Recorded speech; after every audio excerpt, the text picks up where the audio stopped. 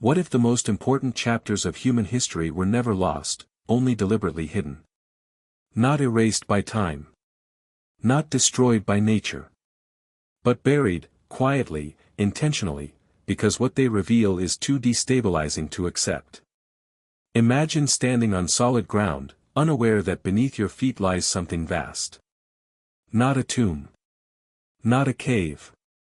But a structure so old, so precise, so impossibly engineered that its very existence threatens everything we think we know about who we are and where we came from. Now imagine being told it doesn't matter. Or worse, that it doesn't exist at all. History, as we're taught, feels settled. Safe.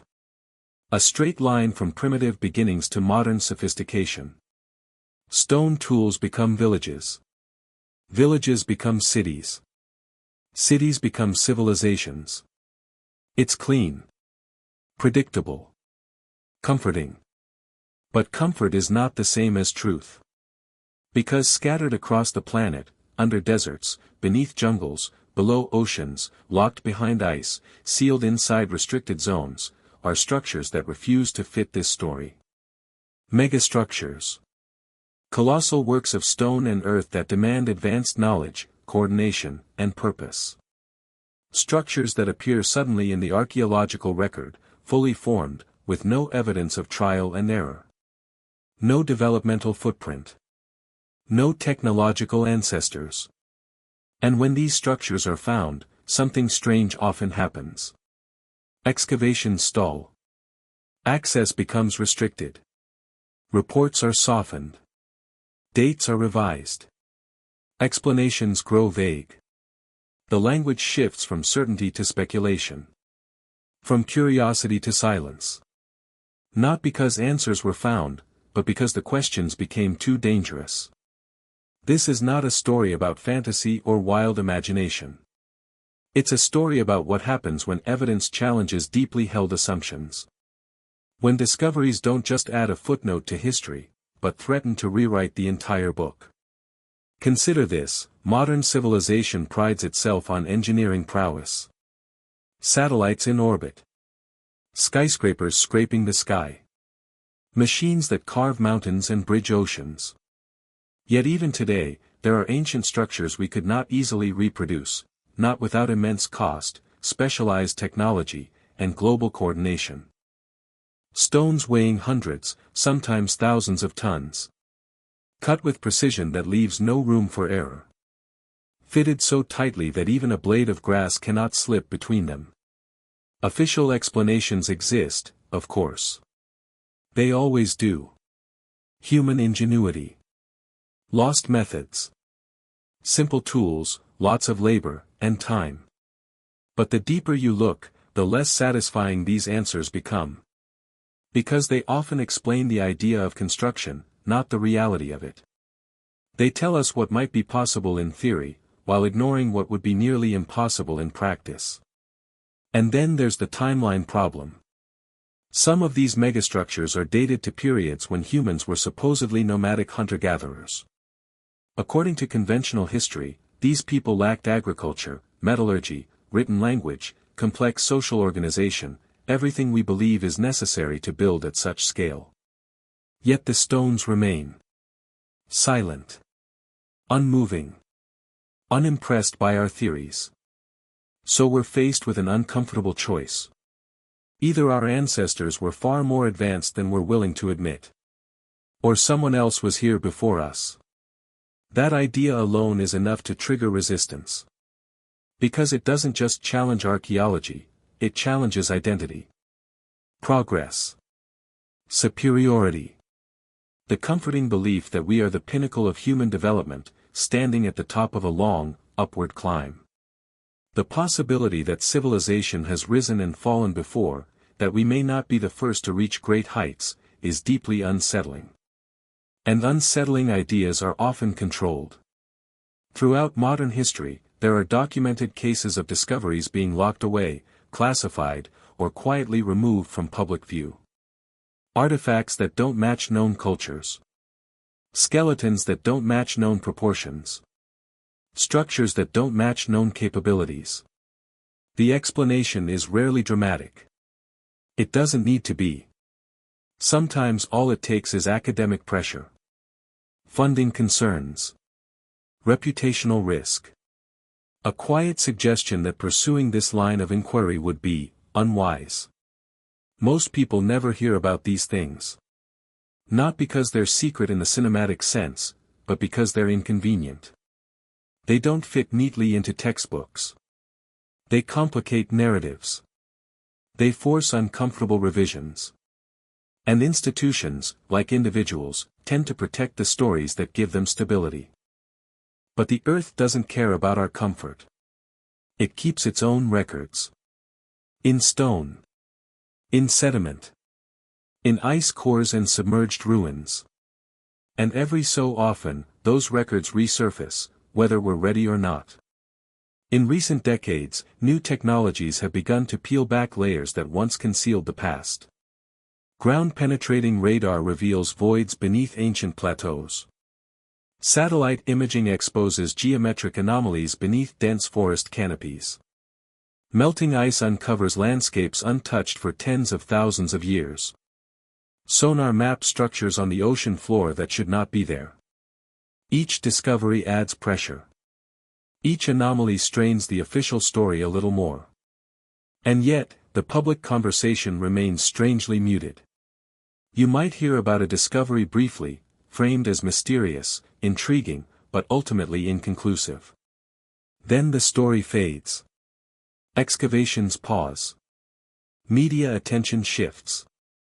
The moment passes. But the structure remains, waiting. Waiting for someone to ask the wrong question.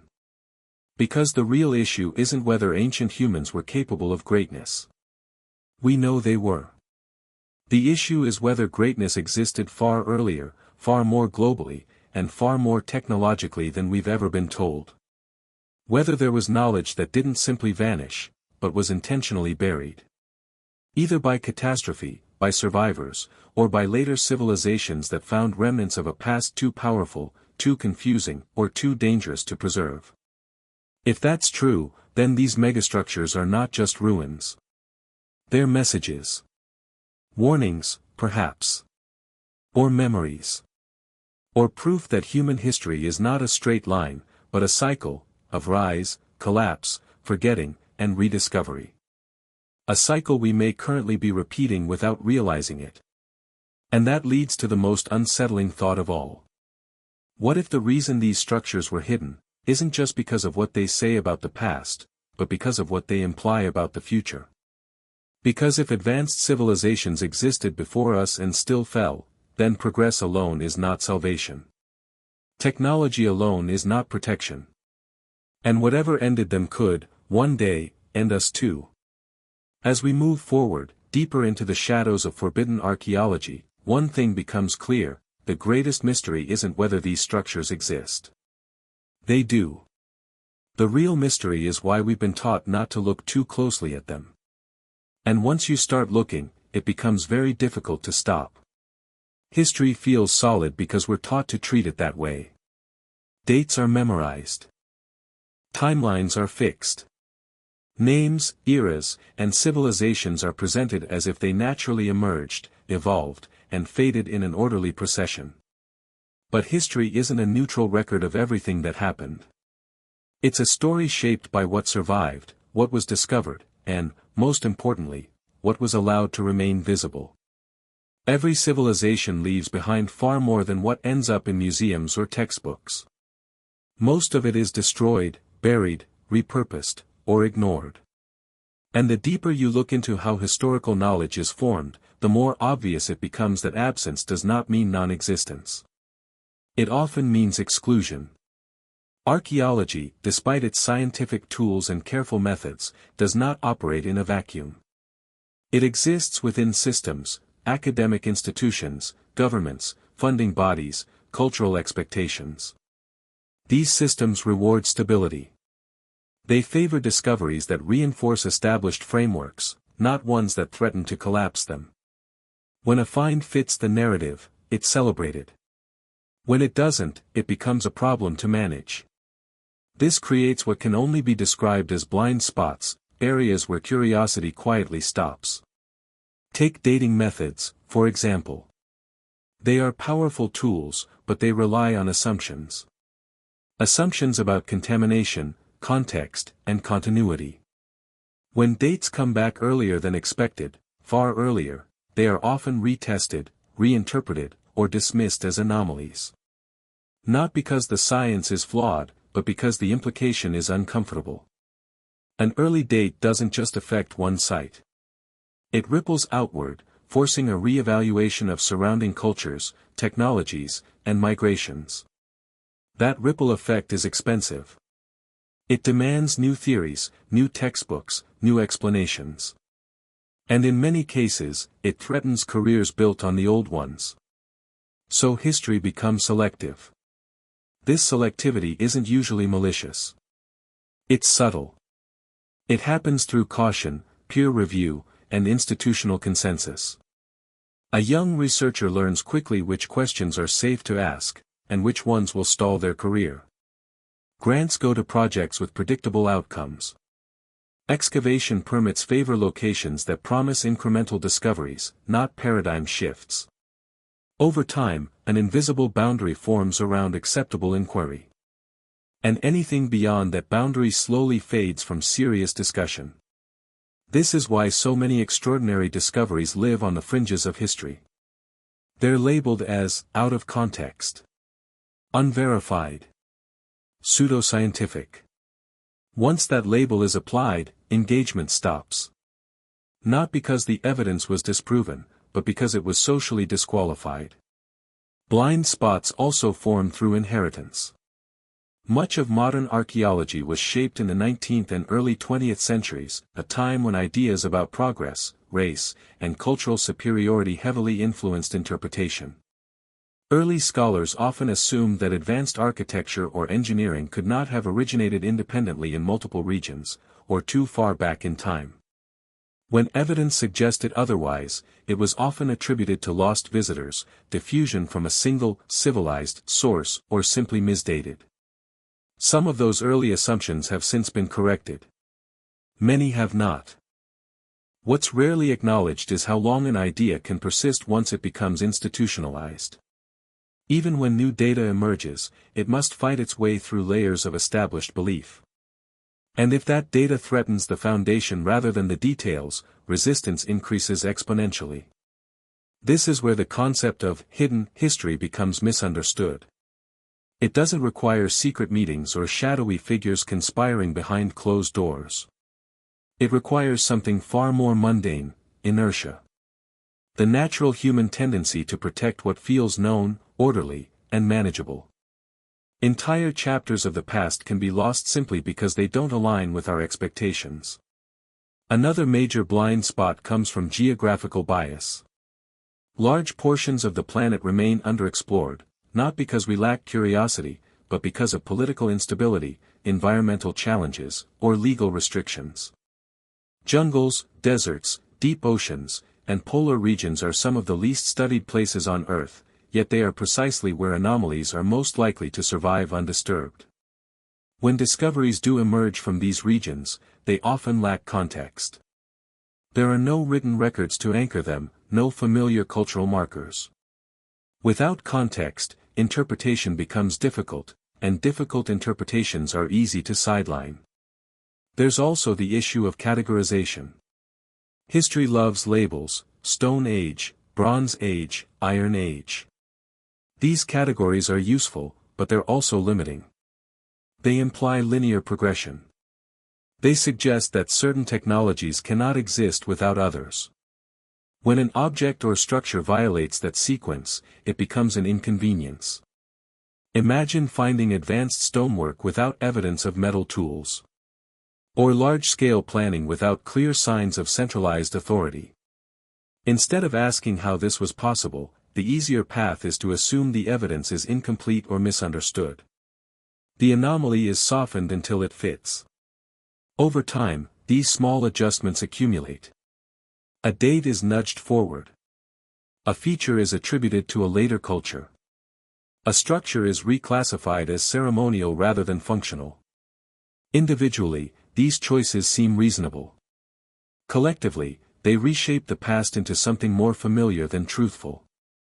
And then there is silence. Some blind spots are created not by reinterpretation, but by lack of attention. Sites that don't promise clear answers are left unexcavated. Artifacts that don't resemble known types are boxed away in storage. Notes are filed. Photographs archived. Without champions, these discoveries simply wait, sometimes for decades.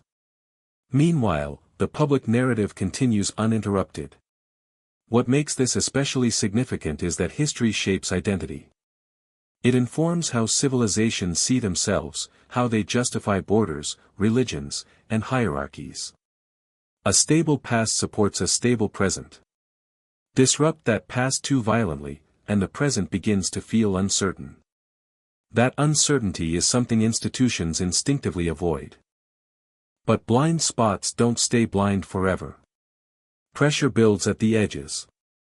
New technologies provide new perspectives. Old assumptions weaken. Independent researchers revisit forgotten data. Patterns begin to emerge across cultures and continents, patterns that suggest something fundamental is missing from the official story.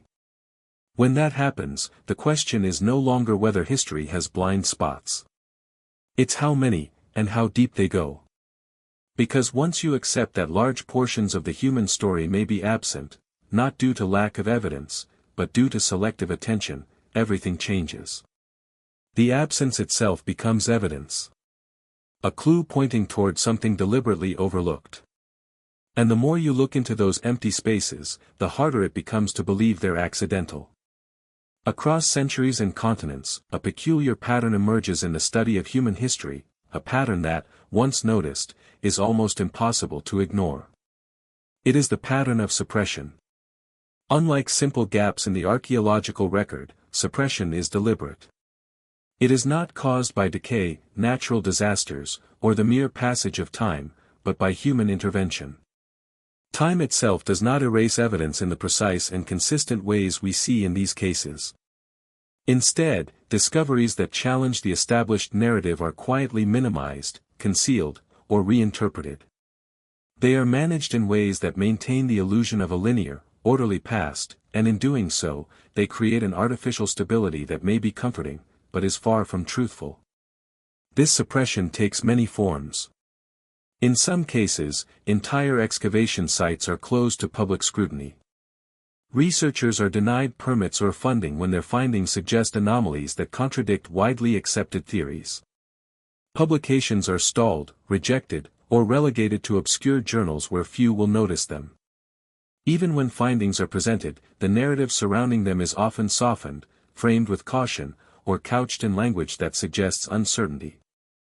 Words like possible, debated, and anomalous are used repeatedly, not necessarily because the evidence is weak, but because the implications are too explosive to confront openly. It is a subtle mechanism, but over decades it accumulates into a formidable barrier that keeps extraordinary discoveries out of mainstream discourse. A striking example of this phenomenon can be seen in some of the most famous megalithic sites around the world. Sites such as Göbekli Tepe in Turkey, the pyramids of Giza, and the Trilithon of Baalbek are publicly acknowledged, yet many details about them are glossed over or tightly controlled.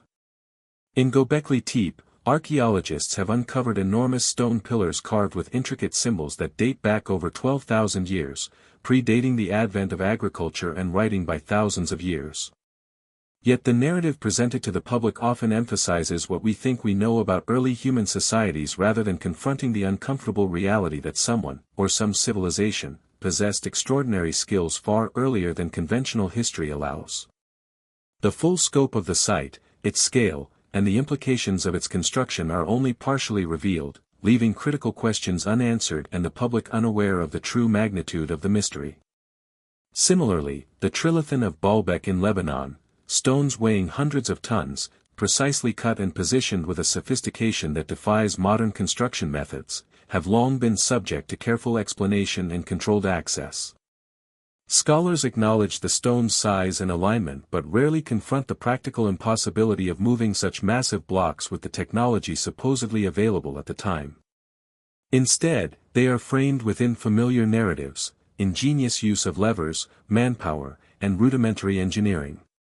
These explanations, while plausible in theory, fail to address the deeper question of why such techniques appear suddenly, fully developed, with no apparent evolutionary precursor.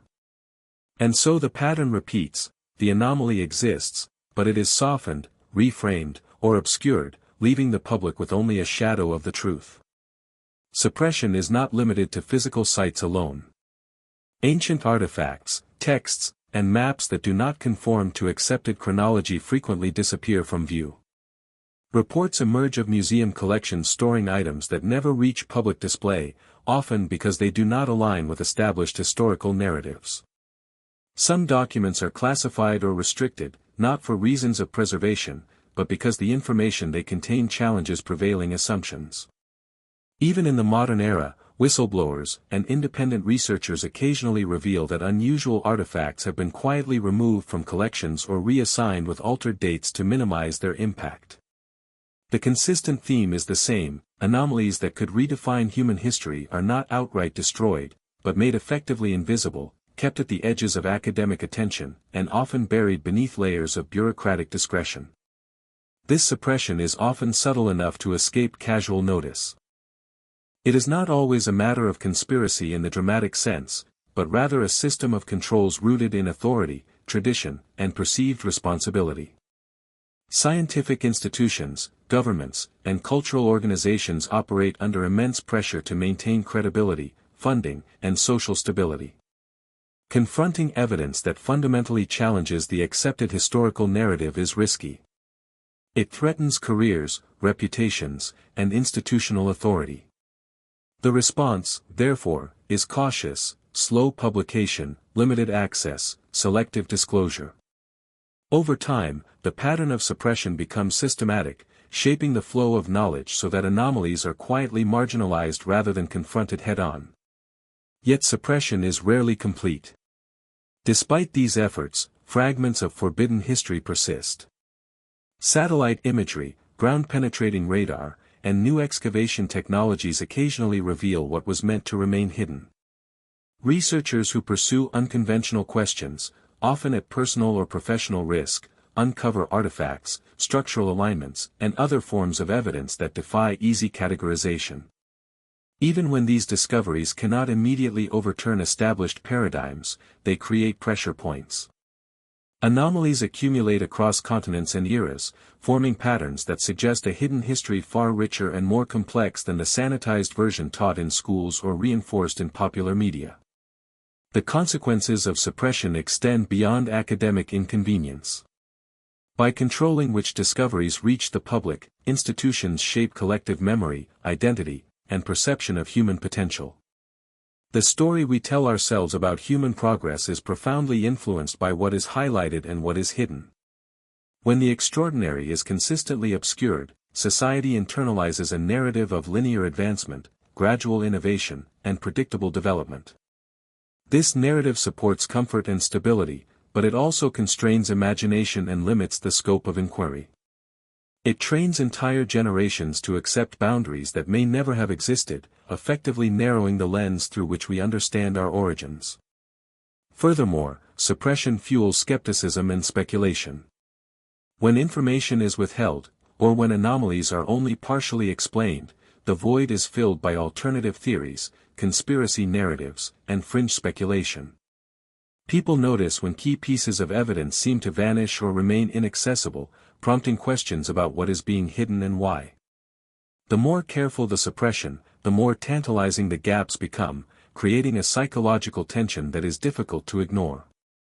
This tension, in turn, generates curiosity, fascination, and sometimes fear, the very emotions that drive human interest in mysteries, lost civilizations, and forbidden knowledge.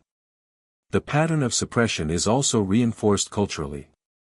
Historical revisionism often emerges slowly, over decades or centuries, and the official narrative has the advantage of being taught from childhood. Alternative interpretations are therefore not only marginalized but perceived as extraordinary claims requiring extraordinary proof.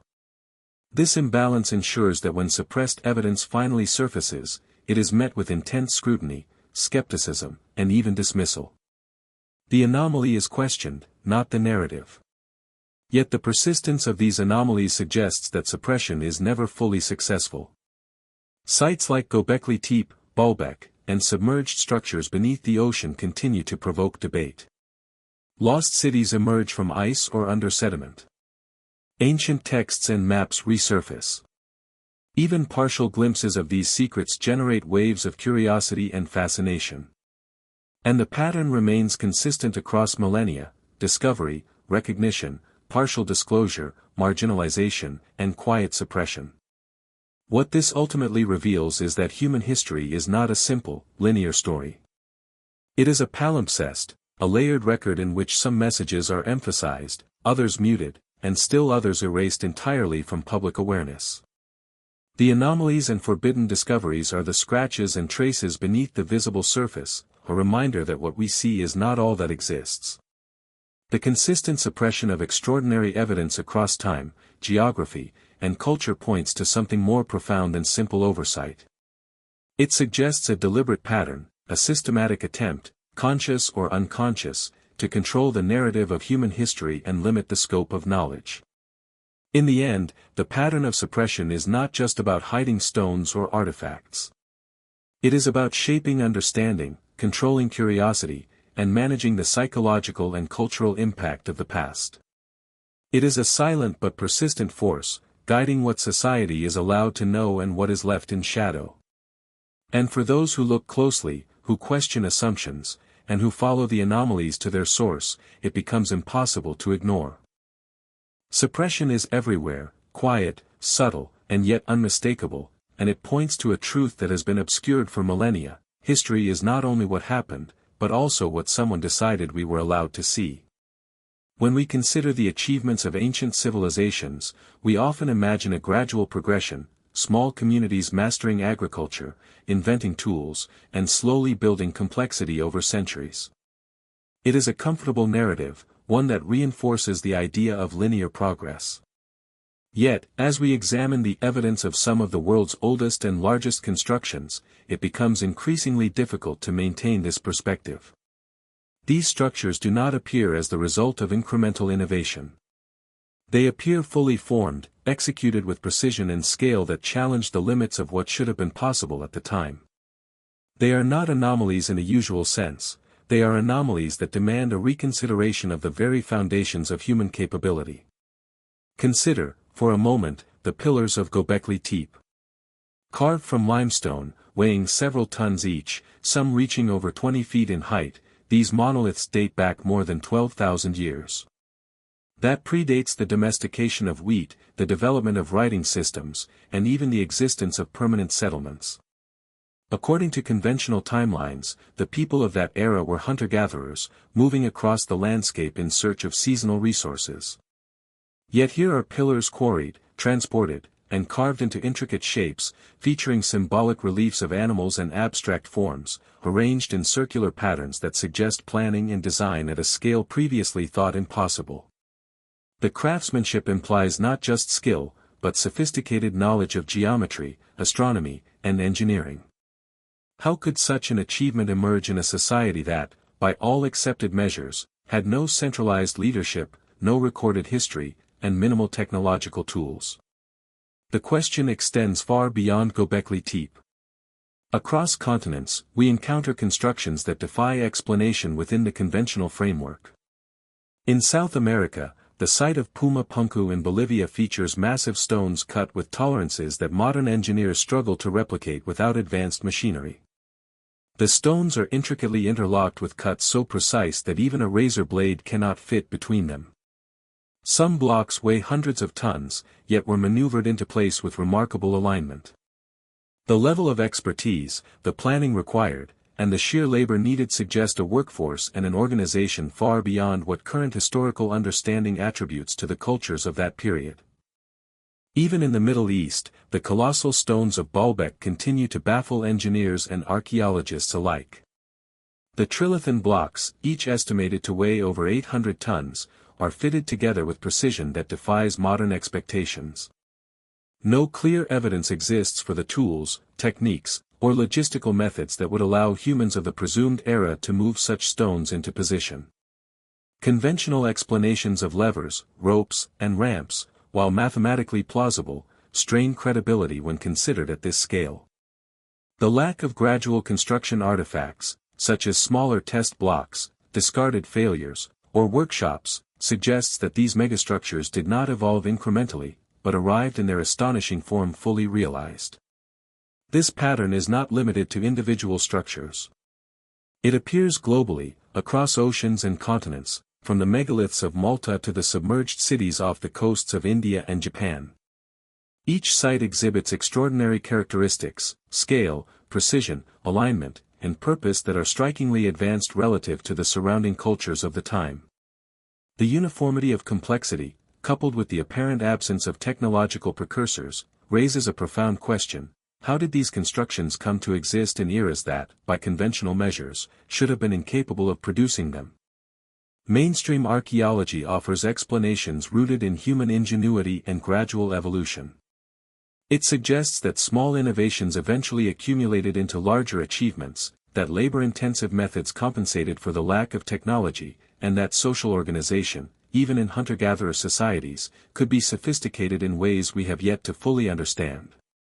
While these explanations are plausible in theory, they often fail under scrutiny. They explain possibility, but not reality. They provide a framework for what might have been, but do not account for the actual evidence that exists, intact and unbroken, in the archaeological record. One of the most compelling aspects of these ancient megastructures is the lack of continuity. In most cases, there is no clear progression leading from simple tools to complex architecture. There are no smaller, imperfect versions of these sites from which we can trace development. There are no partial achievements indicating a learning process over generations. The structures appear suddenly, in full maturity, as if dropped into history fully formed. And once constructed, some were intentionally buried or abandoned, only to be discovered millennia later. This abrupt appearance and disappearance of advanced construction is a pattern that defies conventional explanations and hints at a hidden or forgotten history. The intentional burial of such structures raises additional questions. At Göbekli Tepe, archaeologists have found evidence that the site was deliberately backfilled, a process requiring significant labor. Why would a society go to the trouble of constructing monumental architecture only to bury it within a few generations? The traditional narrative suggests religious or ceremonial motives, yet the scale of effort far exceeds what would be required for ritual alone. Could it be that knowledge itself was considered dangerous, meant to be hidden or preserved for a future civilization capable of understanding it? The implications of these patterns extend beyond engineering. They challenge our understanding of human intelligence, social organization, and technological capability. If these structures existed thousands of years before the rise of documented civilization, then the history we've been taught is incomplete at best, and misleading at worst. It suggests that advanced knowledge may have existed long before we thought it possible, and that it was either lost, suppressed, or intentionally hidden. The possibility that human history is cyclical rather than linear becomes difficult to ignore. Civilizations may rise to astonishing heights and fall, leaving behind fragments of knowledge encoded in stone, waiting for rediscovery. Another dimension of this puzzle is the global distribution of these structures. From the frozen expanses of Antarctica to the tropical waters of Southeast Asia, from the deserts of the Middle East to the highlands of South America, megastructures appear in regions separated by vast distances and cultures. Some are submerged beneath oceans, suggesting advanced coastal civilizations that were erased by rising seas. Others lie hidden beneath ice sheets, preserved for millennia, only to be revealed as climate change melts the protective cover. This geographical spread raises the possibility of a shared knowledge, lost technology, or a civilization, or civilizations, that predated all known history. The notion of precocious civilization is uncomfortable for many scholars, yet the evidence persists. It is not only the sheer physicality of these structures but also their mathematical, astronomical, and geometric sophistication that commands attention. Alignments with celestial bodies, precise cardinal orientation, and patterns that encode complex information suggest intelligence applied with intent and understanding. These are not random constructions. They are deliberate, methodical, and purposeful, often pointing toward knowledge that far exceeds the assumed capabilities of the societies that built them. What is perhaps most striking is the silence surrounding these discoveries. While mainstream archaeology acknowledges the existence of these sites, it rarely addresses the implications directly. Explanations are often superficial, emphasizing possibility over reality, and avoiding questions that would challenge the broader narrative of linear human development. As a result, these megastructures exist in a paradoxical state, known enough to be accepted as evidence, yet obscured enough to prevent serious re-evaluation of history. In examining these ancient megastructures, one cannot ignore the underlying message they convey. Humanity's story may be far older and more complex than commonly believed. The sudden appearance of fully realized structures, the precision and scale of their construction, the intentional concealment of some sites, and the global distribution of anomalies collectively point to a hidden chapter in our past. It is a chapter that challenges conventional wisdom, questions the linear progression of civilization, and raises profound questions about the origins and potential of human knowledge. Ultimately, the evidence forces a confrontation with a fundamental dilemma: either we acknowledge that ancient humans were capable of feats that defy conventional understanding, or we accept that we are only seeing fragments of a history that has been deliberately obscured. In either case, the implications are profound. The world of early human achievement may be far more extraordinary than we dare imagine, and the hidden history of megastructures reminds us that what we know is only a fraction of what once existed, and perhaps a fraction of what still lies waiting beneath the surface, undiscovered, or intentionally hidden from view. Göbekli Tepe is a site that rewrites the rules of what we thought possible in human history. Carved from limestone and perched atop a hill in southeastern Turkey, its massive pillars form circular enclosures that hint at ritual, social organization, and architectural sophistication far beyond the capabilities of hunter-gatherer societies. When archaeologists first began excavating the site in the 1990s, the revelation was staggering: this was not a simple settlement or a temporary campsite. It was a monumental construction project undertaken thousands of years before the development of agriculture, writing, or permanent urban centers. The sheer scale of the site, combined with the intricacy of its carvings, challenged every assumption about what early humans could accomplish. The stone pillars themselves are remarkable in both size and artistry. Some rise more than 20 feet into the air, each weighing several tons, with carved reliefs depicting animals, abstract symbols, and scenes that hint at storytelling or spiritual significance. The craftsmanship is meticulous, with surfaces smoothed and edges sharply defined, suggesting advanced knowledge of stoneworking techniques that conventional history does not attribute to societies of that era. The carvings are not merely decorative, they are deliberate, meaningful, and organized in ways that suggest shared symbolism and intentional communication.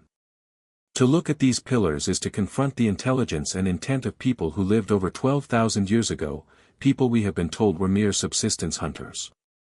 What is perhaps most perplexing about Göbekli Tepe is its apparent purpose. Unlike later monumental sites, there is no evidence of domestic activity, no hearths, no permanent residences, no storage pits for food. Instead, the site appears to have been ceremonial, religious, or social, a place designed for gathering, ritual, and perhaps observation. The labor required to quarry, transport, and erect these pillars is enormous. Scholars estimate that it would have taken hundreds, perhaps thousands, of workers to accomplish the construction, all coordinated without written language or known centralized authority. This raises profound questions about social structure. How were people organized, motivated, and led to create something so monumental when their daily existence demanded constant attention to survival? Adding to the mystery is the fact that Göbekli Tepe was deliberately buried around 8000 BCE. Archaeologists have found evidence that the site's enclosures were carefully backfilled, a process that would have required immense effort. Why build such a complex and labor-intensive site only to cover it up? Some theories suggest that the site was deliberately closed as a form of ritual closure, a way of preserving sacred spaces from misuse or decay. Others propose that catastrophic events or social upheaval led communities to abandon and bury their monumental achievements. Whatever the reason, the act of burying the site indicates a level of planning and foresight that is extraordinary, even by modern standards. Göbekli Tepe also challenges our understanding of technological capability. The limestone pillars were quarried from local deposits, but their transportation and erection remain a matter of debate. Some suggest rudimentary sledges, ropes, and ramps were used, yet the precision and scale of the work imply sophisticated problem-solving and engineering knowledge. The interrelationship of the pillars, their placement in concentric circles, and the alignment of certain enclosures with astronomical phenomena indicate that the builders possessed not only technical skill but also an awareness of the cosmos and timekeeping far beyond what conventional history would suggest. It is as if these ancient people had access to knowledge and methodologies that vanished with the site itself. The symbolic carvings add another layer of intrigue. Animals depicted on the pillars, lions, boars, birds, and snakes, appear repeatedly in specific patterns, often accompanied by abstract signs whose meaning remains elusive. Some researchers propose that these carvings record myths, cosmology, or even early forms of proto-writing. Others suggest they represent a symbolic language used for ritual or social cohesion, preserving knowledge across generations in a nonverbal format. Whatever the truth, the presence of these complex symbols at such an early date suggests that the human mind was capable of abstraction, planning, and communication on a level that challenges the assumption that complex thought arose only after the development of settled agriculture. Göbekli Tepe also forces a reconsideration of chronology.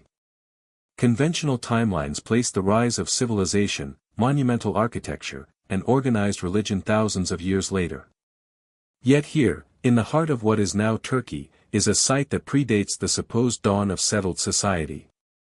Its existence implies that the narrative of gradual human progress may be incomplete or even misleading. It hints at a scenario in which humans achieved extraordinary feats and then, for reasons still unknown, abandoned or concealed that knowledge, leaving us with fragments to discover millennia later. The global significance of Göbekli Tepe cannot be overstated. It is one of the earliest known monumental sites, but its complexity and purpose suggest a level of sophistication that resonates with anomalies found elsewhere in the world. From the massive stone platforms of South America to submerged structures in Asia, a pattern emerges: monumental architecture predating settled society, with technical and symbolic sophistication that conventional history struggled to accommodate. Göbekli Tepe is a lens through which we can glimpse the possibility that advanced social and technological knowledge existed long before recorded history, perhaps even as part of a global, interconnected awareness that has been largely erased or forgotten. Yet, despite its significance, Göbekli Tepe remains only partially excavated. Much of the site lies unexamined, hidden beneath layers of soil that have preserved it for thousands of years. Archaeologists work slowly, constrained by funding, politics, and the delicate nature of the structures themselves. The limited access and piecemeal discoveries only heighten the aura of mystery. Each excavation reveals tantalizing clues while leaving profound questions unanswered. Who were these people? How did they acquire the knowledge to build such complex structures? Why was it buried, and what knowledge was intentionally concealed in doing so? The implications extend far beyond archaeology. Göbekli Tepe challenges assumptions about human intelligence, creativity, and social organization. It invites speculation about forgotten civilizations, lost technologies, and knowledge deliberately hidden from history. It is both a window and a mirror, reflecting not only what humans were capable of 12 millennia ago but also what we have yet to understand about our own past. It suggests that civilization may not have begun when textbooks say it did, and that the foundations of culture, religion, and engineering may stretch back far earlier than we have dared to imagine. Perhaps most unsettling of all is the realization that Göbekli Tepe is not an isolated anomaly. When considered alongside other ancient megastructures, Baalbek, Puma Punku, the submerged ruins of coastal civilizations, it forms part of a broader, global puzzle. One that implies knowledge existed, was applied, and was subsequently lost or hidden. The challenge is not merely to explain Göbekli Tepe in isolation, but to understand it as a piece of a larger, forgotten narrative. The site is a profound testament to human ingenuity and a reminder that our history, as presented in textbooks and media, may only scratch the surface of what actually occurred. As we contemplate Göbekli Tepe, it becomes increasingly difficult to accept conventional timelines at face value. Here, in a remote region of Turkey, is evidence of a sophisticated society capable of monumental construction, symbolic expression, and social organization, long before agriculture, cities, or writing systems emerged. Its existence forces us to confront the possibility that human history is far more complex, more advanced, and far less linear than we have been taught. And it leaves us with a lingering question that will accompany every subsequent discovery: if humans were capable of such feats 12,000 years ago, what else might have existed that has been lost, hidden, or intentionally concealed from view? Göbekli Tepe is remarkable not only for its construction but for the way it was treated after its creation. Unlike other ancient sites that gradually fell into ruin through neglect or catastrophe, Göbekli Tepe was deliberately buried. Archaeologists have carefully documented evidence that the enclosures were systematically backfilled, stone by stone, creating a protective layer over the site that has preserved it for thousands of years. This intentional burial is unprecedented in human history for a structure of such scale and complexity. The effort required to bury such enormous stones, some weighing many tons, is immense, suggesting that the act was purposeful and meaningful, rather than accidental or incidental. It is a choice that forces modern observers to ask, why would a society undertake a monumental project only to conceal it shortly after its completion? Theories abound, yet none fully explain the scale, intent, and precision of the burial. One possibility is ritual closure, a practice observed in some later cultures, where sacred spaces were intentionally sealed to mark the end of a religious era or to prevent desecration. However, the magnitude of effort at Göbekli Tepe far exceeds what would normally be expected for a purely symbolic act. Backfilling entire enclosures with such care suggests a combination of practical and spiritual motives, perhaps reflecting a worldview in which knowledge, architecture, or sacred space needed to be preserved from misuse. If this is the case, then Göbekli Tepe was not simply a site to be used, but a repository of knowledge or power meant to endure long after its creators were gone. Another possibility is that the site was buried as a response to catastrophe or societal change. The timing corresponds roughly with the end of the Pleistocene, a period of significant climatic upheaval. Shifts in temperature, vegetation, and animal populations would have disrupted hunter-gatherer life across the region. The deliberate burial could have served as a means of protecting the site during times of instability, preserving it for future generations who might have been capable of understanding its significance. Yet this raises further questions: if future generations were intended to uncover it, why was it left without guidance or explanation? How would societies who had lost agriculture or writing interpret the purpose of such a monument when it was eventually rediscovered? Some researchers have proposed a more provocative idea, that the burial represents a conscious act of secrecy. Perhaps the knowledge encoded in Göbekli Tepe, architectural, astronomical, or symbolic, was considered dangerous or too powerful for widespread access. The careful sealing of the site may indicate an early understanding of knowledge preservation and restriction, a recognition that certain insights could be misused if released prematurely. In this sense, the creators were not only builders but guardians of information, aware of the potential consequences of revealing their understanding too openly. This possibility introduces a radical concept, that humans have been controlling and curating knowledge for millennia, long before written records could formalize such decisions. The deliberate burial also reflects an advanced capacity for long-term planning. Coordinating the excavation of limestone, carving intricate reliefs, transporting massive stones, and then backfilling the entire site implies a society capable of thinking beyond immediate survival. Hunter-gatherers are traditionally depicted as living day-to-day, focused on food and shelter. Yet Göbekli Tepe's construction and burial suggest foresight, organization, and a social structure sophisticated enough to mobilize labor for non-essential, abstract purposes. The people who built this site were not only capable of monumental work, they understood the consequences of their actions across generations, envisioning a world far into the future. Equally intriguing is the manner in which the site was buried. Archaeologists note that the backfilling was not haphazard. Stones were placed carefully, preserving the internal arrangement of the enclosures. The symbolic reliefs remained intact, hidden from view but protected. This careful handling suggests respect for the space, a deliberate choice to safeguard rather than destroy. It also demonstrates technical skill. Moving and positioning massive stones without modern machinery requires knowledge of leverage, friction, and coordination.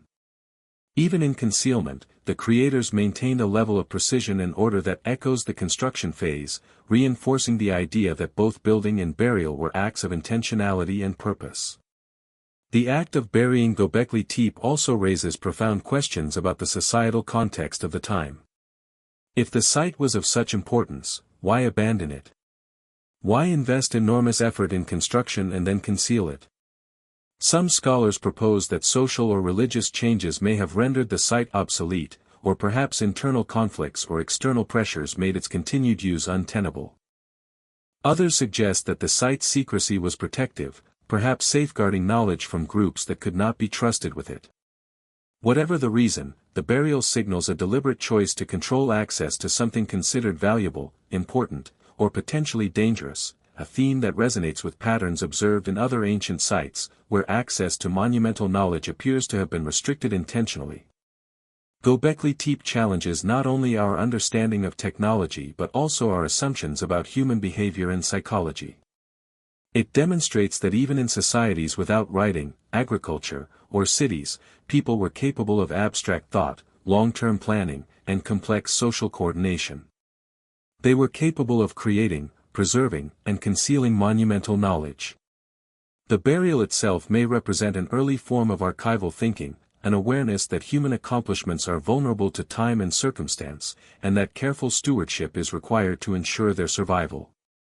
When we consider the broader implications, Göbekli Tepe becomes more than an archaeological curiosity. It is a testament to the sophistication of early humans and a symbol of what has been deliberately hidden from the historical record. The site's burial may serve as a metaphor for the patterns of suppression and concealment that recur throughout history. Just as the enclosures were carefully hidden, knowledge and achievements have been buried in other ways, through selective teaching, institutional control, and cultural neglect. The act of burial, in both physical and metaphorical terms, reminds us that what we see is only a fraction of what exists, and that much of human history has been deliberately shielded from view. The careful concealment of Göbekli Tepe also emphasizes the limitations of our understanding. Even with modern technology, including ground-penetrating radar and careful excavation, much of the site remains unexplored. The full scale, purpose, and symbolism are still unknown, leaving researchers to piece together fragments of meaning from what has been revealed. The deliberate burial ensures that the site communicates slowly, selectively, and ambiguously, forcing modern observers to confront the possibility that humans in the distant past possessed knowledge that has been lost or intentionally obscured. Ultimately, Göbekli Tepe is a testament to both human ingenuity and the human impulse to control knowledge. The act of deliberate burial demonstrates that our ancestors were not only capable of monumental construction but also capable of understanding the fragility and power of the knowledge they created. It suggests that advanced understanding existed long before it was previously acknowledged, and that some of this understanding may have been intentionally hidden to preserve it, protect it, or prevent misuse. The site challenges the linear narrative of human progress and introduces a profound and unsettling idea, that knowledge can be both created and concealed, and that some of the greatest achievements of our species may remain hidden for millennia until we are ready, or allowed, to see them. In examining Göbekli Tepe, we are forced to reconsider what it means to build, to preserve, and to hide. It is not simply a site of stone and soil, but a monument to foresight, secrecy, and the enduring complexity of human societies. Its deliberate burial reflects a level of sophistication and intent that continues to baffle modern scholars, raising questions not only about who built it, but why, and what knowledge they sought to protect. The site remains a silent guardian of secrets, a preserved enigma that continues to challenge our understanding of human history and reminds us that the past is far richer, and far more deliberately obscured, than we have ever imagined. Baalbek, located in the fertile Bekaa Valley of modern-day Lebanon, stands as one of the most enigmatic and imposing megalithic sites in the world. It is a place where human ambition and architectural audacity converge in a way that defies conventional explanations. At the heart of the site lies the trilithon, a series of enormous stone blocks, each weighing upwards of 800 tons, meticulously cut and fitted together with astonishing precision. These stones form part of a platform that underlies later Roman temples, yet the technology and effort required to quarry, transport, and position them remain beyond the grasp of what we traditionally attribute to the builders of the region. The sheer scale of these blocks challenges our understanding of ancient engineering, forcing us to confront the possibility that civilizations of the past possessed knowledge and capabilities that have been lost to time. The stones themselves are extraordinary. Each block is cut with remarkable accuracy, the surfaces perfectly smooth, the edges aligned so precisely that gaps are imperceptible even to the modern eye. The craftsmanship speaks of expertise that cannot be attributed solely to brute force. It implies careful planning, sophisticated tools, and advanced knowledge of geometry and weight distribution. Scholars have long debated the methods used to lift, maneuver, and set these stones in place, and despite numerous hypotheses, no explanation fully accounts for the precision and scale achieved. Modern cranes, pulleys, and construction equipment could theoretically replicate such feats, yet for ancient builders lacking these tools, the accomplishment is staggering. The placement of the trilithon also suggests a remarkable understanding of engineering principles. These blocks are not merely stacked, they are interlocked and aligned in a way that enhances stability, distributing immense weight across the platform. The precision ensures that the structure could endure millennia, resisting earthquakes and natural shifts in the terrain. The enduring stability of these stones speaks to an advanced grasp of structural mechanics, one that is difficult to reconcile with what we know about the technology and organization of ancient societies in the region. It raises an unavoidable question: how did these builders acquire the expertise necessary to manipulate such enormous masses with such exactitude? Equally fascinating is the mystery of logistics. Transporting stones of this magnitude from quarries to the construction site would have required careful coordination, an understanding of leverage and friction, and a workforce capable of executing complex, synchronized tasks. Theories abound, ranging from wooden rollers to intricate sled systems, yet all face practical limitations when confronted with the scale of the stones. No clear evidence exists for the tools, machinery, or organizational structures that would allow such work to be accomplished in the timeframe suggested by the archaeological record. The lack of intermediate construction remnants, like partially worked stones or trial placements, further deepens the mystery. The trilithon appears fully realized, as though the builders had mastered the techniques in secret or inherited knowledge from a prior, forgotten tradition. Baalbek's architectural complexity extends beyond the trilithon. The platform supports a series of temples, terraces, and subterranean passages, many of which predate Roman occupation yet were integrated seamlessly into later constructions. The design exhibits a coherent vision, combining monumental scale with functional and ceremonial precision. Some researchers suggest astronomical alignment and symbolic placement, hinting at an advanced understanding of the cosmos and its influence on human activity. The integration of multiple layers of construction across centuries indicates not only skill but continuity of knowledge, suggesting that Baalbek was more than a single project. It was a focal point of culture, religion, and technical mastery across generations. The historical context of Baalbek adds another layer of intrigue. The site has been continuously occupied, adapted, and modified over thousands of years, yet the origins of its earliest massive constructions remain obscure. Roman records describe impressive temples, but the foundational stones predate their civilization by centuries, possibly millennia. This raises uncomfortable questions about chronology and attribution. Who were the original builders, and what civilization possessed the capacity to execute such monumental works long before recorded history acknowledges their existence? The absence of definitive records leaves a void, and in that void, speculation and mystery flourish. Some researchers propose that Baalbek's construction required a level of coordination and labor organization beyond the capacities attributed to ancient societies of the Levant. If true, this implies a highly sophisticated social structure capable of mobilizing thousands of workers for decades, if not centuries, to achieve a single monumental goal. It suggests knowledge not only of engineering but of management, logistics, and project planning on a scale rarely considered in discussions of prehistoric human capability. The evidence challenges assumptions about the linear progression of civilization, hinting at a level of advancement that appears suddenly and without clear antecedents. Baalbek also presents one of the most tangible examples of human ambition intersecting with the limits of possibility. The stones themselves are almost impossibly large, suggesting that the builders were not merely solving practical problems but making a statement about power, permanence, and human achievement. The scale of construction exceeds functional necessity, it communicates intent, authority, and perhaps a spiritual or symbolic message designed to endure across ages. Unlike smaller megalithic sites, where size can be rationalized as community effort or ceremonial display, Baalbek defies easy explanation. Its builders were working with concepts of mass, proportion, and endurance that continue to challenge modern engineers and historians alike. Another compelling aspect is the absence of a clear technological lineage.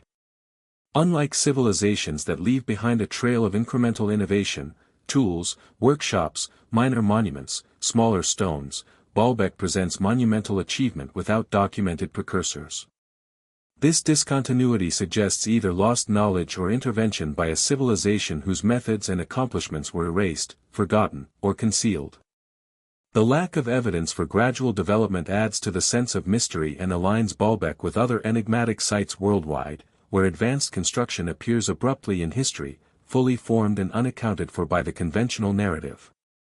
Furthermore, Baalbek's enduring presence continues to fascinate modern observers precisely because it challenges assumptions. Engineers and architects marvel at the precision of the stonework, while historians grapple with the lack of recorded explanation. Archaeologists face the tension between acknowledging the site's existence and reconciling it with the linear story of human technological progress. The result is a persistent anomaly, a site that exists in plain view yet refuses to fit comfortably into accepted frameworks. Baalbek is both known and hidden, understood and mysterious, a contradiction that fuels fascination, speculation, and ongoing inquiry. The site's grandeur also carries an emotional and psychological impact. Standing among the massive stones, one cannot help but feel dwarfed, not only by their size but by the ingenuity required to manipulate them. There is a sense of connection to a past that is profoundly human yet alien in its scale and ambition.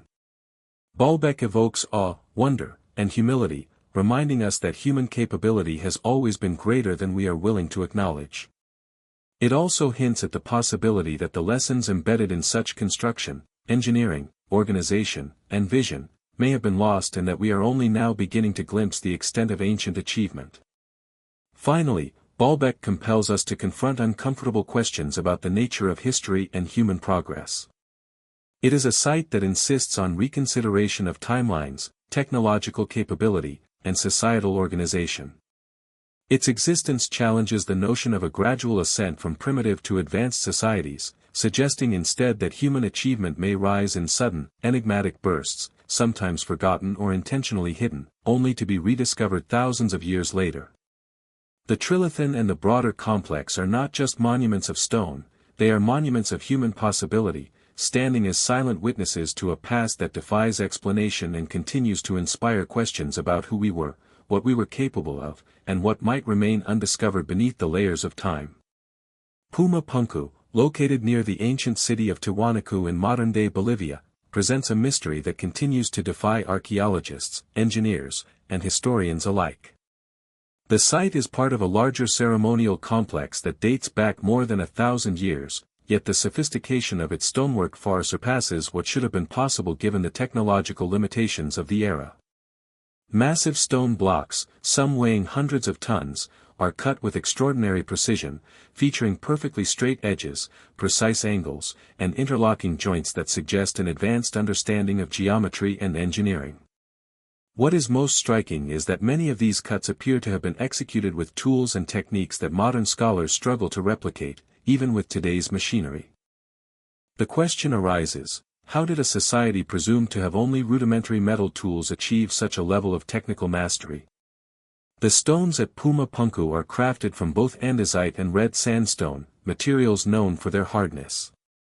Andesite, in particular, is extremely difficult to carve, yet the blocks at Puma Punku are shaped with such precision that their edges are perfectly aligned and smooth to the touch. Some blocks feature complex interlocking systems resembling modern modular construction techniques. Not only are the stones precisely cut, but they are also perfectly aligned with one another, forming structures that could support enormous weight without collapsing. The degree of accuracy and planning required suggests the presence of advanced knowledge of structural mechanics, measurement, and spatial orientation, yet no clear evidence exists for the tools or processes that would allow this to occur at the time. The logistical challenges of Puma Punku amplify the mystery. Many of the stones were quarried kilometers away from the construction site, requiring transportation over rough terrain, steep hills, and uneven ground. Some of the largest blocks weigh as much as 130 tons, yet they were moved with an efficiency and precision that modern engineers find difficult to replicate without cranes, rollers, and sophisticated machinery. How this was achieved by a culture with only basic tools, and without evidence of wheel-based transportation, remains one of the most perplexing aspects of the site.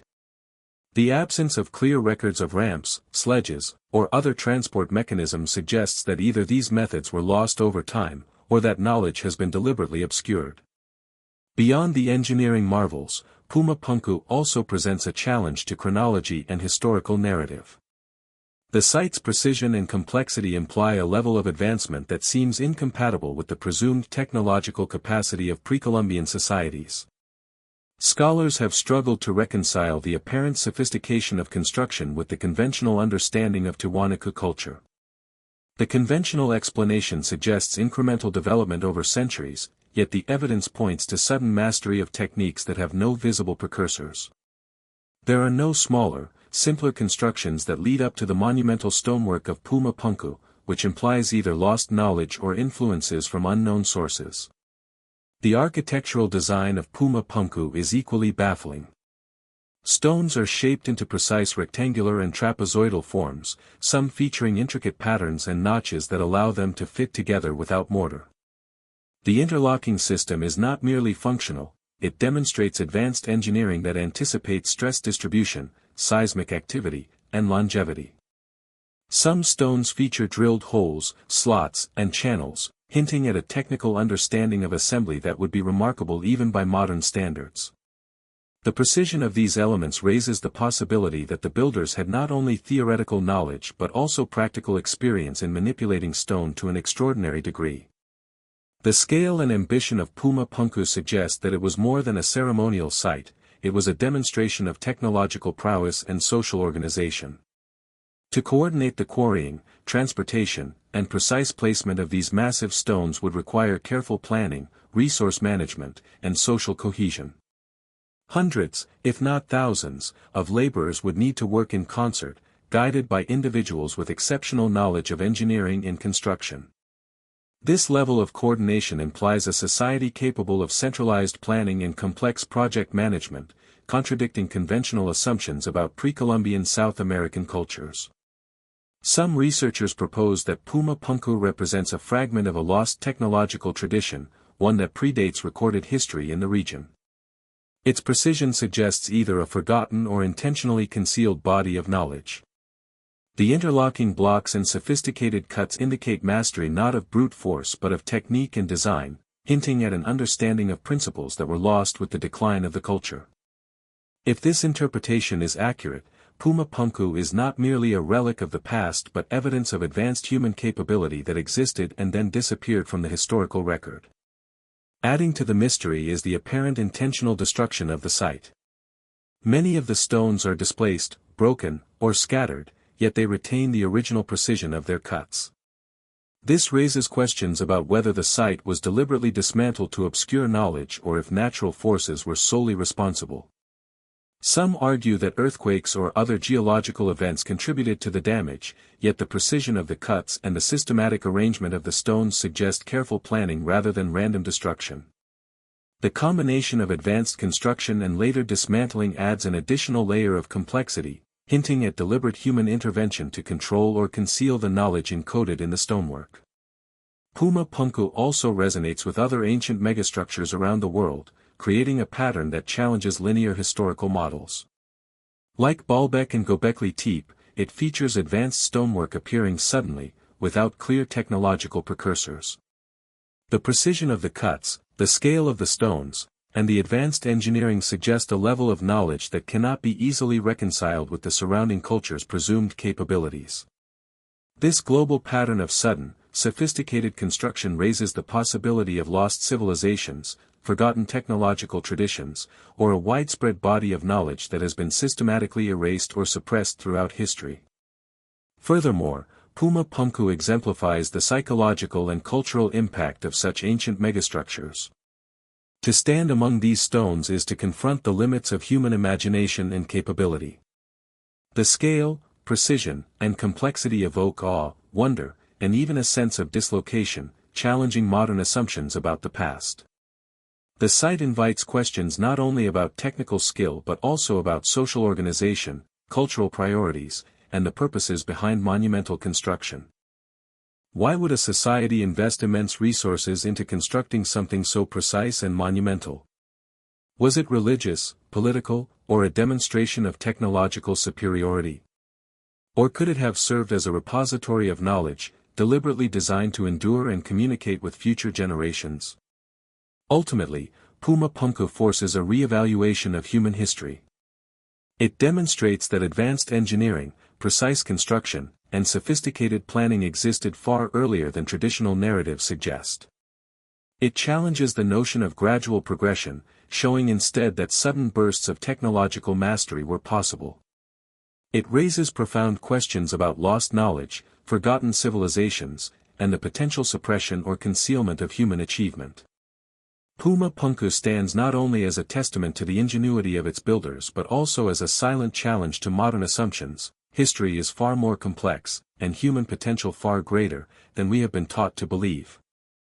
The site compels us to ask uncomfortable questions about what we think we know, about the linear progression of civilization, and about the possibility that humanity has achieved extraordinary feats before, only to see them vanish, deliberately or accidentally.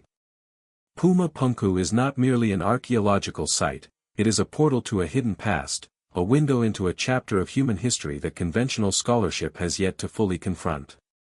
Every stone, every cut, every interlocking joint speaks to a mastery that we are only beginning to comprehend, and in doing so, it forces a confrontation with the possibility that much of our history remains deliberately concealed, waiting for those willing to question the narrative and seek the truth hidden beneath the surface. The submerged ruins scattered across the world's oceans present one of the most tantalizing enigmas in the study of ancient civilizations. Unlike terrestrial sites, these underwater structures are hidden from immediate view, preserved beneath layers of sediment, coral, and water that have shielded them for millennia. From the sunken city near Dwarka in India to structures off the coast of Yonaguni in Japan, these sites challenge conventional chronology and the assumptions of human capability. They suggest that sophisticated civilizations may have existed far earlier than traditional archaeology acknowledges, with technology and organizational skill sufficient to construct monumental architecture that now lies beneath the waves. The very existence of these submerged ruins raises profound questions about human history, climate change, and the potential erasure of civilizations by rising seas or catastrophic events.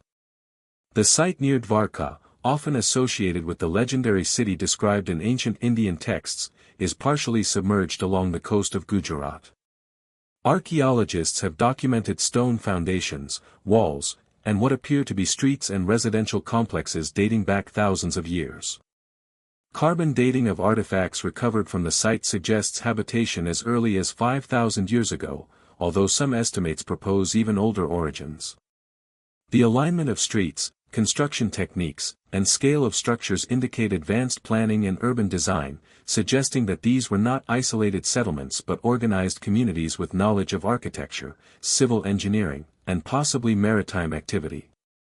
The site's submersion hints at a sudden or gradual rise in sea levels, possibly linked to post-glacial climatic events, raising the possibility that entire civilizations may have been lost to water, leaving only fragments to be discovered millennia later.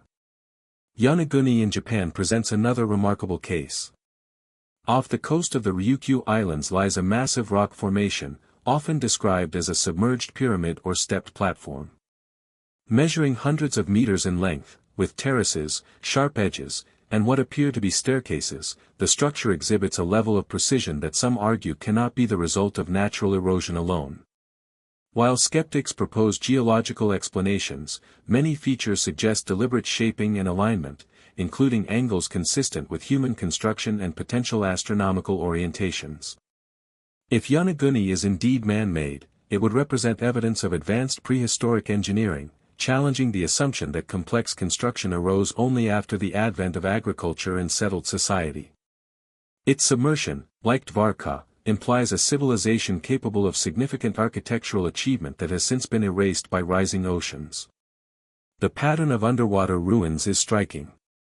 Across the globe, from the Mediterranean to the Indian Ocean, from the Caribbean to the coasts of East Asia, we find remnants of structures that suggest deliberate construction, alignment, and planning.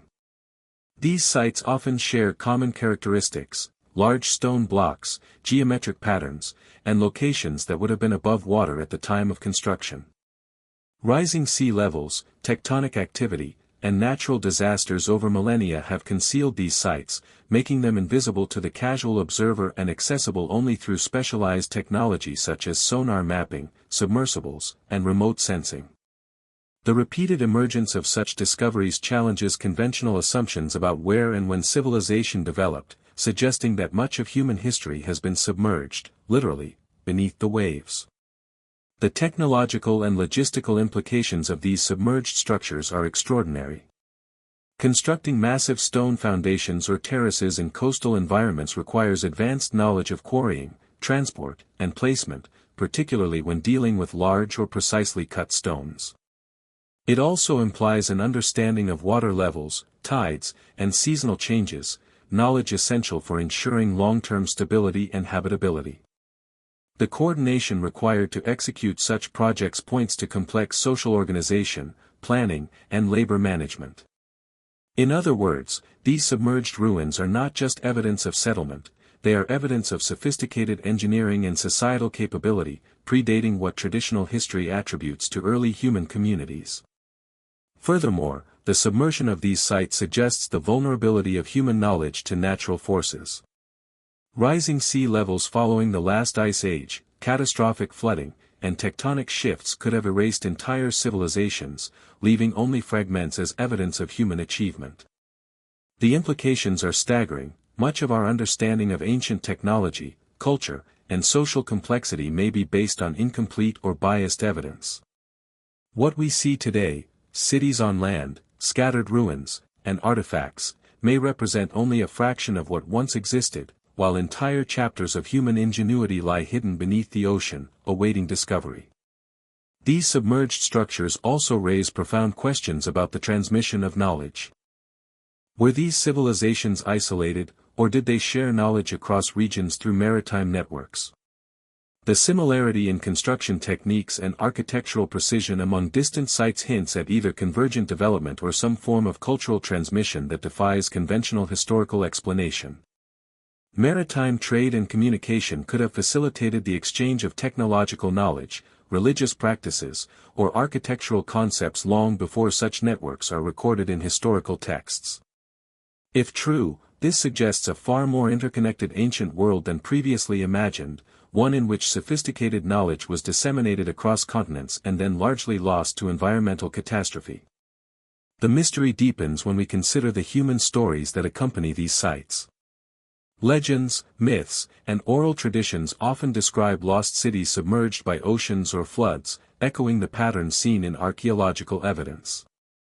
In India, Dvarka is associated with the legendary kingdom of Krishna, while in Mesoamerica and the Caribbean, myths describe cities swallowed by the sea.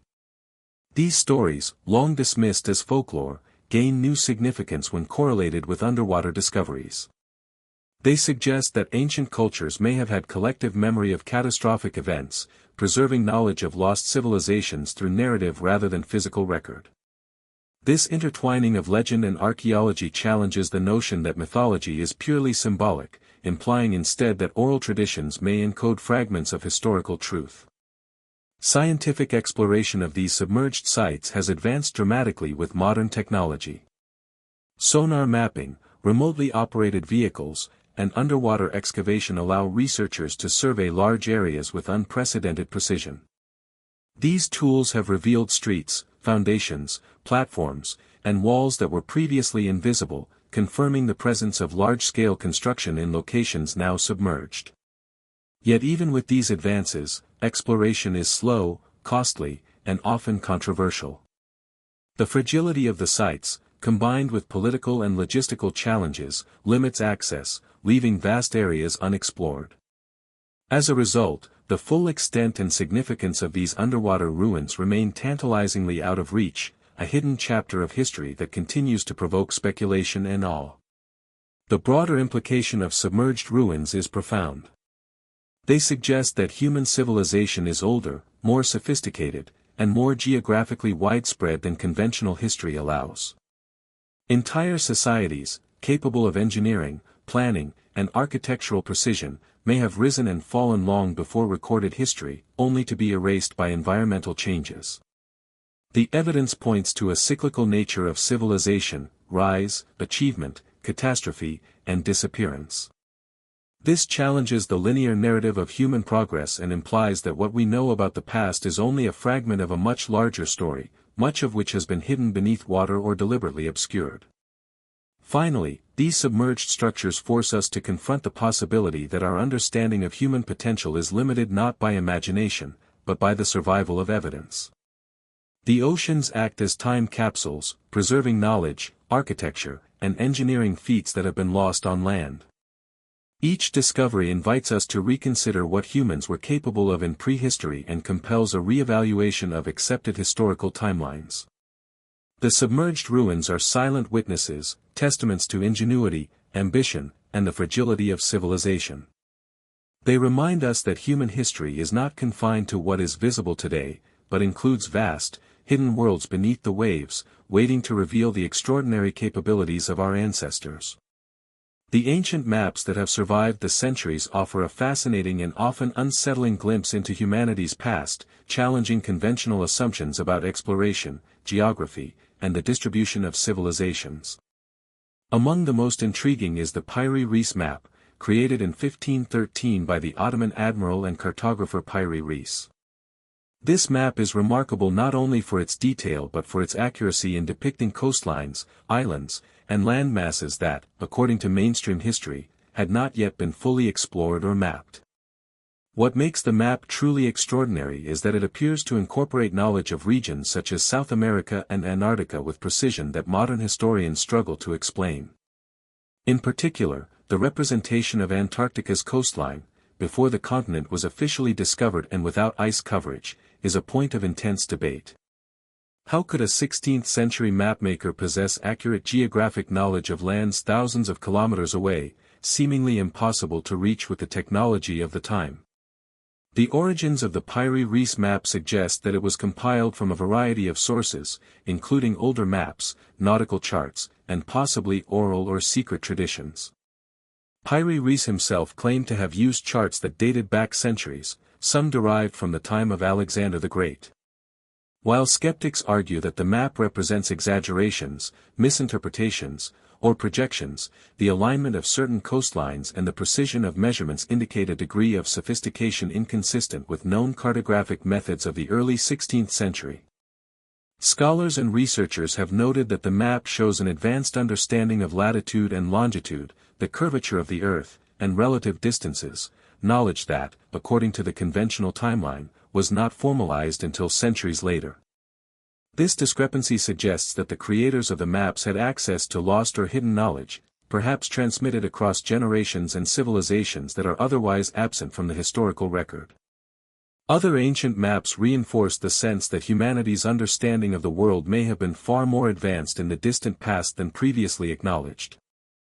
The Orontius Phineas map of 1531, for instance, depicts the Antarctic coastline with remarkable accuracy, even though the continent was officially discovered only in the 19th century. Similarly, the Chinese and Babylonian maps reveal knowledge of distant lands, geometric precision, and orientation that defy the presumed technological limitations of their eras. Across cultures and centuries, these maps suggest that ancient civilizations had the capability to survey, measure, and record vast territories with an understanding of geography that challenges conventional historical timelines. The question arises, who possessed this knowledge, and why does it appear to have been lost, hidden, or deliberately withheld over time?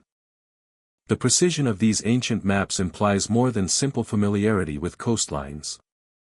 Many researchers have noted that the maps incorporate advanced geometric and astronomical understanding, suggesting that the creators could measure angles, distances, and directions with remarkable accuracy. This implies tools, techniques, and observational methods that surpass what we typically attribute to pre-modern civilizations. For instance, the Piri Reis map's depiction of South America aligns with modern measurements to a surprising degree, including details of river mouths, bays, and peninsulas that would have been difficult to observe without aerial perspective or extensive exploration. The implication is that ancient mapmakers either had access to extraordinary observational techniques or inherited knowledge from civilizations far older and more advanced than current history records. These ancient maps also challenge the linear narrative of exploration. Conventional history teaches that humans gradually explored the Earth, with incremental discoveries spanning centuries. Yet the precision and global awareness evident in some maps suggest that knowledge of continents, coastlines, and oceans may have existed long before officially recorded voyages. It is as if the cartographers were working from pre-existing data, perhaps derived from earlier civilizations whose achievements were lost to time, natural disasters, or deliberate suppression. The recurrence of accurate geographic information across maps separated by centuries and cultures hints at a continuity of knowledge that has been systematically obscured in the historical record. The implications extend beyond geography. If ancient civilizations had detailed knowledge of distant lands, ice-free Antarctica, or remote islands, then they also likely possessed advanced navigation skills, maritime technology, and perhaps even understanding of climate and environmental changes. This challenges the assumption that early humans were bound by limited mobility or knowledge of the world. The existence of such maps suggests sophisticated observation, data recording, and transmission of knowledge over generations, skills that are foundational for civilization yet often attributed to much later periods. It raises the possibility that ancient societies were not only capable of monumental construction on land but also possessed the capacity for global awareness, navigation, and possibly coordinated exploration. Furthermore, these maps hint at the intentional concealment or selective dissemination of knowledge. The fact that such precise and extraordinary maps were not widely known, replicated, or built upon in subsequent centuries suggests either accidental loss or deliberate suppression. Historical records indicate that cartographic knowledge was often closely guarded, particularly when it could confer economic, political, or military advantage. In this context, ancient maps may represent remnants of a broader corpus of knowledge that was deliberately hidden, fragmented, or encoded in ways accessible only to select individuals or institutions. The presence of such maps today, often discovered in archives, libraries, or private collections, underscores the fragility of knowledge and the extent to which human history may have been shaped by the control of information. The artistic and symbolic elements of these maps also invite speculation. Many include annotations, illustrations, and markings that suggest ritual, mythological, or esoteric significance. Mountains, rivers, and islands are sometimes depicted with symbolic exaggeration or placement, implying that maps serve not only practical but also cultural and spiritual functions. This dual purpose, practical navigation and encoded knowledge, may have contributed to their preservation and concealment. Maps could have acted as repositories of information, carrying instructions, observations, or warnings across generations, while simultaneously reinforcing social, religious, or political hierarchies. Taken together, ancient maps challenge our understanding of human potential, historical continuity, and the progression of knowledge. They suggest that the world of our ancestors was far more interconnected, technically sophisticated, and observant than conventional history allows. The recurrence of detailed geographic knowledge across centuries, the precise representation of now submerged or distant lands, and the sophisticated techniques implied in their creation collectively point to a lost or hidden chapter of human civilization. These maps are more than navigational tools, they are artifacts of intelligence, observation, and perhaps even secrecy, preserved against the erosion of time and the deliberate erasure of knowledge. Ultimately, the existence of ancient maps like Pyre Reese forces a re-evaluation of how we understand history, exploration, and human ingenuity. They reveal that knowledge can emerge, flourish, and then disappear, leaving behind fragments that challenge accepted narratives and provoke profound questions. The maps remind us that the linear, progressive view of human history may be incomplete and that extraordinary achievements, both technological and intellectual, may have existed long before the conventional record acknowledges. They are windows into a world in which civilization was more advanced, interconnected, and aware than we have been taught, suggesting that much of humanity's potential and history remains hidden, waiting to be rediscovered, understood, and fully appreciated. The concept of lost civilizations often carries with it a sense of wonder, mystery, and profound unease, particularly when the evidence challenges the timelines and narratives accepted by mainstream archaeology. Among the most intriguing of these hypotheses is the notion that advanced societies existed tens of thousands of years ago, long before the rise of Sumer, Egypt, or the Indus Valley civilization, only to disappear almost entirely, leaving behind enigmatic traces such as monumental structures, sophisticated tools, and symbolic artifacts. The allure of lost civilizations lies not merely in the notion of forgotten peoples, but in the idea that human history may be far more complex, cyclical, and fragmented than textbooks suggest.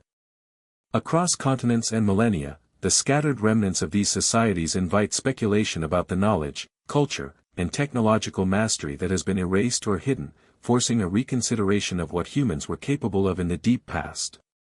One of the most compelling pieces of evidence for lost civilizations is the sudden appearance of monumental architecture in locations where such achievements seem improbable.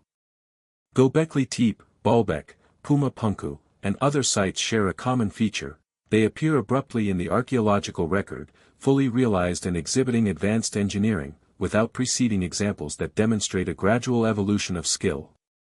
These sites were not the result of incremental innovation or primitive experimentation.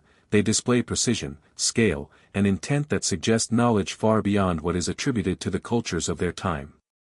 This abrupt emergence of sophisticated structures challenges the linear narrative of human progress and hints at the possibility of forgotten civilizations that possessed advanced understanding of architecture, engineering, astronomy, and social organization. Artifacts further support the notion of lost civilizations. Intricate carvings, advanced metallurgy, and unusual tools have been discovered at sites that predate known civilizations, suggesting capabilities that should have been impossible for their supposed era. For example, certain megalithic stones show evidence of precise cutting and shaping that cannot be easily explained using the rudimentary tools available at the time. Similarly, artifacts with apparent symbolic, mathematical, or astronomical significance hint at a level of intellectual sophistication that contradicts the assumption that early humans were primarily concerned with survival. Collectively, these discoveries suggest that certain civilizations may have achieved high levels of knowledge and technological proficiency, only to vanish, leaving behind tantalizing traces for later generations to find. The question of why such civilizations disappeared is as perplexing as their sudden emergence. Catastrophic environmental events, such as global floods, ice age transitions, earthquakes, and volcanic eruptions, may have contributed to the erasure of advanced societies. Rising sea levels, in particular, could have submerged entire coastal cities and infrastructures, leaving underwater ruins like those found off the coasts of India, Japan, and the Caribbean. Similarly, shifts in climate, desertification, or prolonged droughts could have rendered fertile lands uninhabitable, forcing populations to abandon settlements and disperse, while the knowledge of construction, astronomy, or metallurgy was lost in the process. These environmental factors provide one possible explanation for the disappearance of advanced civilizations, yet they leave open the question of why certain knowledge survived only in fragmentary form and why it was not transmitted to subsequent cultures. Another possibility is the deliberate concealment or suppression of knowledge. Historical and mythological records suggest that advanced understanding was often guarded, restricted, or hidden for political, religious, or social reasons. Temples, pyramids, and monumental constructions may have served as repositories of knowledge, encoded in symbolic language or geometric precision, accessible only to select initiates or future generations deemed worthy. This pattern of secrecy implies that some advanced knowledge was intentionally withheld from the broader population, perhaps as a safeguard against misuse or to maintain power and authority. If this interpretation is accurate, the disappearance of civilizations may not have been purely accidental but partially deliberate, reflecting an early awareness of the fragility and potential danger of certain technologies or cultural achievements. The legends, myths, and oral histories passed down through generations often reinforce the possibility of lost civilizations.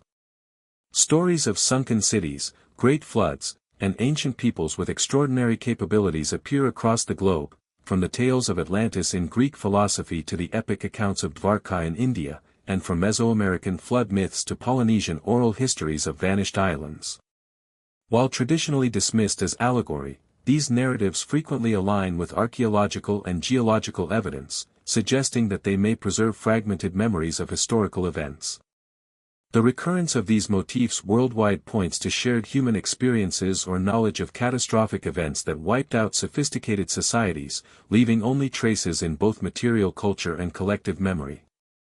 The idea of lost civilizations also intersects with the concept of forbidden archaeology, which explores sites and artifacts that mainstream institutions often ignore, downplay, or reclassify because they challenge established timelines and paradigms.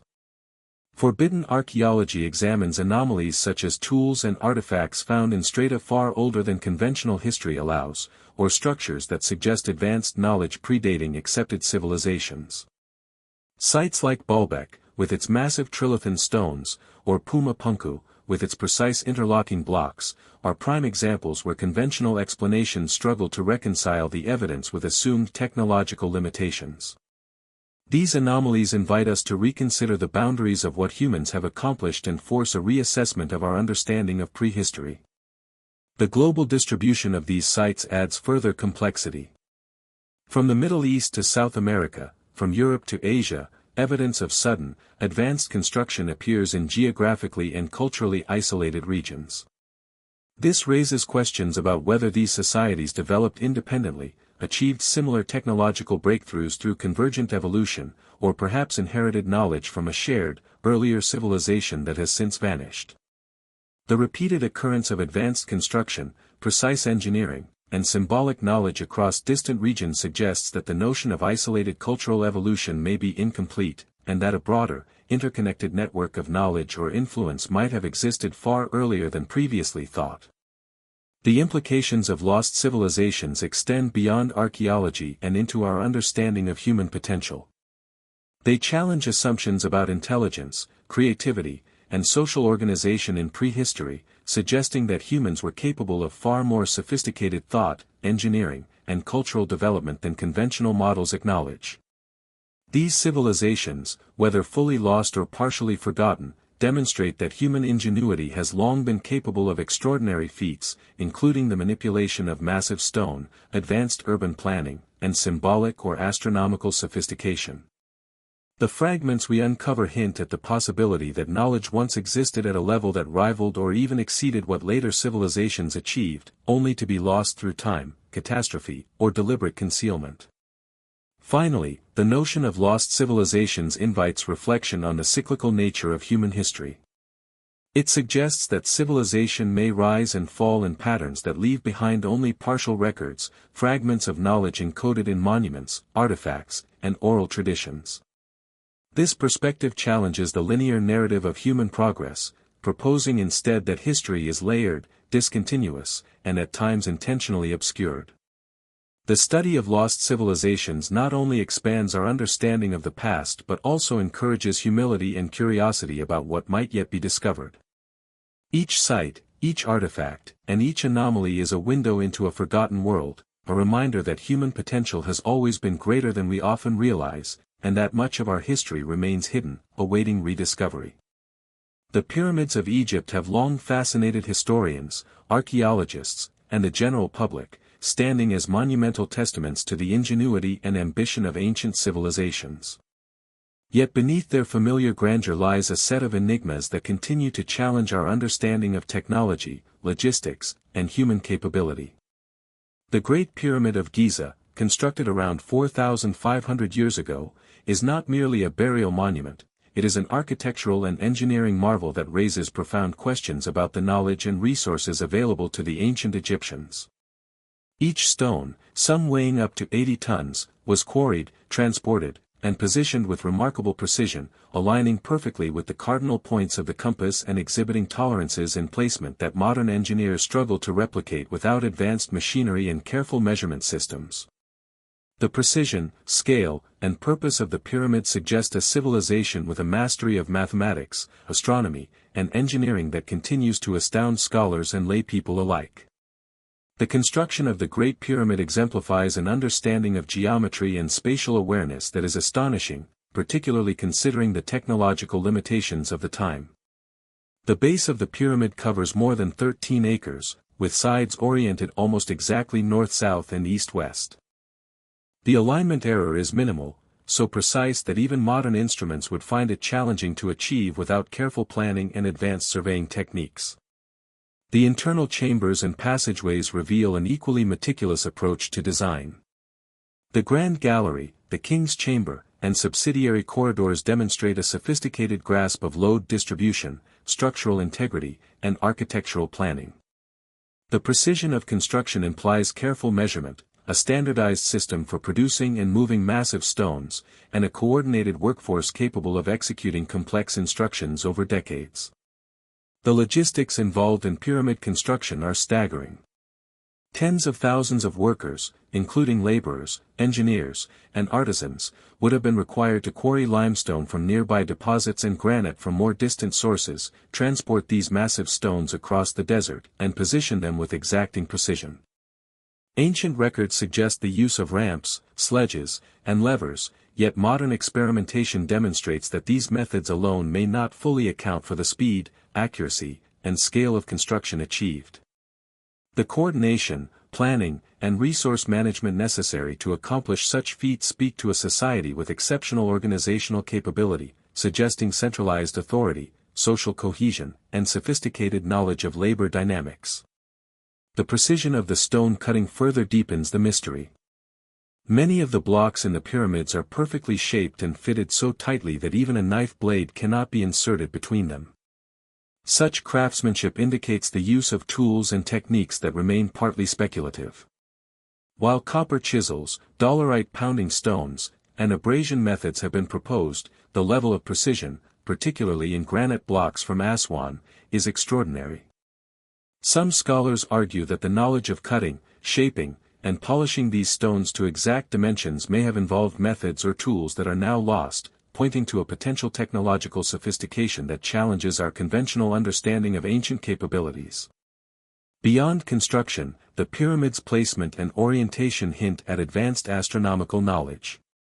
The Great Pyramid is aligned with the stars of Orion's belt, a correlation that has led researchers to speculate about a symbolic or cosmological purpose, possibly related to beliefs about the afterlife, the soul, or the journey of the deceased pharaoh.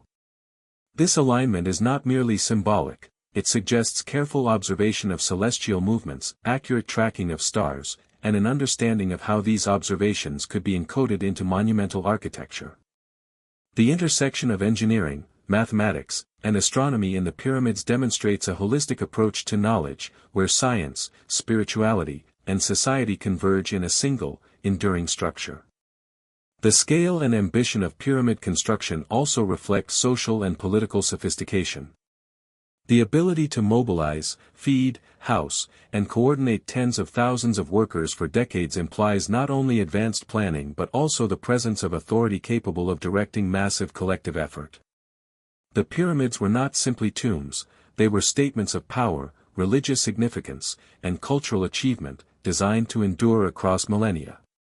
The integration of symbolic meaning, astronomical alignment, and engineering precision underscores the complexity of Egyptian society, suggesting a civilization that understood the interdependence of science, religion, and governance in monumental expression. Despite centuries of study, significant questions about pyramid construction remain unanswered. The sheer weight of the stones, the precision of their placement, and the alignment with both cardinal points and celestial objects continue to perplex modern engineers and archaeologists. Theories abound, ranging from massive ramps and counterweights to water-assisted transportation and unknown mechanical methods, yet no consensus has emerged.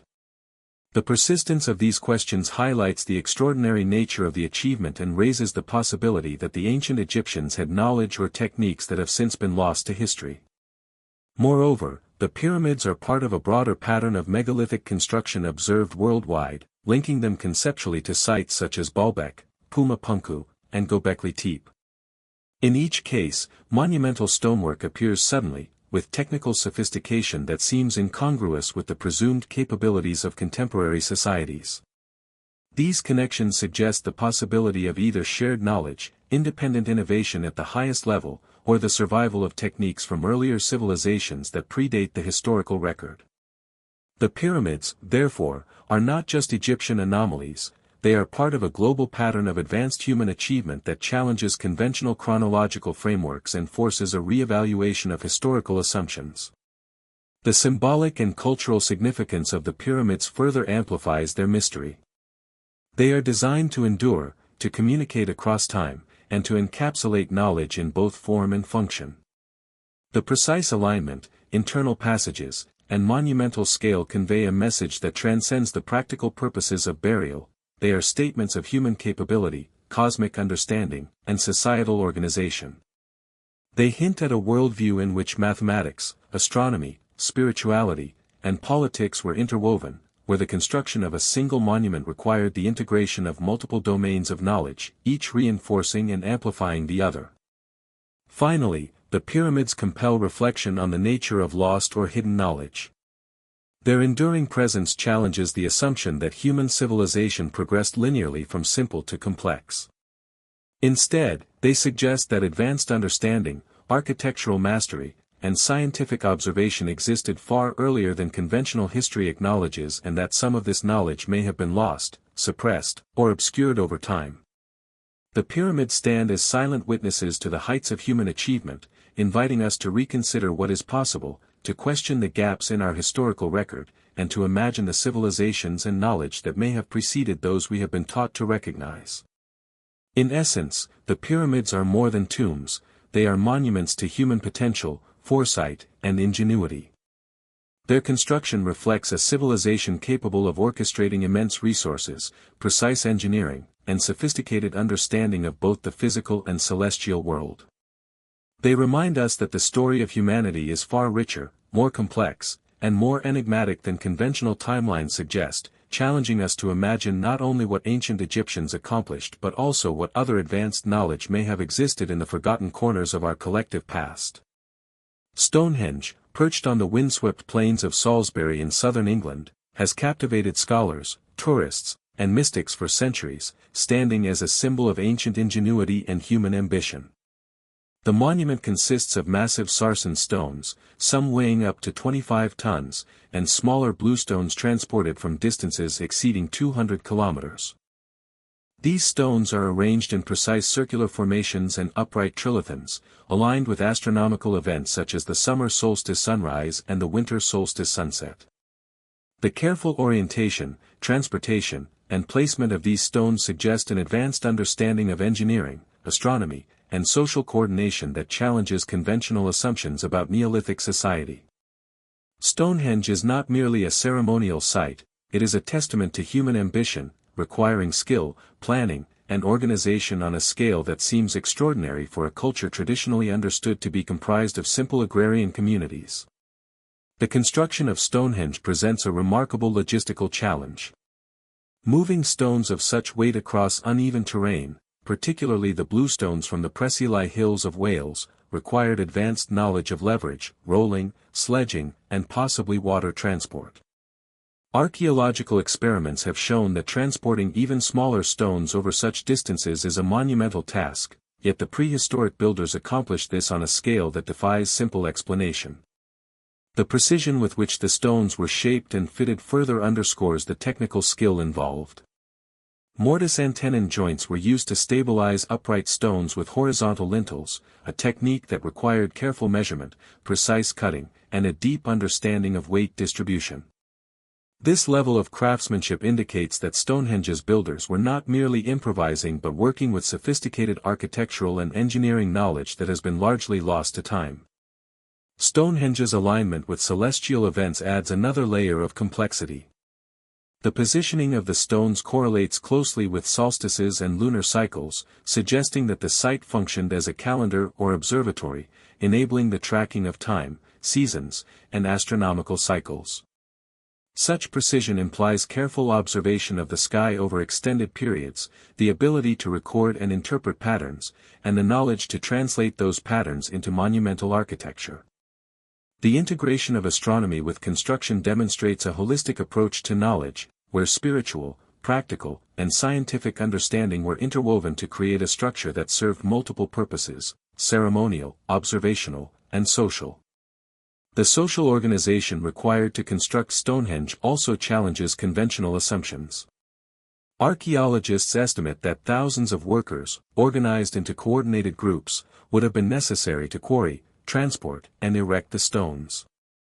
Coordinating such a workforce would demand a centralized authority, planning, and logistics that presuppose a society more complex than what is typically attributed to Neolithic communities. Food production, housing, and resource allocation would have had to support this labor force, indicating advanced agricultural planning, social stratification, and leadership structures capable of sustaining large-scale projects over decades or even centuries. The scale and sophistication of the effort suggest that Stonehenge was a focal point of culture and power, central to the identity and organization of the society that built it. The choice of materials further highlights the ingenuity of the builders. The sarsen stones, quarried locally, were massive and heavy, yet they were transported, raised, and precisely positioned. The blue stones, on the other hand, originated from faraway quarries in Wales, presenting a logistical and technological challenge that is still debated today. How these stones were transported, whether by water, land, or a combination of both, remains a topic of scholarly inquiry and speculation. The fact that these materials were selected and moved intentionally, despite the immense effort required, suggests symbolic, spiritual, or practical reasons beyond mere convenience. Each stone's origin, weight, and placement likely carried meaning, reinforcing social cohesion, religious significance, or political authority within the community. Archaeological evidence also indicates that Stonehenge was not a static monument but part of a broader ceremonial landscape. Surrounding earthworks, burial mounds, and smaller structures suggest a complex network of ritual sites, ceremonial pathways, and social gathering areas. This implies that Stonehenge was part of a larger cultural system, integrated into the daily and spiritual lives of the people who built it. The interconnectedness of these sites hints at sophisticated planning, long-term cultural memory, and the ability to coordinate projects across space and time, further challenging the notion of Neolithic societies as simple or primitive. One of the most fascinating aspects of Stonehenge is the precision with which the stones were shaped and assembled. The lintels atop the uprights are secured with tunyon groove and mortise and tenon joints, creating stability and durability that have allowed the structure to survive for over 4 millennia. This level of engineering sophistication implies knowledge of forces, leverage, and structural behavior, concepts that modern engineers study extensively. The builder's ability to conceptualize and implement such techniques, without written language or advanced tools, underscores their ingenuity and the likelihood that they possessed a body of practical knowledge transmitted through apprenticeship, observation, and oral tradition. Stonehenge's enduring mystery also lies in its purpose. While alignment with solstices and lunar cycles suggests an astronomical function, its role as a ceremonial or religious site cannot be overlooked. Burial evidence indicates that the monument was used to honor ancestors, perform rituals, and mark significant societal events. The combination of ceremonial, astronomical, and social functions reflects a multidimensional approach to knowledge, where engineering, astronomy, and cultural practices converge in a single architectural expression. This complexity suggests that Stonehenge was not merely a monument but a sophisticated instrument of cultural cohesion, designed to transmit knowledge, reinforce social structures, and connect the community to both the cosmos and the spiritual realm. The enduring fascination with Stonehenge also stems from the gaps in our understanding. Despite centuries of research, key questions remain unanswered. How exactly were the stones transported and erected? What specific astronomical calculations guided their placement? Why were certain stones quarried from such distant locations, and what symbolic significance did they hold? These unanswered questions leave room for speculation, inviting hypotheses ranging from lost technologies and forgotten engineering methods to cultural or spiritual imperatives that guided construction. Each new discovery, whether in the form of tool marks, quarry sites, or burial evidence, adds depth to the mystery, revealing a civilization that was far more capable, organized, and sophisticated than traditional narratives suggest. The global context of Stonehenge adds another layer to its enigma. Similar megalithic structures, often aligned with astronomical events and constructed with immense precision, appear in cultures separated by vast distances and time periods. From the megalithic temples of Malta to the stone circles of Brittany, from the pyramids of Egypt to the temples of South America, a pattern emerges. Humans across the globe, often without apparent contact, developed monumental architecture with sophisticated engineering, precise alignment, and symbolic meaning. Stonehenge fits within this pattern, suggesting that advanced construction and astronomical knowledge may have been more widespread in the ancient world than previously recognized, challenging linear, Eurocentric models of human technological and cultural development. Ultimately, Stonehenge is a monument that bridges the practical, the symbolic, and the astronomical. It encapsulates human ingenuity, social organization, and spiritual aspiration in a way that continues to inspire awe and provoke inquiry. Its construction defies easy explanation, its purpose remains partially enigmatic, and its precision challenges assumptions about prehistoric capability. The monument serves as a reminder that human history is layered with knowledge, achievement, and sophistication that may have been lost, forgotten, or deliberately concealed. Stonehenge compels us to question what other mysteries lie hidden in the past, encouraging a reconsideration of human potential, technological ingenuity, and the enduring drive to create monuments that speak across the millennia. Göbekli Tepe, perched on a remote plateau in southeastern Turkey, represents a seismic shift in our understanding of human prehistory. Dating back to at least 11,000 years ago, it predates Stonehenge, the Egyptian pyramids, and many other monumental sites by millennia, challenging conventional narratives of societal development. Unlike typical Neolithic settlements, Göbekli Tepe was not a village or agricultural hub. It appears to have been a ceremonial complex, composed of massive T-shaped stone pillars arranged in circular enclosures. Each pillar, some towering over 6 meters and weighing up to 20 tons, is intricately carved with reliefs depicting animals, abstract symbols, and enigmatic motifs. The craftsmanship is astonishing, considering the supposed technological limitations of the era. The precision of carving, the alignment of the pillars, and the organization of the complex indicate an unprecedented level of social coordination, planning, and symbolic thought for a society traditionally considered pre-agricultural and semi-nomadic. The architectural achievement of Göbekli Tepe is staggering. The pillars are quarried, shaped, and erected without the benefit of metal tools, wheeled transport, or written instructions. The reliefs etched into the stones demonstrate artistic sophistication and symbolic communication, suggesting the presence of shared cultural or spiritual beliefs. The arrangement of the pillars into concentric circles, some of which are partially subterranean, shows an understanding of structural stability and spatial organization that is extraordinary for a society assumed to be on the cusp of settled life. These structures required a level of planning and labor mobilization previously thought impossible for hunter-gatherer communities, indicating that social complexity emerged in conjunction with monumental construction rather than as a consequence of settled agricultural life. One of the most remarkable aspects of Göbekli Tepe is its implication for the timeline of human civilization. Traditional models posit that humans first developed agriculture, then formed permanent settlements, and only afterward constructed monumental architecture.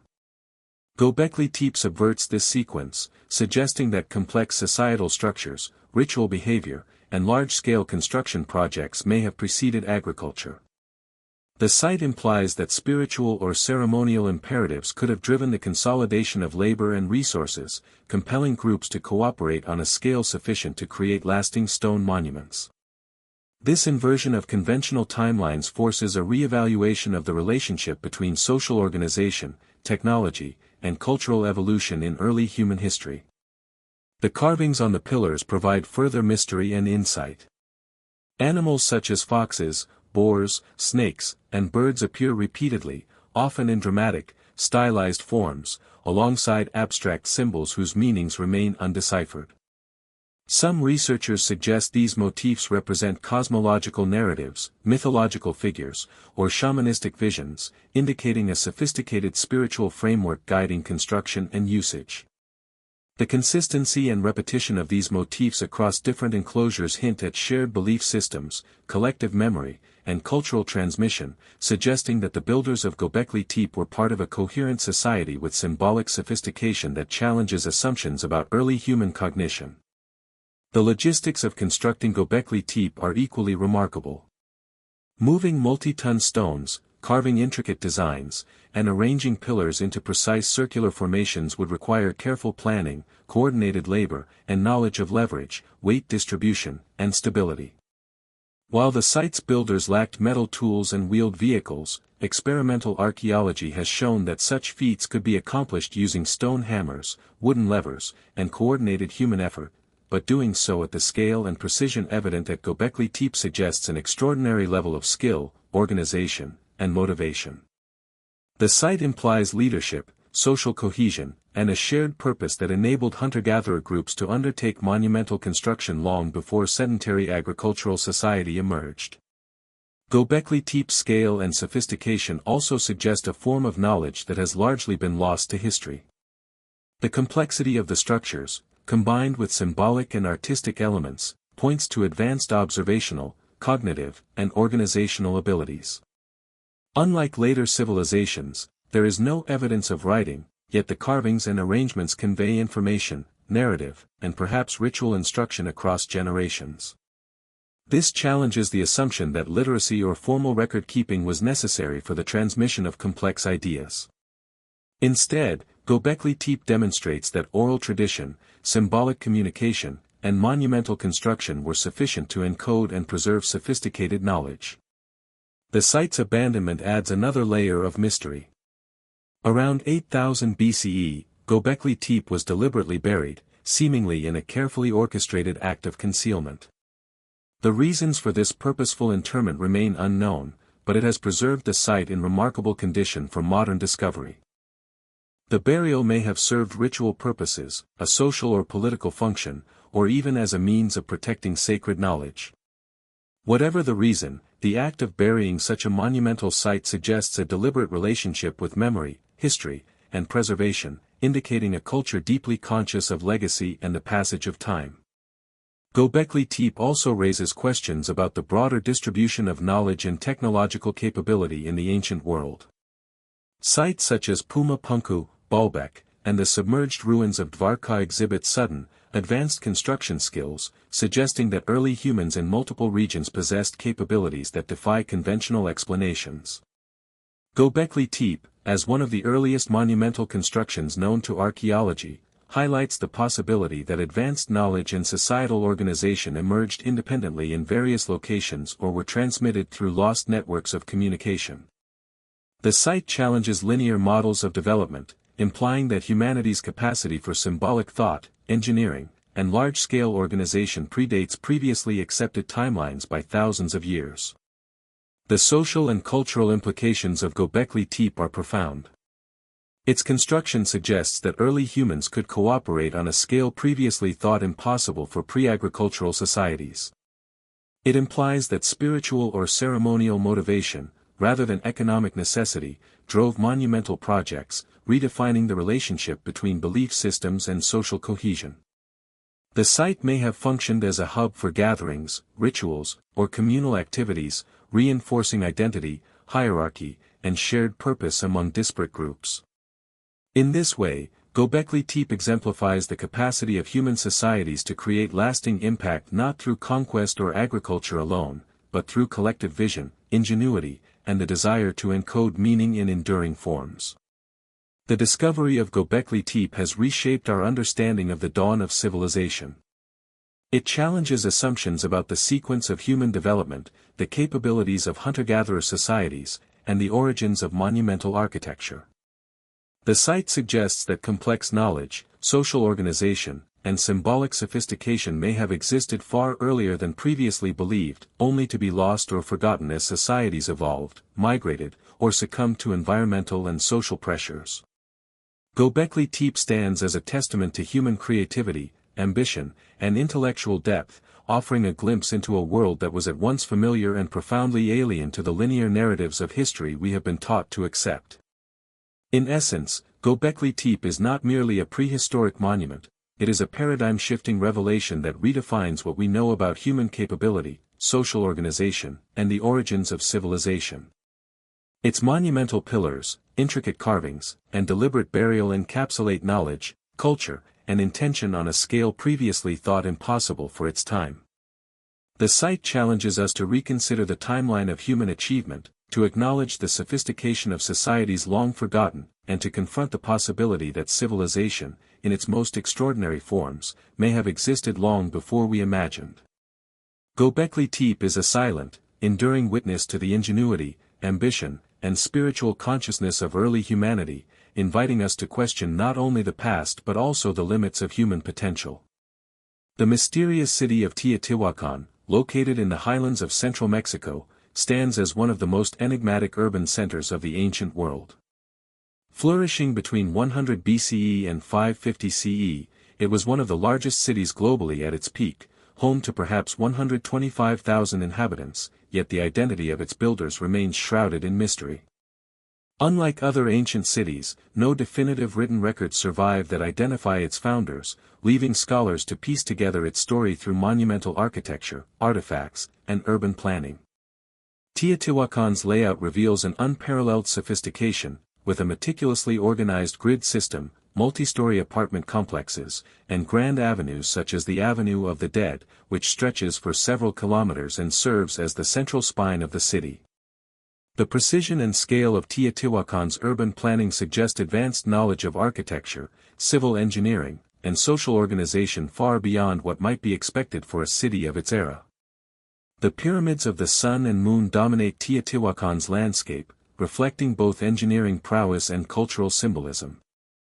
The Pyramid of the Sun, one of the largest structures in the ancient Americas, rises over 65 meters and encompasses a base larger than the Great Pyramid of Giza. Its construction required moving millions of tons of stone and earth, leveling the terrain, and maintaining structural stability over centuries. The scale and alignment of the pyramid suggest sophisticated surveying and construction techniques, as well as an understanding of astronomy and cosmology. The Pyramid of the Moon, slightly smaller but equally imposing, is carefully aligned with the surrounding mountains and celestial events, reinforcing the idea that Teotihuacan's builders integrated urban planning with spiritual and astronomical considerations. The city's layout is remarkable for its symmetry, orientation, and integration of natural and cosmological features. Streets are carefully aligned to reflect cardinal directions and celestial phenomena, suggesting that the planners had a comprehensive understanding of astronomy, geometry, and environmental observation. Residential complexes are grouped in compounds that indicate social stratification, with wealthier or elite households occupying more elaborate structures, while communal spaces and workshops accommodated artisans, merchants, and laborers. This organization demonstrates a highly stratified society capable of planning and sustaining a city of vast proportions, integrating functional, social, and ceremonial spaces into a coherent urban fabric. Teotihuacan's advanced urban infrastructure further underscores its sophistication.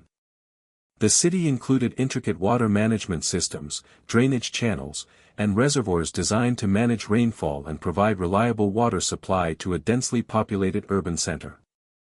Evidence of workshops, pottery kilns, and specialized craft areas indicates a highly organized economy with division of labor, skilled artisans, and centralized coordination. The presence of markets, residential zones, and religious precincts points to a city designed to accommodate large-scale social interaction, ceremonial observance, and daily life in a manner that required meticulous planning, governance, and logistical management. The symbolic and ceremonial aspects of Teotihuacan are equally significant. Murals, sculptures, and carved iconography throughout the city depict deities, ritual practices, and cosmological narratives, revealing a complex spiritual and cultural framework.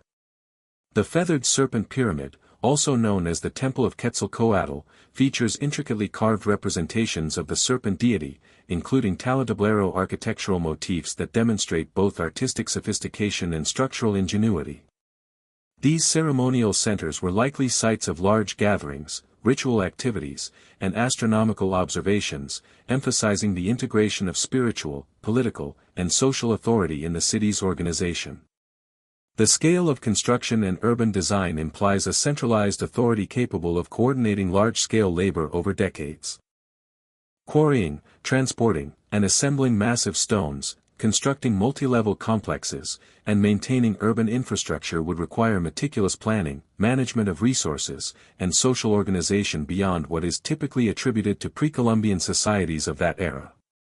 This degree of coordination indicates not only technical knowledge but also a societal hierarchy capable of mobilizing thousands of workers, organizing long-term projects, and sustaining civic life in a dense urban environment. Teotihuacan's influence extended far beyond its urban boundaries. Archaeological evidence suggests that its architectural style, iconography, and cultural practices spread across Mesoamerica, influencing civilizations such as the Maya, Zapotecs, and later Aztecs. The city functioned as a cultural, political, and economic hub, facilitating trade, religious exchange, and knowledge dissemination across vast distances. Its monumental architecture and urban planning set a standard for subsequent civilizations, demonstrating that Teotihuacan's builders had a level of technological, social, and cultural sophistication that left a lasting legacy in the Americas. Despite extensive research, many aspects of Teotihuacan remain unexplained.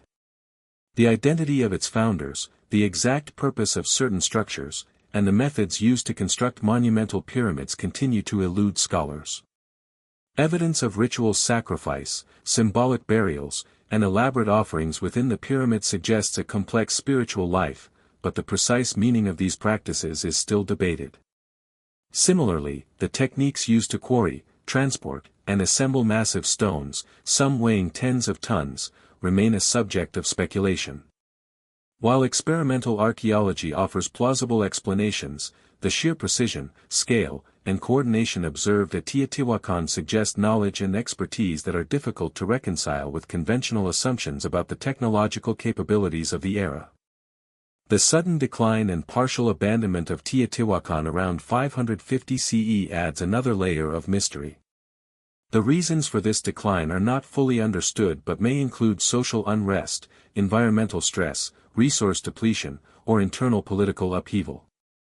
What is striking is that the city's abandonment was not followed by immediate cultural continuity. Much of its knowledge, urban planning, and monumental construction techniques appear to have been lost, with later civilizations borrowing selectively from Teotihuacan's legacy without fully replicating its urban sophistication. This abrupt disappearance mirrors patterns observed in other ancient megastructures worldwide, suggesting that knowledge and societal achievements can vanish rapidly, leaving only fragments and puzzles for future generations. Teotihuacan's enduring fascination lies not only in its monumental architecture and urban sophistication but also in its implications for human potential and historical understanding. The city demonstrates that early civilizations were capable of complex social organization, engineering mastery, and astronomical knowledge far earlier than previously assumed. It highlights the interplay of spirituality, politics, and technology in shaping urban environments, showing that human ambition has long been capable of creating enduring legacies that blend functionality with symbolism. In essence, Teotihuacan is a window into a civilization whose scale, sophistication, and influence challenge conventional historical narratives. It forces us to reconsider assumptions about pre-Columbian societies, technological capabilities, and the rise of urban centers in human history.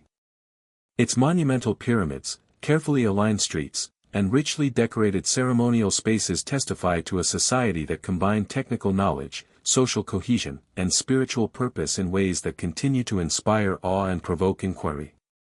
Teotihuacan reminds us that the past is more intricate, ambitious, and mysterious than we often acknowledge, offering a glimpse into the extraordinary achievements of human civilization long before modern history began to record them. The ancient city of Puma Punku, located near Tiwanaku in modern-day Bolivia, is one of the most confounding and enigmatic archaeological sites in the Americas, and perhaps in the world. It is part of a larger complex that flourished around 500 to 600 CE, yet the precision, scale, and sophistication of its construction suggest capabilities far beyond what traditional historians attribute to pre-Columbian societies of that era. Puma Punku is renowned for its massive stone blocks, some weighing over 130 tons, and for the remarkable precision with which these blocks were cut, shaped, and fitted together. Many of the stones feature perfectly straight edges, right angles, and intricate interlocking designs that align with astonishing precision. The level of accuracy in these cuts is so extraordinary that modern machinery would be required to replicate it consistently today, raising profound questions about the tools, techniques, and knowledge possessed by the builders. The sheer scale and complexity of Puma Punku's structures suggest that the builders had an advanced understanding of engineering principles, including weight distribution, structural stability, and the creation of interlocking stone systems that could withstand seismic activity over centuries. The site features terraced platforms, large courtyards, and intricately designed walls, all constructed from gigantic stones meticulously shaped to fit together without mortar. Some stones were carved with precise grooves and slots that allowed them to interlock in ways that resemble modern prefabrication methods. This level of sophistication indicates not only technical expertise but also an intimate understanding of geometry and mechanical principles, which would have required careful observation, measurement, and experimentation over long periods. The transportation of these enormous stones is itself a staggering mystery. The nearest quarries, located several kilometers away, contain stones matching those used at Puma Punku, yet no evidence exists of wheels, pulleys, or advanced lifting machinery in use at the time. The movement of these multi-ton stones across uneven terrain, combined with their precise placement, suggests either lost technologies, extraordinary human ingenuity, or methods that remain unknown to modern engineers. Some researchers have proposed the use of wooden sledges, ramps, and water-assisted transport, while others argue that the precision of the cuts and the interlocking nature of the stones implies the existence of tools or techniques that are not documented in the archaeological record. Whatever the method, the execution demonstrates a level of skill and organization that defies conventional understanding of early Andean civilizations. One of the most remarkable features of Puma Punku is the precision of its stone cutting. Many of the blocks exhibit perfectly flat surfaces, right angles, and uniform grooves, which would have required advanced measurement and carving techniques.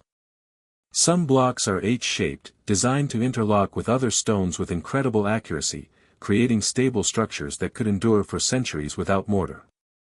The ability to cut, transport, and assemble such massive stones with such exacting precision indicates a sophisticated combination of observational skill, practical knowledge, and possibly tools or techniques that have been lost over time.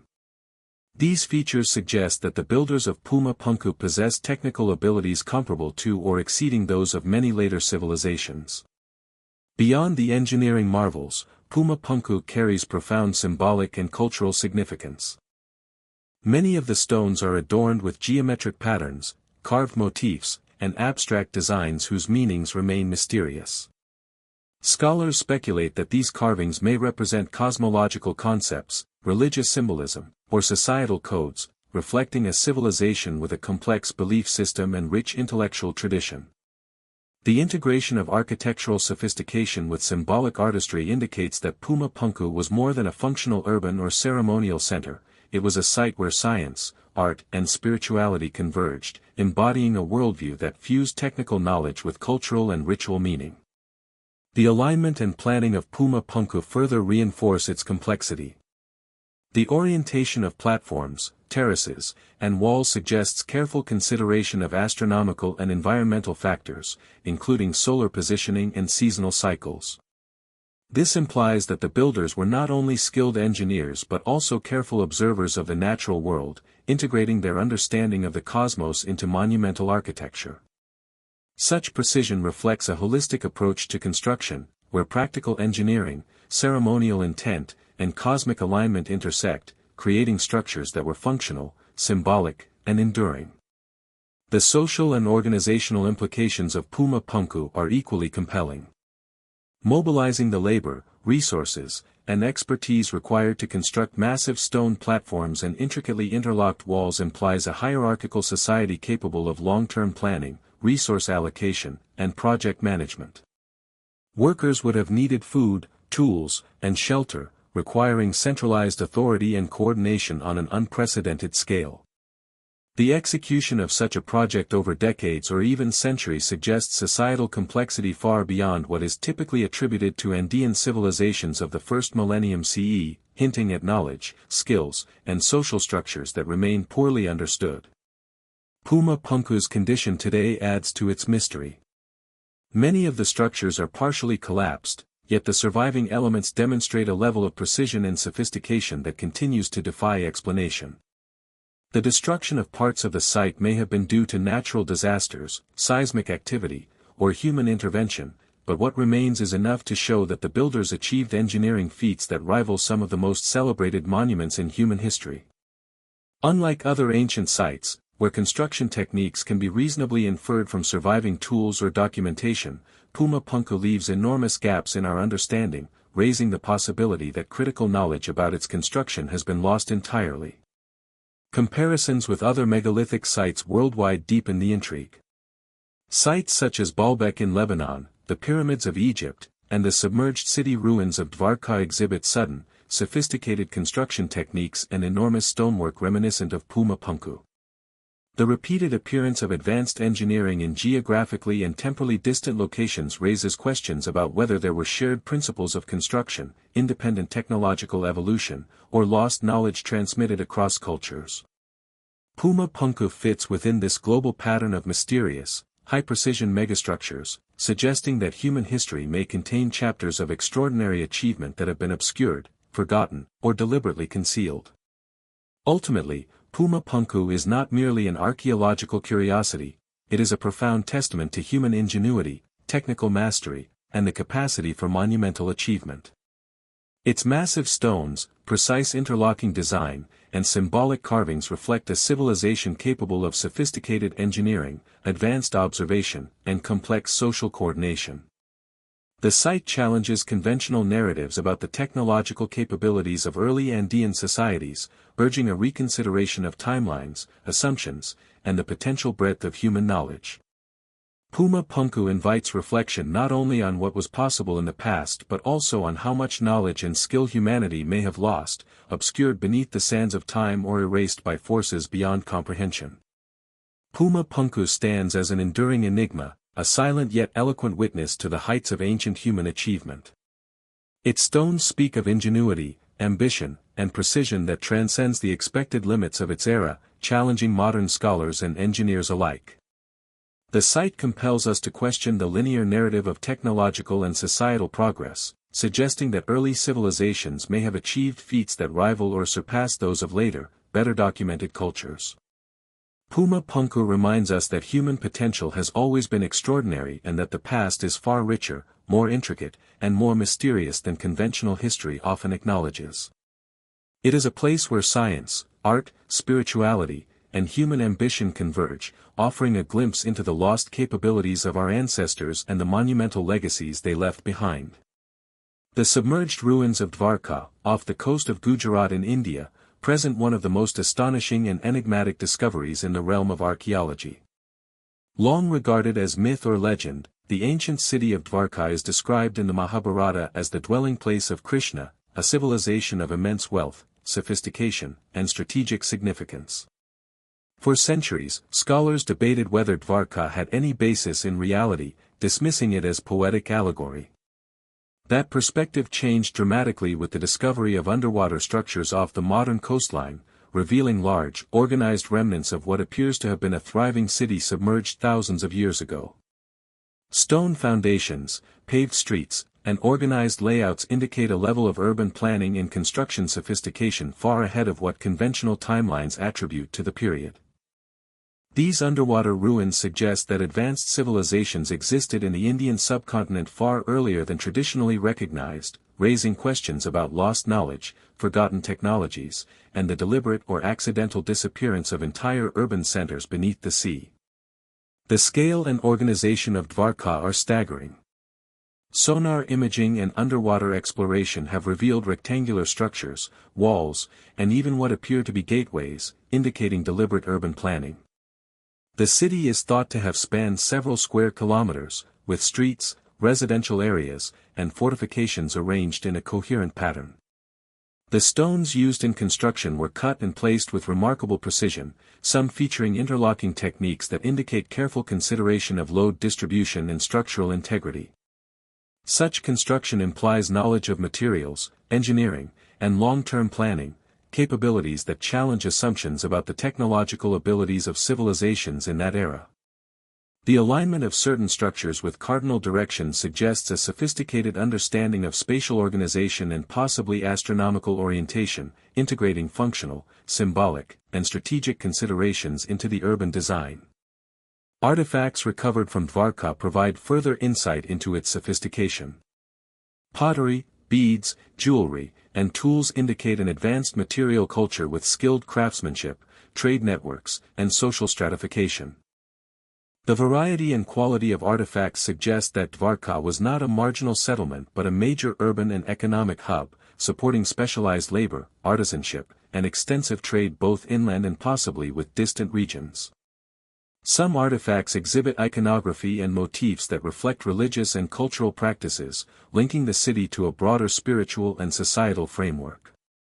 This combination of urban planning, advanced construction, and material culture paints a picture of a society that was technologically adept, socially organized, and culturally rich, capable of sustaining a complex urban civilization that thrived long before conventional history records such achievements in the Indian subcontinent. The submersion of Dvarka raises compelling questions about natural disasters, sea level rise, and climate change in the ancient world. Geological studies suggest that rising sea levels, tectonic activity, and possibly tsunamis could have contributed to the inundation of the city. The timing of Dvarka's submergence coincides with broader patterns of global environmental change following the last ice age, hinting at the vulnerability of even highly sophisticated civilizations to the forces of nature. This phenomenon underscores a recurring theme in human history: advanced societies can rise, flourish, and vanish, leaving behind only fragments of their knowledge, culture, and technological achievements for future generations to uncover. Dvarka's underwater remains are a poignant reminder that progress is neither permanent nor linear, and that environmental forces have repeatedly reshaped the human story. The discovery of Dvarka also challenges traditional historical chronologies. Radiocarbon dating and geological analysis suggest that parts of the city may date back over 5,000 years, potentially contemporaneous with, or even predating, the early phases of the Indus Valley civilization. This raises the possibility that complex urban centers, maritime trade, and sophisticated construction techniques existed in India long before they were acknowledged in historical accounts.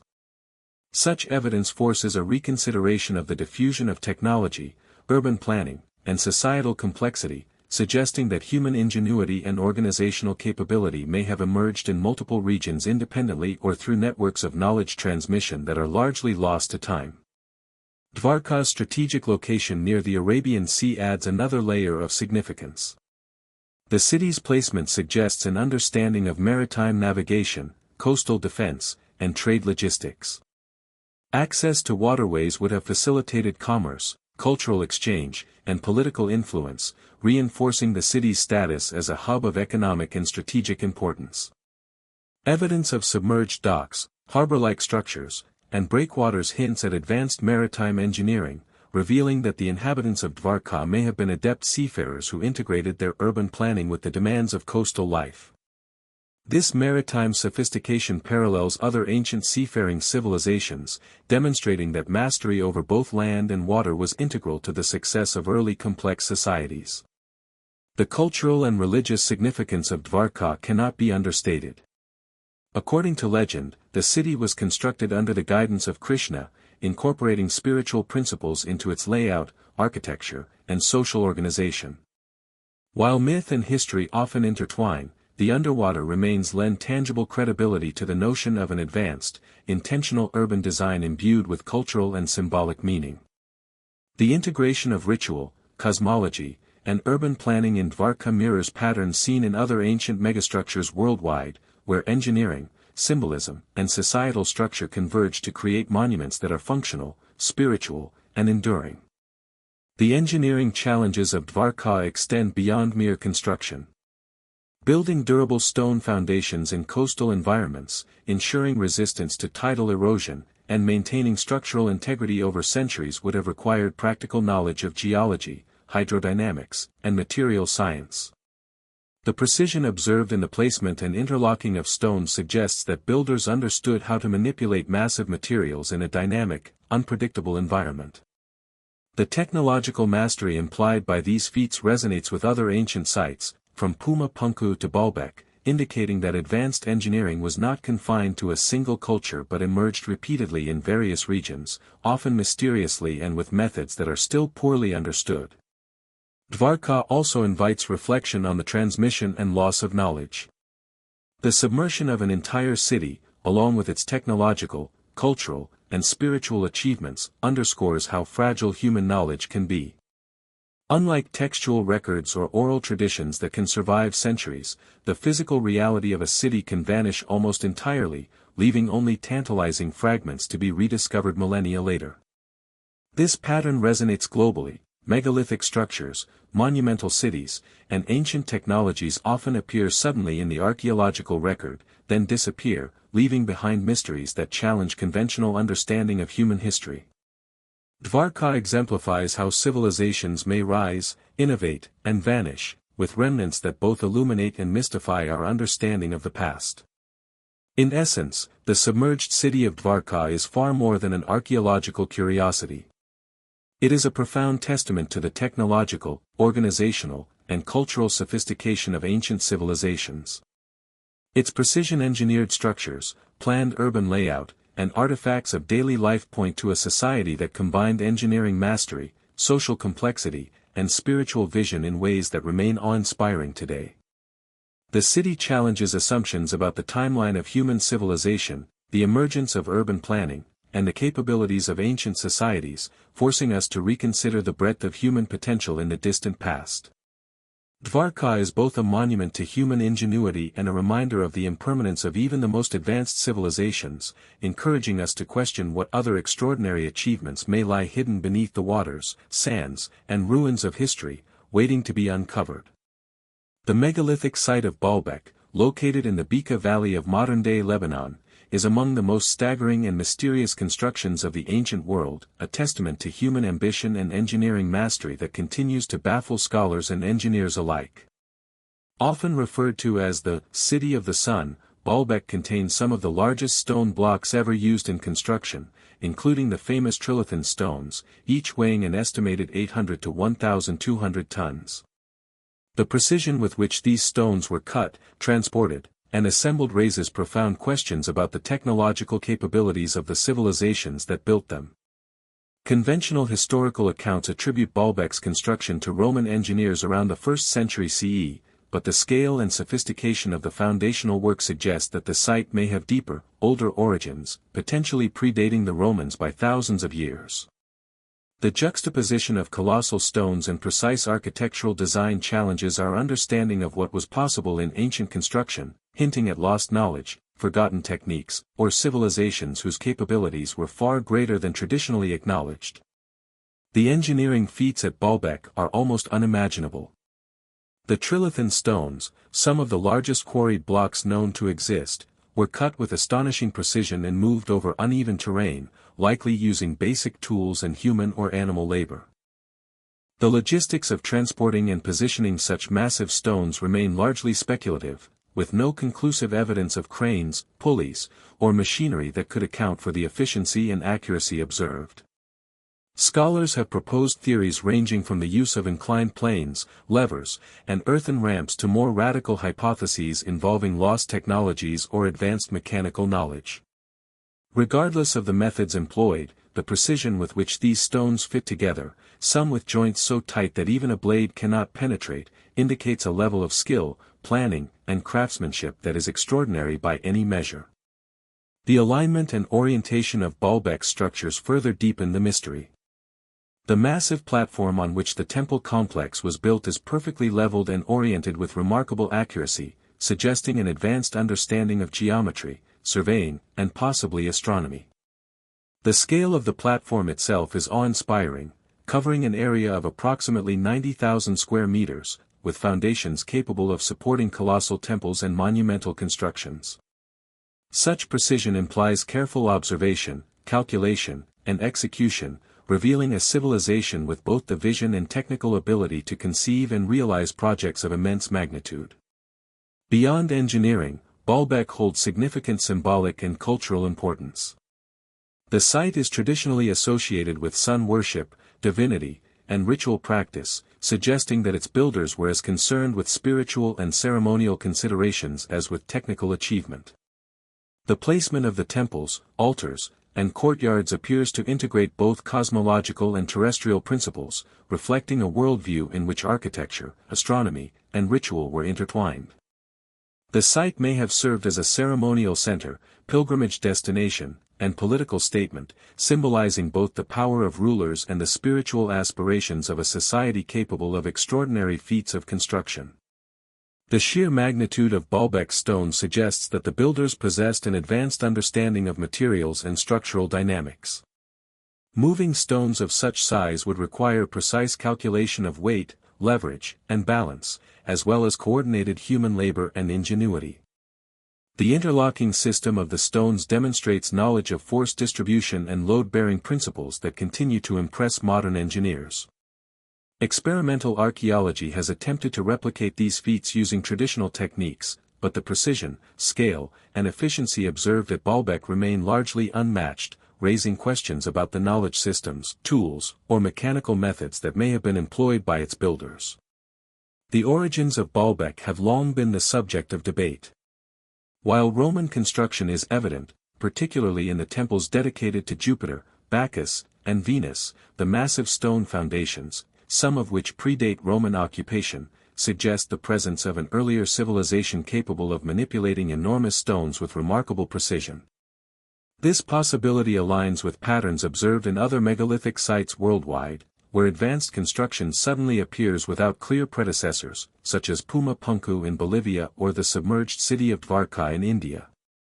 Baalbek may thus represent a layered history, where successive civilizations built upon the foundations of an earlier, technologically sophisticated society whose knowledge and capabilities have largely been lost. The cultural and ritual dimensions of Baalbek add to its complexity. The alignment, scale, and orientation of the structures suggest that the site was more than a functional architectural endeavor, it was a manifestation of cosmological knowledge, spiritual authority, and societal organization. Religious symbolism appears to have guided construction, with the positioning of temples, courtyards, and altars designed to reflect celestial phenomena, seasonal cycles, and sacred principles. This integration of engineering, astronomy, and ritual underscores the intellectual and cultural sophistication of the builders, revealing a civilization capable of harmonizing practical construction with symbolic meaning on a monumental scale.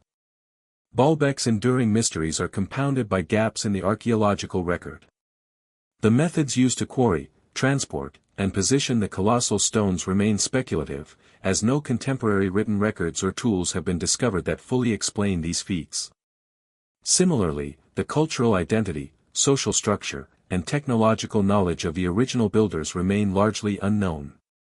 The site's continuity under Roman occupation further complicates efforts to separate the contributions of different civilizations, suggesting that Baalbek may have been a long-standing focal point of human activity, evolving over centuries while retaining the imprint of its original creators.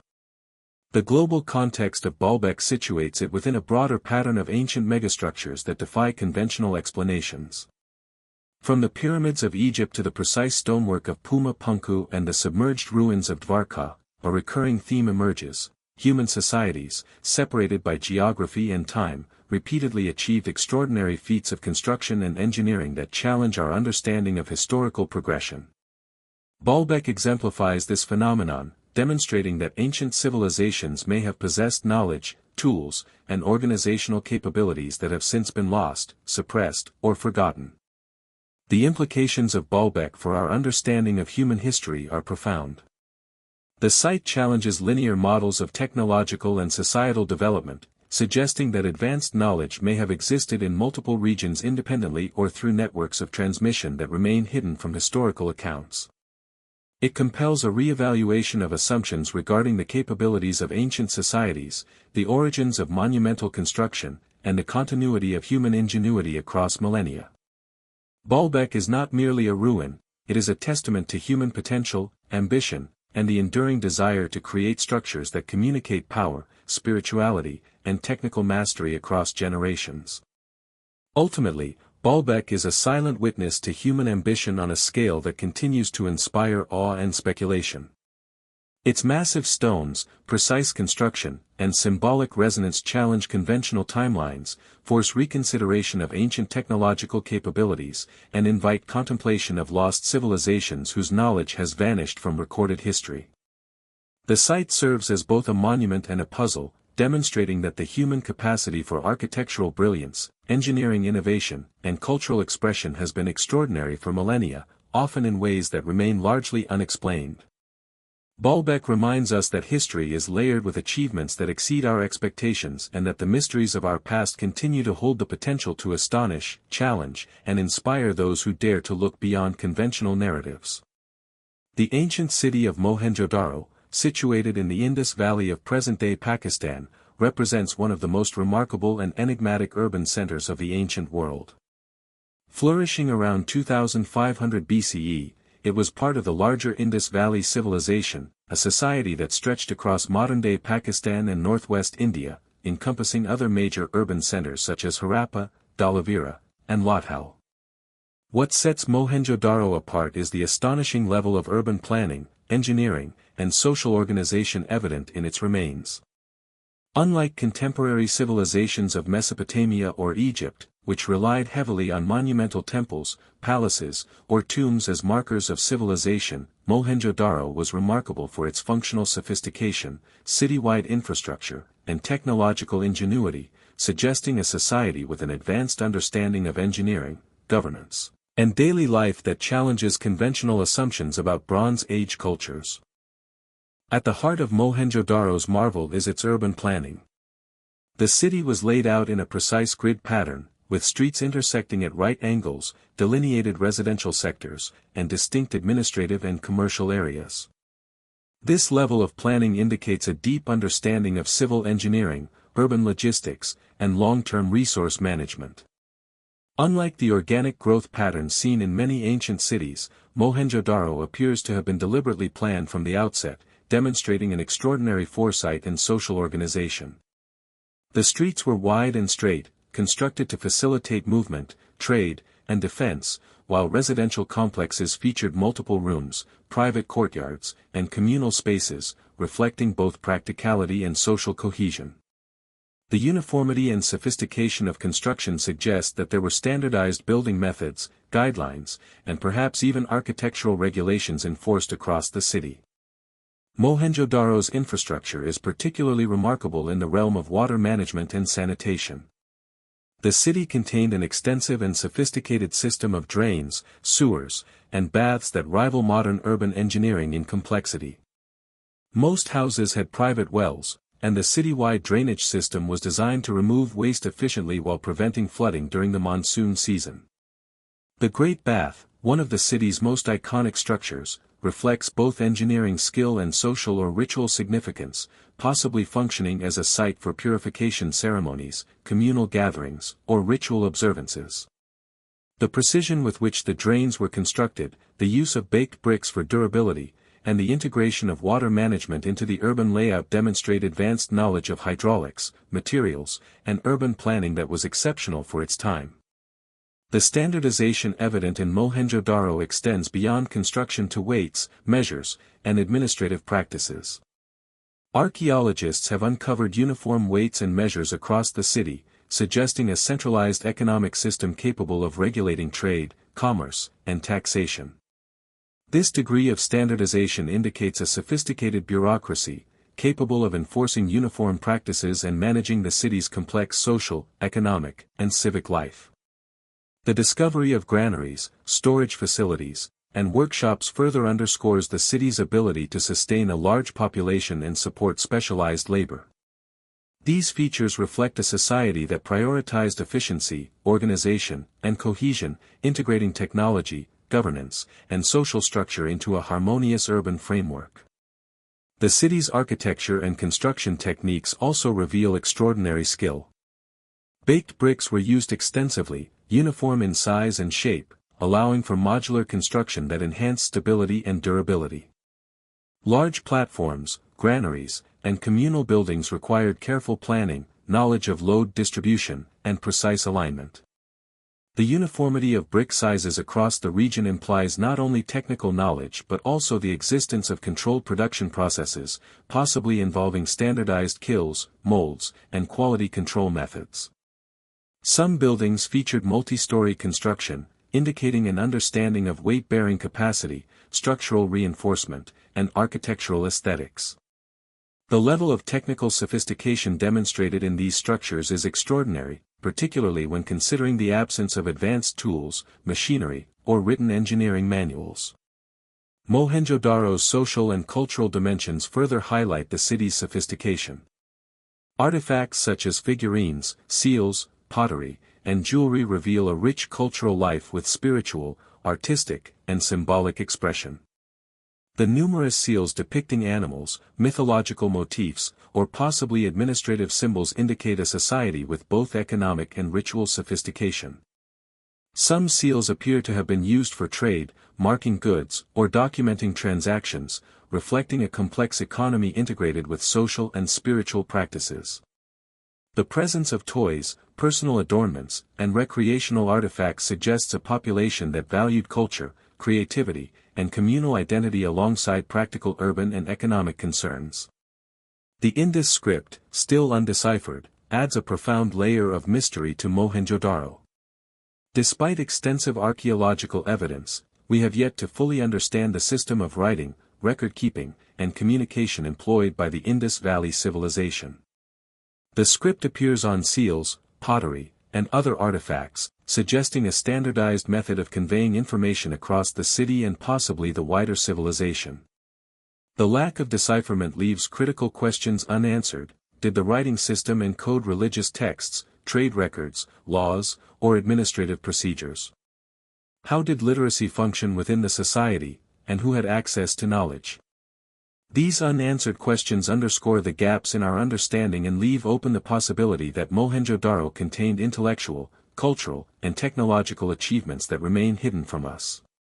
Another remarkable aspect of Mohenjo-Daro is its apparent resilience and longevity as an urban center.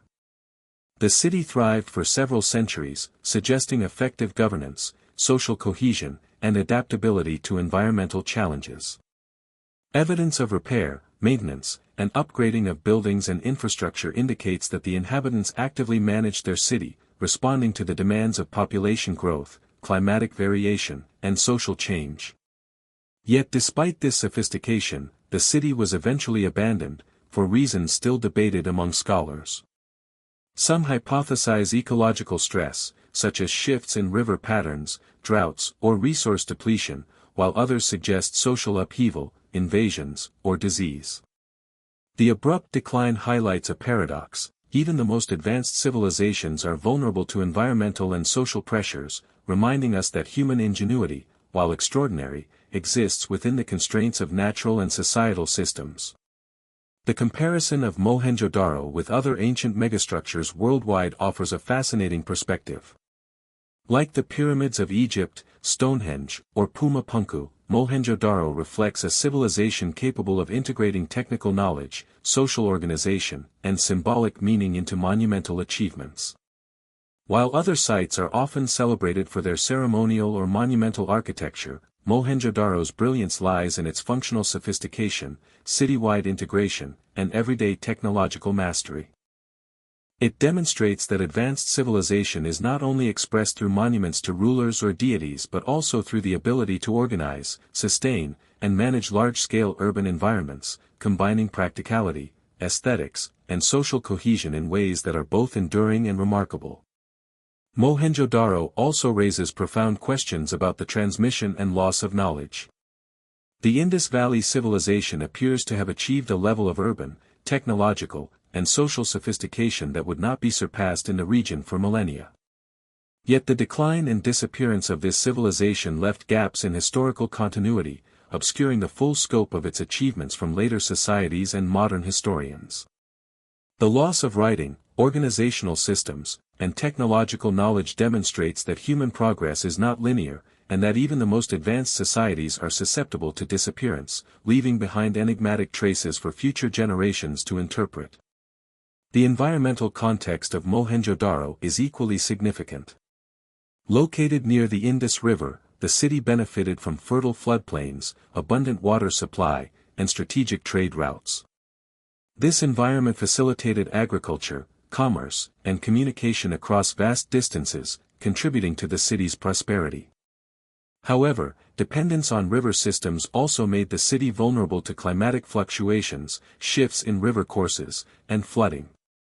The careful integration of water management systems and urban planning reflects an understanding of both opportunity and risk, demonstrating the civilization's sophisticated engagement with its environment. In essence, Mohenjo-Daro is more than an archaeological site, it is a monument to human ingenuity, planning, and societal sophistication that challenges conventional narratives about Bronze Age civilizations. Its precision-engineered streets, sophisticated water systems, standardized construction techniques, and evidence of social, economic, and cultural complexity reveal a civilization operating at a level that continues to impress modern engineers, urban planners, and historians. The city demonstrates that technological mastery, social organization, and cultural sophistication can coexist in ways that are practical, durable, and adaptable, offering a model of civilization that blends human ambition with environmental and social awareness. Mohenjo-Daro compels us to rethink the timeline of human achievement. Its urban planning, engineering, and social complexity suggest that the capabilities of ancient societies were far greater than previously recognized, raising the possibility that other advanced civilizations existed contemporaneously or even earlier, whose achievements remain hidden or forgotten. The city reminds us that human history is not a simple linear progression but a complex tapestry of rise, innovation, and decline, where ingenuity can flourish and vanish, leaving only traces for us to uncover, interpret, and marvel at. Mohenjo-Daro is a testament to the extraordinary potential of humanity, an enduring challenge to our assumptions, and a profound window into a world where civilization reached heights of sophistication and complexity that continue to inspire wonder, awe, and inquiry today. The ancient city of Dhalavira, located on the arid island of Kadir in the present-day state of Gujarat, India, represents one of the most extraordinary achievements of the Indus Valley civilization, rivaling Mohenjo-Daro and Harappa in terms of urban planning, architectural sophistication, and environmental adaptation. Flourishing around 2500 to 1900 BCE, Dhalavira exemplifies a level of technological, administrative, and societal mastery that continues to astonish archaeologists and historians. Unlike many ancient cities, which relied primarily on proximity to rivers or fertile lands, Dhalavira was constructed in a semi-arid environment, requiring its inhabitants to develop innovative water management systems, adaptive architecture, and meticulous urban organization to sustain a thriving population. Its design reflects a civilization that was not only technologically advanced but also deeply attuned to its environment, capable of harmonizing urban functionality, societal needs, and resource management in ways that remain astonishing even by modern standards. D'Oliveira's urban planning is unparalleled in the ancient world. The city was divided into multiple sectors, each with distinct functions, including a citadel, a middle town, a lower town, and an extensive water reservoir system. Streets were laid out in a grid-like pattern, running perpendicular and parallel to one another, with sophisticated drainage and sewage systems integrated seamlessly into the urban fabric. Residential complexes were designed with multi-room houses, courtyards, and interconnected pathways, demonstrating careful attention to both privacy and communal interaction. The division of the city into functional zones indicates centralized planning and administration, suggesting that the society had not only technical knowledge but also social structures capable of enforcing, maintaining, and regulating complex urban life.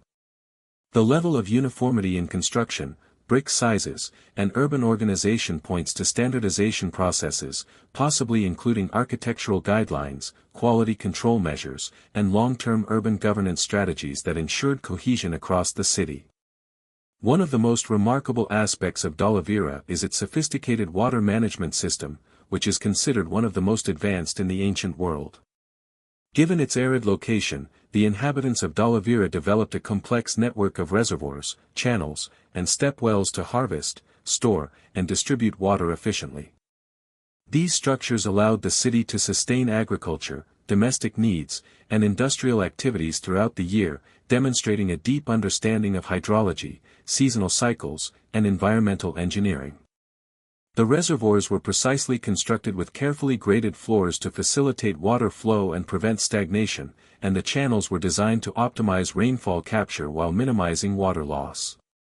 This level of hydraulic engineering reflects not only practical necessity but also a sophisticated understanding of long-term resource management, anticipating environmental challenges and ensuring the sustainability of the city in an unforgiving climate. The construction techniques employed at D'Oliveira further underscore the technical sophistication of its builders. The city's buildings utilized large, precisely cut stone blocks and uniform baked bricks, arranged with remarkable accuracy to create durable, stable structures. The walls of the citadel and other significant buildings feature fine masonry work, with tight joints and careful alignment that suggest both aesthetic sensibility and structural knowledge.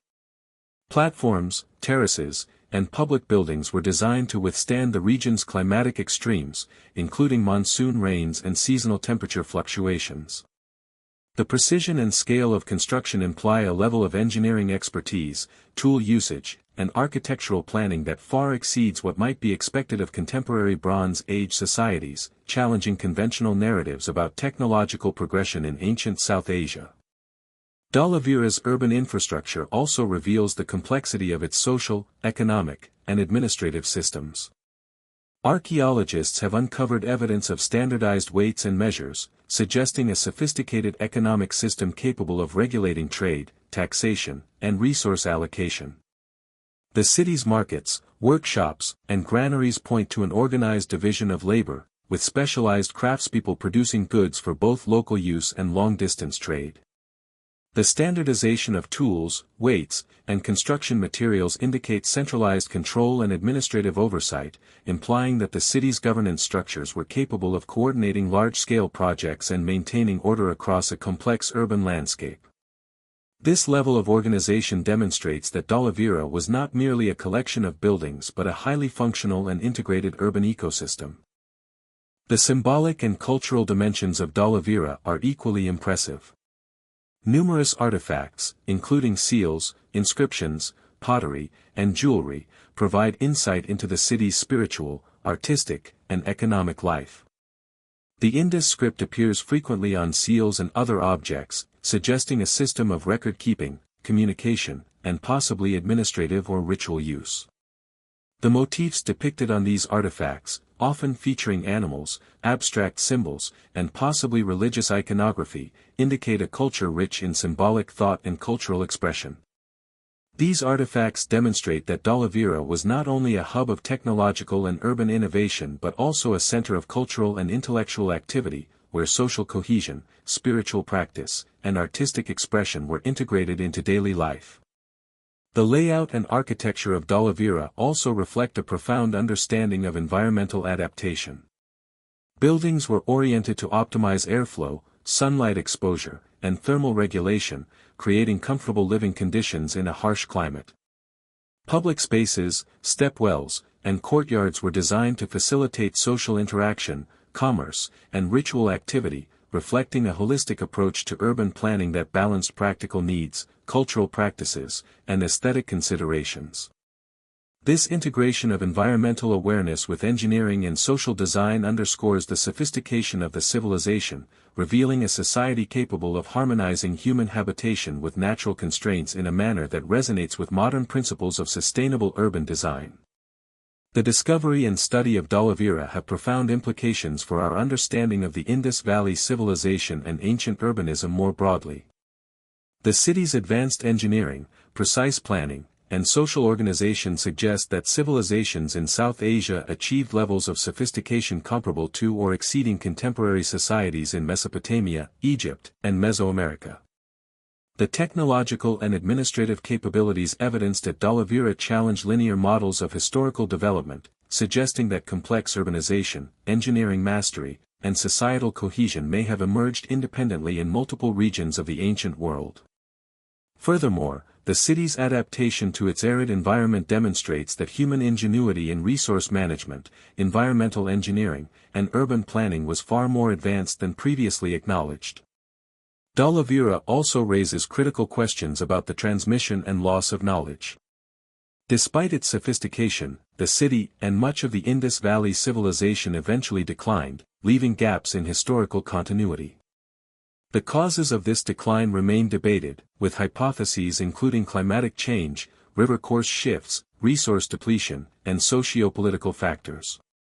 What is clear, however, is that the advanced technologies, urban systems, and societal structures developed at Dalla were largely lost, with later civilizations in the region failing to replicate the same level of urban planning and engineering sophistication for centuries. This pattern mirrors other ancient megastructures worldwide, where extraordinary achievements appear suddenly, flourish for a time, and then vanish, leaving only remnants and tantalizing clues for modern researchers to decipher. The broader implications of Dalla extend beyond archaeology into reflections on human potential, resilience, and ingenuity. The city exemplifies the capacity of early societies to combine technical mastery, environmental awareness, social organization, and cultural expression into a coherent and enduring urban civilization. It demonstrates that advanced knowledge, when guided by necessity, observation, and vision, can manifest in monumental achievements that defy conventional expectations. Moreover, Dalla sophistication underscores the universality of human creativity, revealing that across different regions and eras, humans have consistently demonstrated the ability to plan, organize, and construct complex systems that serve both practical and symbolic purposes. Ultimately, Dalla stands as a testament to the extraordinary capabilities of the Indus Valley civilization, an enduring monument to human ingenuity that continues to inspire awe and provoke inquiry. Its meticulously planned streets, innovative water management systems, standardized construction techniques, and evidence of social, economic, and cultural sophistication reveal a civilization operating at a level of complexity that challenges conventional historical narratives. The city's adaptation to a harsh environment, integration of urban, cultural, and ritual life, and advanced engineering reflect a society capable of harmonizing technology, governance, and human needs in a way that resonates even with contemporary urban planning principles. Dalla compels us to reconsider assumptions about the origins and development of urban civilization. Its achievements demonstrate that technological mastery, social cohesion, and cultural sophistication were present in South Asia over 4,000 years ago, suggesting that human ingenuity has consistently reached extraordinary heights throughout history. The city reminds us that ancient civilizations were capable of solving complex engineering, logistical, and societal challenges in ways that continue to astonish modern scholars. Dalla legacy is one of ambition, intelligence, and resilience, offering a window into a past where human societies achieved remarkable harmony between environment, technology, and culture, leaving behind a monument whose mysteries continue to challenge, inspire, and captivate the imagination of all who study it.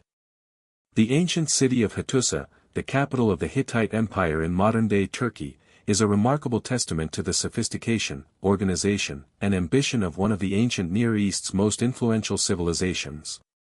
Flourishing between approximately 1600 and 1200 BCE, Hattusa stands out not merely for its monumental architecture and defensive structures, but for the clarity with which it reflects an integrated civilization capable of complex governance, engineering, diplomacy, and religious practice. Situated in a strategically advantageous location on a rocky plateau surrounded by hills, the city was meticulously planned, fortified with massive stone walls and towers, and designed to serve as the political, religious, and economic heart of a thriving empire. Its urban layout, monumental gates, temples, palaces, and archives demonstrate a level of sophistication that rivals contemporary civilizations such as Egypt, Babylon, and Mycenaean Greece, yet the Hittites' achievements are often overshadowed in popular historical consciousness despite their undeniable impact on the ancient world. Hattusa's fortifications are among the most impressive features of the city, reflecting both advanced engineering and strategic planning. The city was encircled by massive stone walls up to 8 meters thick, punctuated by fortified gates and towers that allowed defenders to monitor and repel invaders with remarkable efficiency. The walls were constructed using massive limestone blocks, carefully cut and laid to create a defensive structure capable of withstanding both siege and the test of time. Archaeological evidence suggests that the construction of these fortifications required coordinated labor, logistical organization, and technical knowledge of load distribution and structural stability. The city's gates, including the famous Lion Gate and King's Gate, were adorned with symbolic reliefs, blending functionality with religious and cultural expression, signifying that even defensive architecture was intertwined with the Hittites' worldview and ceremonial practices. The urban planning of Hattusa demonstrates a meticulous approach to organization, spatial hierarchy, and civic life. The city was divided into inner and outer areas, with the inner city housing the royal palace, administrative buildings, temples, and elite residences, while the outer areas accommodated the population, workshops, and commercial activity. Streets were deliberately laid out to facilitate movement, trade, and communication, while large open spaces and public squares were likely used for ceremonial, administrative, or commercial purposes. The precision of the city's planning, combined with the integration of water management systems, roads, and defensive structures, suggests a level of centralized control and administrative foresight that is extraordinary for the period. Hattusa was not a city that grew organically, it was a deliberately constructed urban center designed to serve multiple functions simultaneously: political authority, religious observance, defense, and economic activity.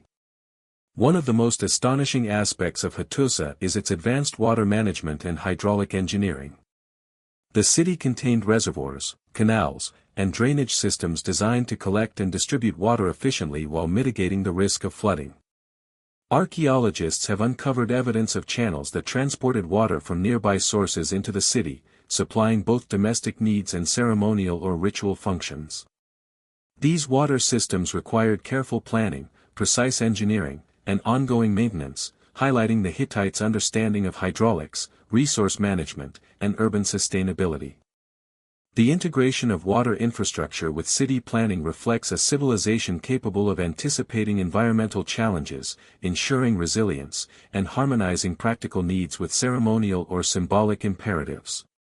Religious and ceremonial architecture in Hattusa further demonstrates the city's cultural sophistication.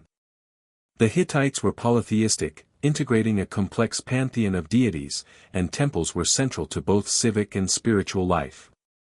The Great Temple, dedicated to the storm god, along with numerous smaller temples and sacred spaces, reveals a culture that valued religious observance as inseparable from political authority and daily life. Temples were strategically located within the urban layout, often adjacent to administrative buildings, suggesting that governance, law, and ritual were intimately connected. Architectural design incorporated symbolic motifs, astronomical alignment, and spatial hierarchy, creating spaces that were both functional and spiritually resonant, reflecting a sophisticated understanding of the interplay between human activity, environment, and the divine. The Hittites' administrative and bureaucratic sophistication is further evidenced by the extensive archive of clay tablets discovered at Hattusa. These tablets, inscribed in cuneiform, include diplomatic correspondence, legal codes, treaties, economic records, and religious texts, providing an unparalleled glimpse into the governance, trade networks, and societal complexity of the empire.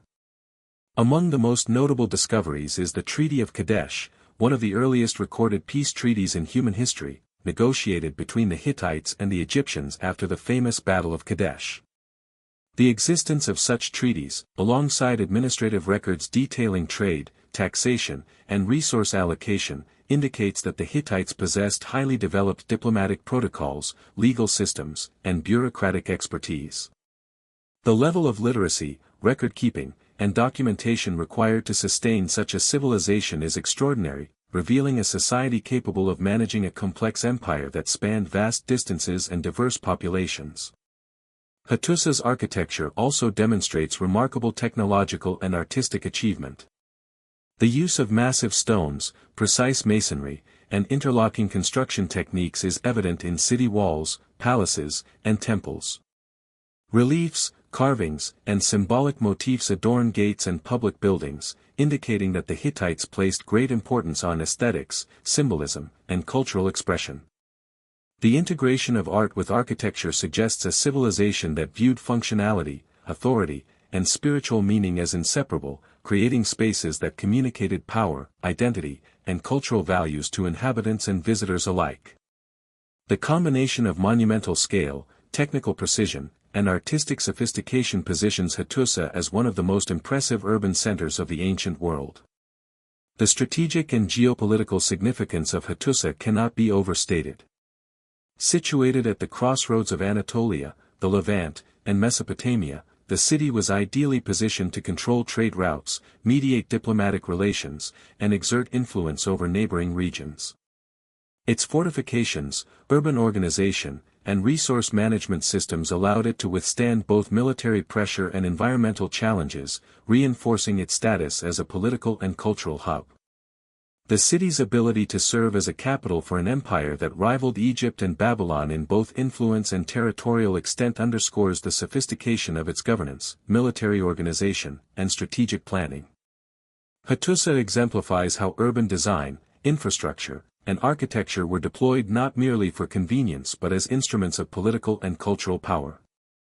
The social structure of Hattusa, as inferred from the city's architecture, administrative records, and material culture, was highly stratified yet integrated.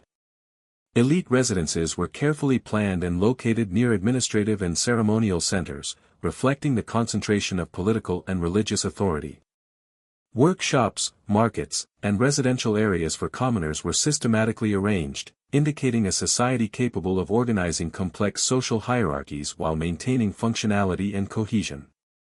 The presence of specialized craftsmen, scribes, and administrators suggests a division of labor and professionalization that supported both the practical needs of the city and the symbolic and ceremonial imperatives of the Hittite state. This combination of social stratification, centralized administration, and functional urban planning is a hallmark of advanced civilization, demonstrating a capacity for both governance and innovation. Hattusa also challenges conventional historical assumptions about technological capability in the Late Bronze Age.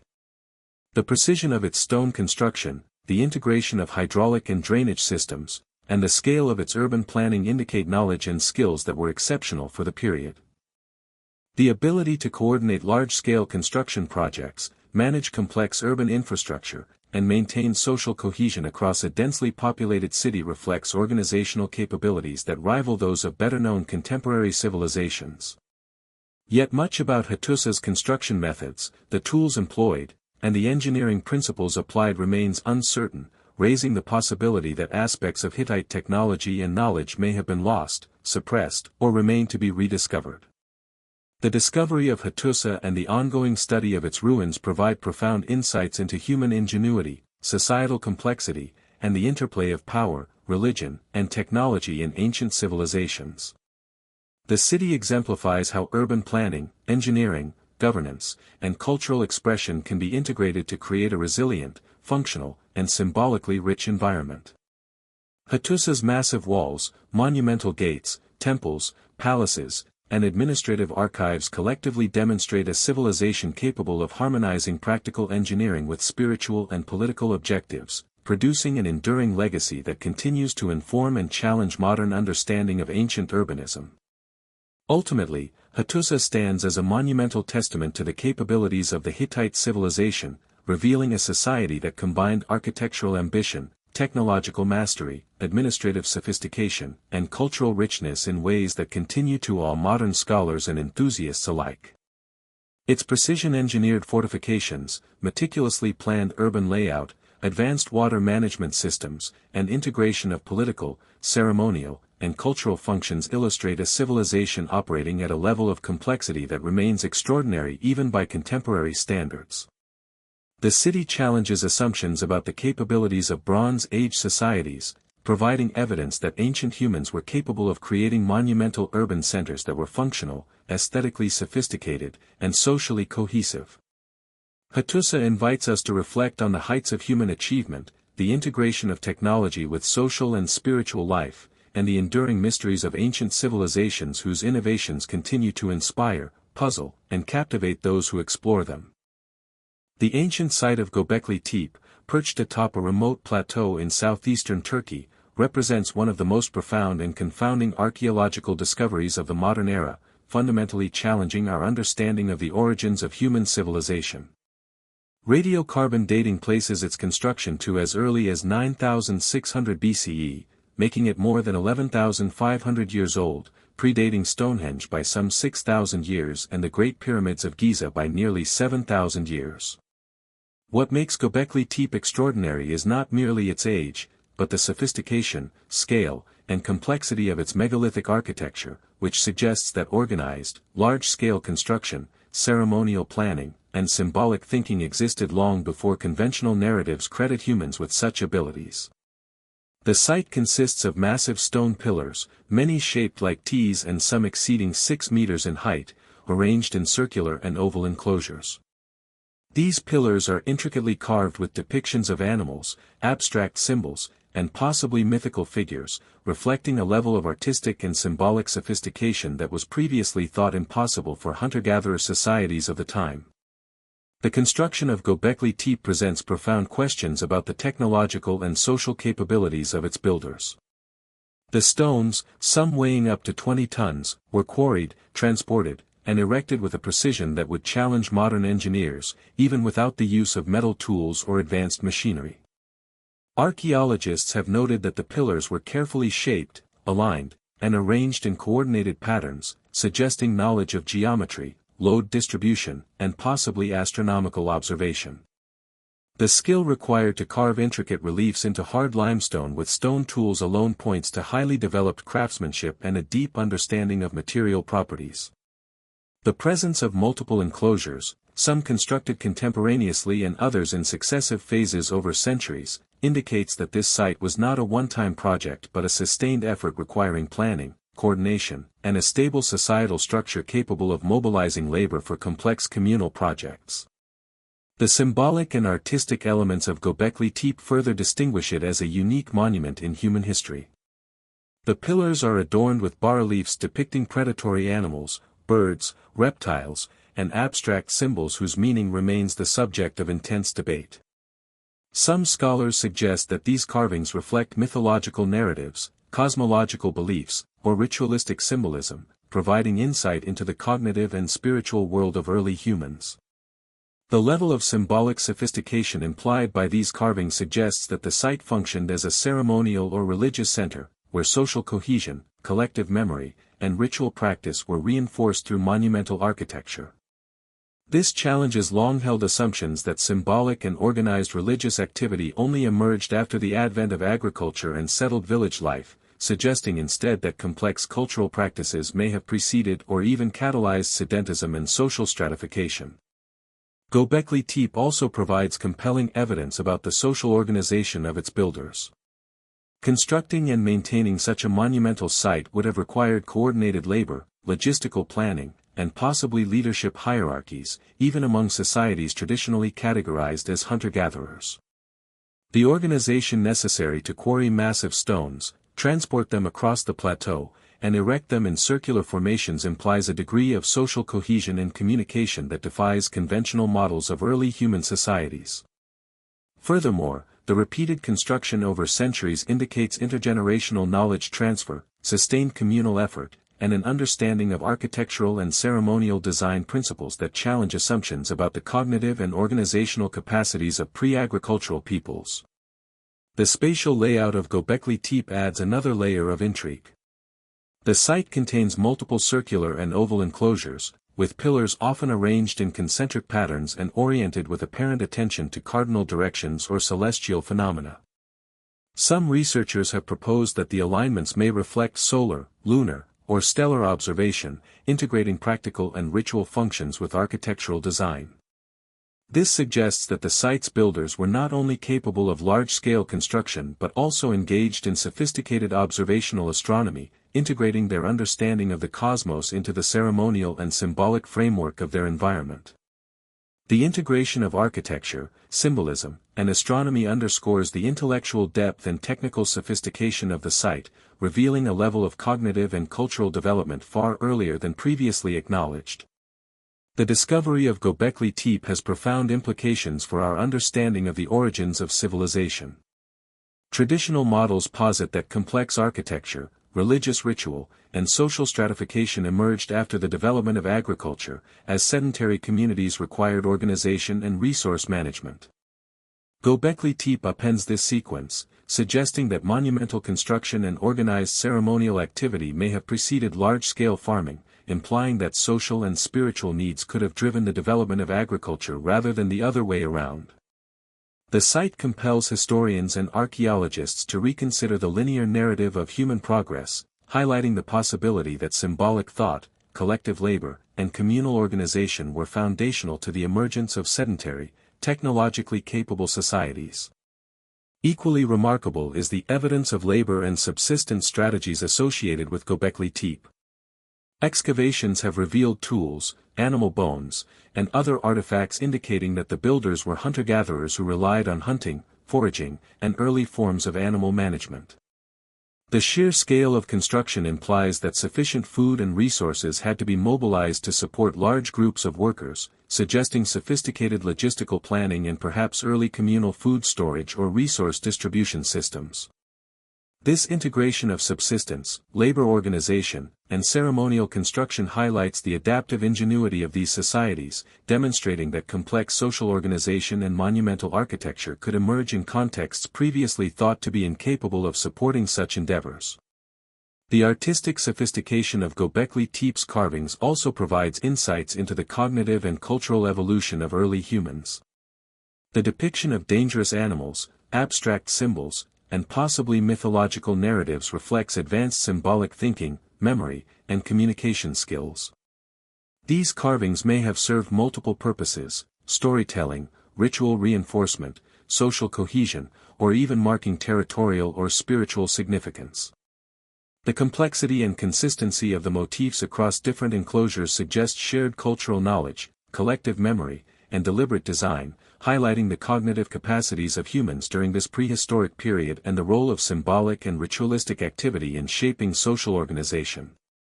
The site's abandonment and intentional burial add another layer of mystery to Göbekli Tepe. Archaeologists have noted that after centuries of use, the enclosures were deliberately backfilled with soil and debris, effectively concealing the monumental structures. The reasons for this purposeful burial remain unclear but could involve changes in religious practices, shifts in population, environmental pressures, or socio-political upheaval. This act of deliberate concealment preserves the site for millennia, leaving behind one of the most enigmatic and challenging archaeological puzzles in human history. The careful backfilling demonstrates foresight, planning, and cultural significance, implying that the builders were aware of the long-term value or sanctity of these monuments even as they chose to retire them from active use. Göbekli Tepe also fits into a broader global pattern of early monumental construction that challenges assumptions about the pace and diffusion of human innovation. When compared to sites such as Puma Punku in Bolivia, Baalbek in Lebanon, and the submerged city of Dwarka in India, a striking pattern emerges. humans repeatedly demonstrated the ability to organize labor, manipulate massive stones, and integrate symbolic meaning into their constructions long before written history or widespread sedentism. Göbekli Tepe is particularly significant because it predates other known monumental sites by millennia, demonstrating that the capacity for organized, large-scale, symbolic construction was present in pre-agricultural societies, suggesting that the roots of civilization extend deeper into prehistory than traditional models acknowledge. The implications of Göbekli Tepe extend beyond archaeology into reflections on human cognition, social organization, and cultural evolution. The site exemplifies how symbolic thought, communal labor, and monumental architecture can arise in the absence of urban centers, writing, or formal governance, indicating that human societies were capable of extraordinary achievement long before conventional historical milestones. Göbekli Tepe reveals that the drive to create, commemorate, and ritualize communal experience is deeply ingrained in human culture, serving as both a catalyst for and a reflection of social cohesion, technological innovation, and intellectual sophistication. Ultimately, Göbekli Tepe stands as one of the most profound monuments to human ingenuity and symbolic thought in prehistory. Its massive pillars, intricate carvings, circular enclosures, and evidence of organized labor reveal a civilization that combined technical mastery, cultural sophistication, and spiritual expression at a level previously thought impossible for its time. The site challenges conventional assumptions about the origins of civilization, agriculture, and urban organization, suggesting that humans were capable of monumental architecture, complex social coordination, and symbolic cognition thousands of years earlier than traditionally recognized. Göbekli Tepe invites us to reconsider the narrative of human progress, highlighting the extraordinary capacity for innovation, creativity, and communal achievement that has characterized our species since the earliest chapters of history. The ancient site of Puma Punku, located within the larger Tiwanaku complex near Lake Titicaca in modern-day Bolivia, is widely regarded as one of the most astonishing and perplexing achievements of pre-Columbian engineering and architecture. The site, whose name translates roughly as Door of the Puma in the Aymara language, has captivated historians, archaeologists, and enthusiasts of ancient mysteries because of the extraordinary precision, scale, and sophistication of its stonework. Unlike conventional constructions from comparable civilizations, Puma Punku is defined by its massive, precisely cut stone blocks, many weighing several tons, which were meticulously shaped, interlocked, and placed with an accuracy that challenges even modern engineering standards. The blocks feature complex geometric patterns, perfectly straight edges, right angles, and precise drill holes, suggesting a level of technical skill and mathematical understanding far beyond what scholars typically attribute to the Tiwanaku civilization, which flourished around 500 to 1000 CE. The construction techniques employed at Puma Punku are a source of intense fascination and speculation. The stones, primarily andesite and red sandstone, were quarried from locations as far as 10 kilometers away, a feat that required sophisticated knowledge of logistics, manpower coordination, and possibly tools that remain unknown or unrecognized in the archaeological record. What makes these blocks truly extraordinary is the precision with which they were shaped. Many stones are cut with straight edges, 90-degree angles, and perfectly flat surfaces, with tolerance levels so tight that modern laser measurement reveals gaps often less than a millimeter. Some blocks are interlocking, utilizing dovetail joints and tongan groove mechanisms to create structures that are stable without the use of mortar.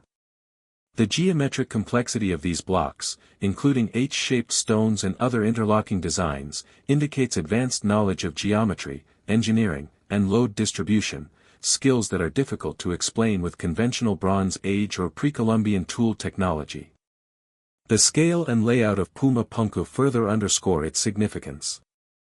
The site consists of a vast platform covering several hectares, with monumental terraces, staircases, and finely cut stone walls. Large, flat stone slabs were laid in precise patterns, suggesting not only functional planning but also aesthetic and possibly ceremonial intentions. Some of the stones weigh over 130 tons, raising the question of how they were transported, lifted, and positioned with such precision. Various theories have been proposed, ranging from sophisticated lever and ramps techniques to the use of unknown ancient technologies, but no conclusive explanation has fully accounted for the precision, scale, and complexity observed.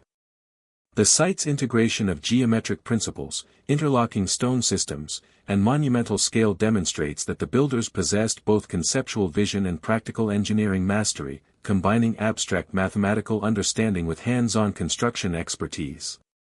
The artistic and symbolic aspects of Puma Punku add another layer of complexity. Some stones are engraved with patterns, motifs, and channels that appear to have served functional, ceremonial, or symbolic purposes. Certain blocks have precisely cut grooves, holes, and channels that may have been used for structural interlocking, water management, or ceremonial functions.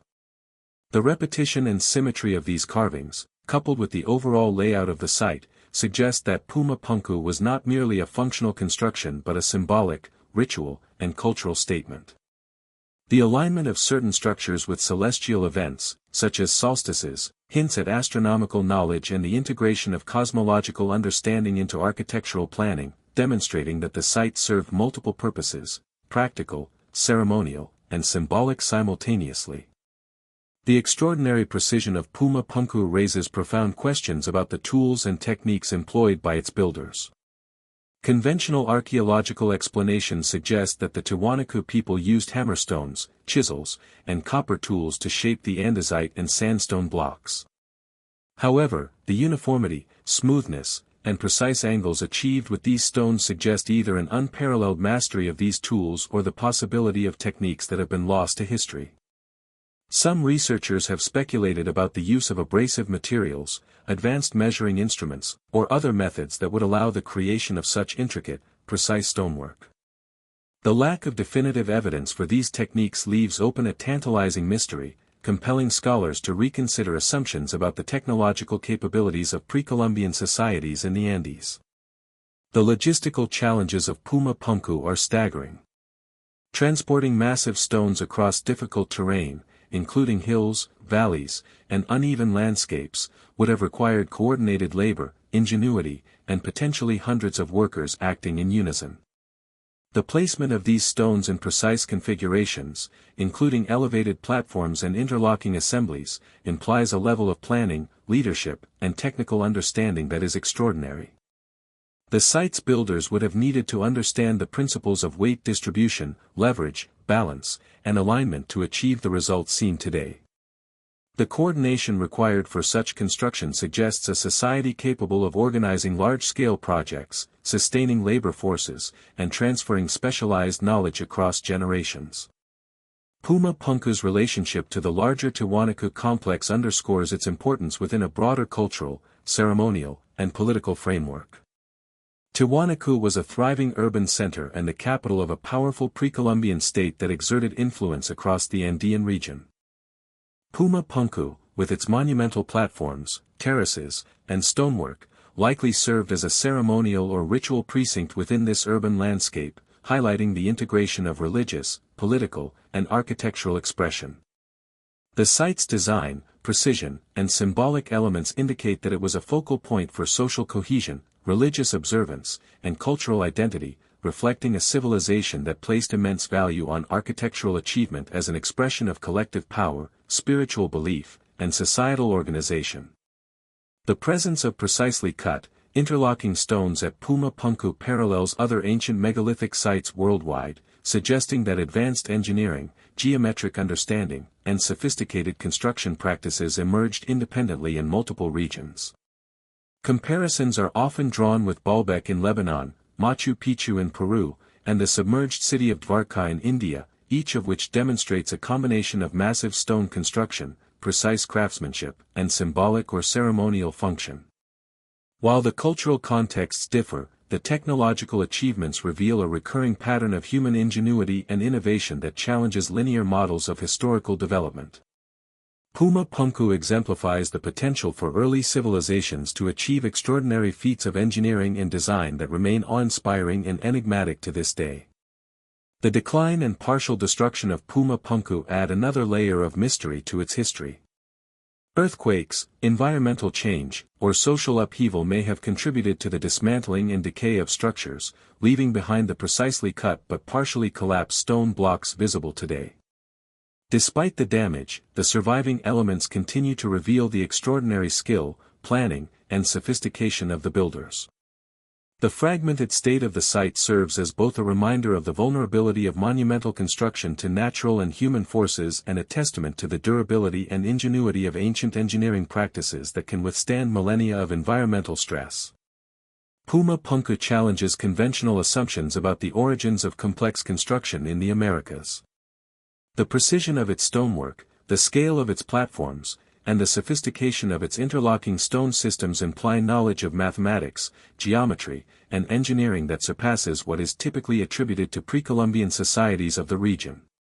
The site compels historians and archaeologists to consider the possibility of advanced, locally developed engineering traditions, highly skilled labor specialization, and long-term planning capabilities that may have been underappreciated or overlooked in mainstream scholarship. Furthermore, Puma Punku invites reflection on the transmission of technological knowledge and cultural practice, as the methods used by its builders appear to have been partially lost or forgotten in subsequent centuries. The site's integration of ceremonial, architectural, and functional elements highlights a society capable of unifying multiple domains of knowledge and activity. Construction at Puma Punku was not merely a technical endeavor, it was a cultural and spiritual enterprise, integrating engineering precision, geometric understanding, symbolic representation, and social organization. This holistic approach to monumental architecture suggests a worldview in which the practical, aesthetic, and spiritual were inseparable, reflecting the intellectual and cultural sophistication of the Tiwanaku civilization. Puma Punku was a testament to human capability, a statement of collective identity, and an enduring mystery that continues to captivate modern audiences. Ultimately, Puma Punku is far more than a collection of stone ruins, it is a profound monument to the ingenuity, technical mastery, and symbolic sophistication of an ancient civilization whose knowledge, skill, and ambition continue to astonish modern observers. The precision-cut stones, interlocking blocks, massive platforms, and complex geometric designs reveal a society capable of conceptualizing and executing monumental construction on a scale that rivals the greatest achievements of human history. The site forces us to reconsider assumptions about the technological capabilities, organizational skill, and cultural sophistication of pre-Columbian societies in the Andes, while also inviting broader reflections on human ingenuity across time and geography. Puma Punku stands as an enduring enigma, a symbol of human ambition, and a testament to the extraordinary potential of civilizations that existed long before the written histories we rely upon today. The submerged city of Dwarka, located off the coast of modern-day Gujarat, India, represents one of the most intriguing and enigmatic discoveries in the study of ancient civilizations, captivating historians, archaeologists, and explorers with its extraordinary implications. Dwarka is often associated with the legendary city described in ancient Hindu texts, particularly the Mahabharata, which recounts it as the magnificent capital of Krishna, built with unparalleled splendor and advanced engineering for its time. The idea that such a city could have existed thousands of years ago and now lies partially submerged beneath the Arabian Sea has challenged conventional historical and archaeological paradigms, blurring the line between mythology, history, and the tantalizing possibility of lost civilizations.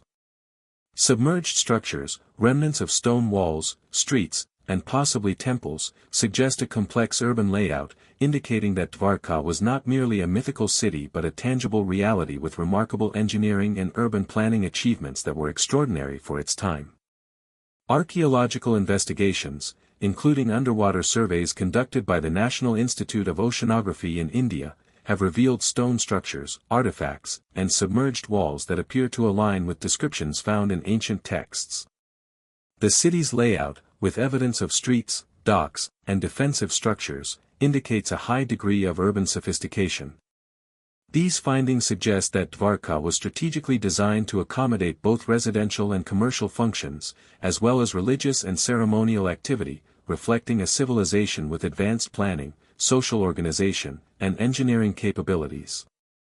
The construction of such a city near the coast would have required careful consideration of tides, water management, and environmental factors, demonstrating an understanding of hydrodynamics, erosion control, and sustainable urban design that remains impressive even by modern standards. The scale and complexity of the submerged structures reveal a society capable of monumental construction.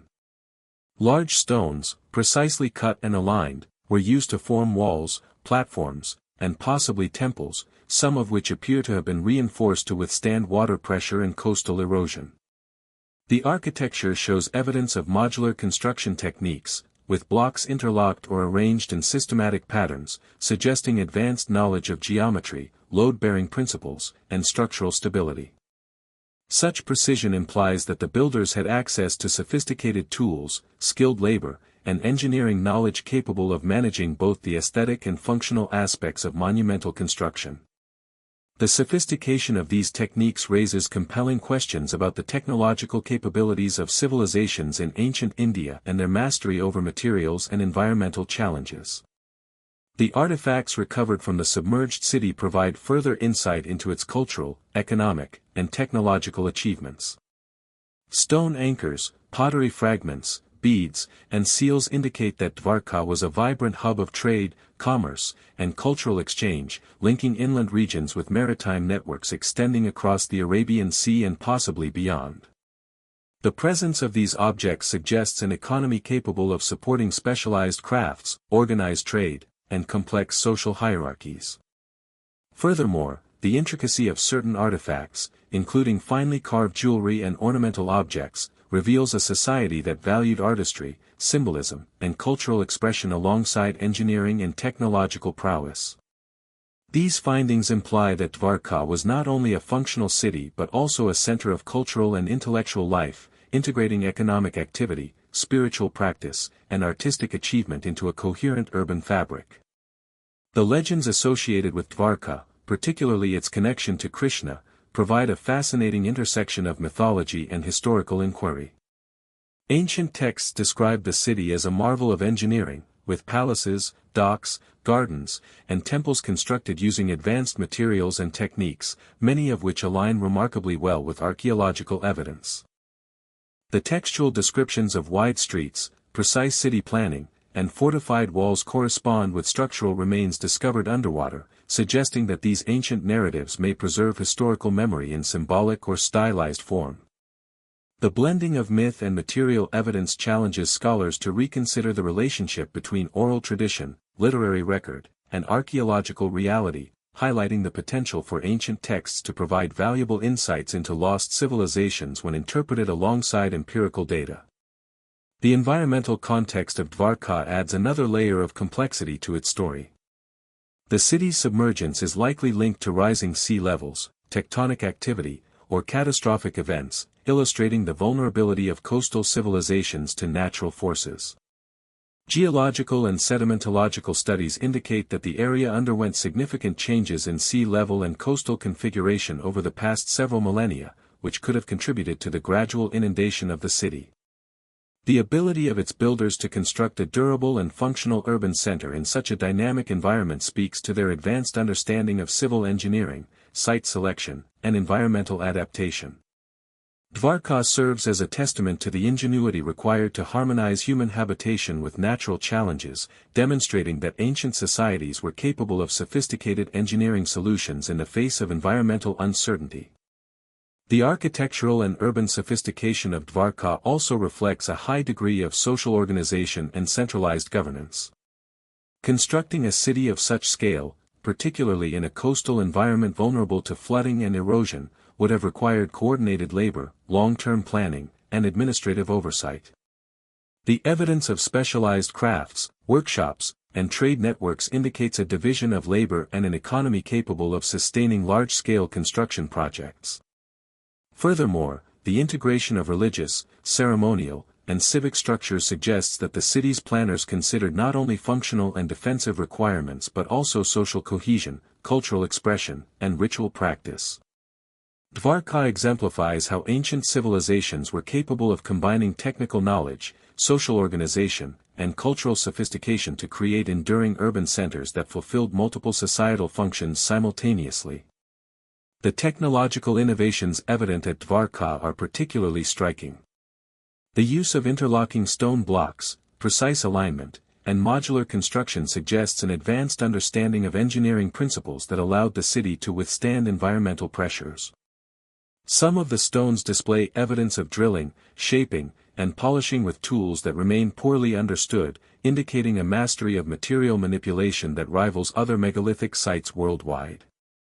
The precision of the construction implies careful planning, measurement, and execution, highlighting the presence of skilled artisans, engineers, and planners who could translate conceptual designs into functional structures. This level of technological achievement challenges conventional timelines of human advancement in ancient India, suggesting that complex construction and engineering knowledge existed much earlier than previously acknowledged. Dwarka's maritime orientation and evidence of harbors and docks further emphasize its role as a center of trade and cultural exchange. Its strategic location on the Arabian Sea enabled the city to connect inland regions with coastal and maritime trade networks, facilitating the movement of goods, people, and ideas across vast distances. Stone anchors and remnants of docking facilities suggest that the inhabitants engaged in organized seafaring, navigation, and maritime commerce, highlighting their knowledge of watercraft construction, navigation techniques, and coastal engineering. The integration of maritime infrastructure into the city's layout reflects a sophisticated understanding of logistics, trade, and economic strategy, reinforcing the notion that Dwarka was a hub of innovation, connectivity, and regional influence. The cultural and ritual dimensions of Dwarka also reveal a civilization that valued symbolic and spiritual expression alongside practical and economic concerns. Temples, ceremonial platforms, and other religious structures indicate that ritual practice was central to urban life, guiding both social cohesion and architectural design. The alignment of certain structures with astronomical events, such as solstices or lunar cycles, suggests that cosmological knowledge influenced the planning and construction of sacred spaces. This integration of ritual, astronomy, and urban planning demonstrates the intellectual depth and cultural sophistication of the city's inhabitants, reflecting a society in which practical engineering, social organization, and spiritual belief were inseparable components of daily life and civic identity. The discovery of Dwarka challenges conventional historical narratives and invites reconsideration of the timeline and nature of urbanization in ancient India. The site's sophistication, scale, and technological achievements indicate that complex urban centers existed in South Asia far earlier than previously documented, suggesting a continuity of high-level civil engineering, urban planning, and social organization that may have been underappreciated or overlooked.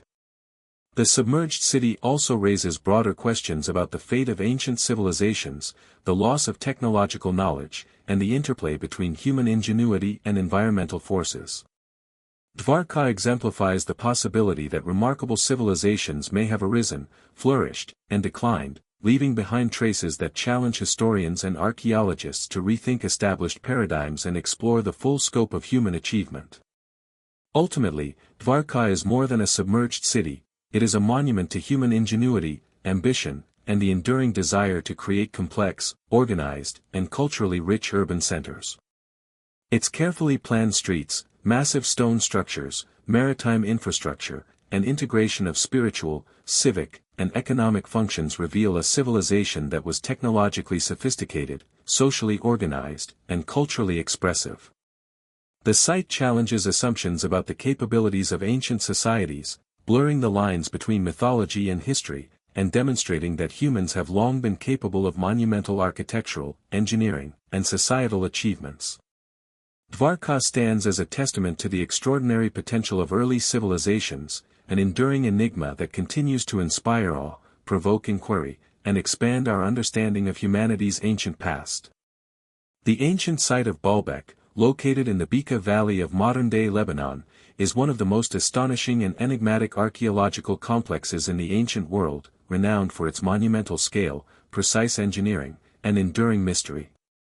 Often referred to as the City of the Sun, Baalbek is famous for its massive stone blocks, some of which weigh hundreds of tons, forming the foundation of the Temple of Jupiter, the largest Roman temple ever constructed. The site has captivated historians, archaeologists, and engineers for centuries because it exemplifies an extraordinary combination of architectural ambition, technological sophistication, and symbolic significance that continues to defy conventional explanations.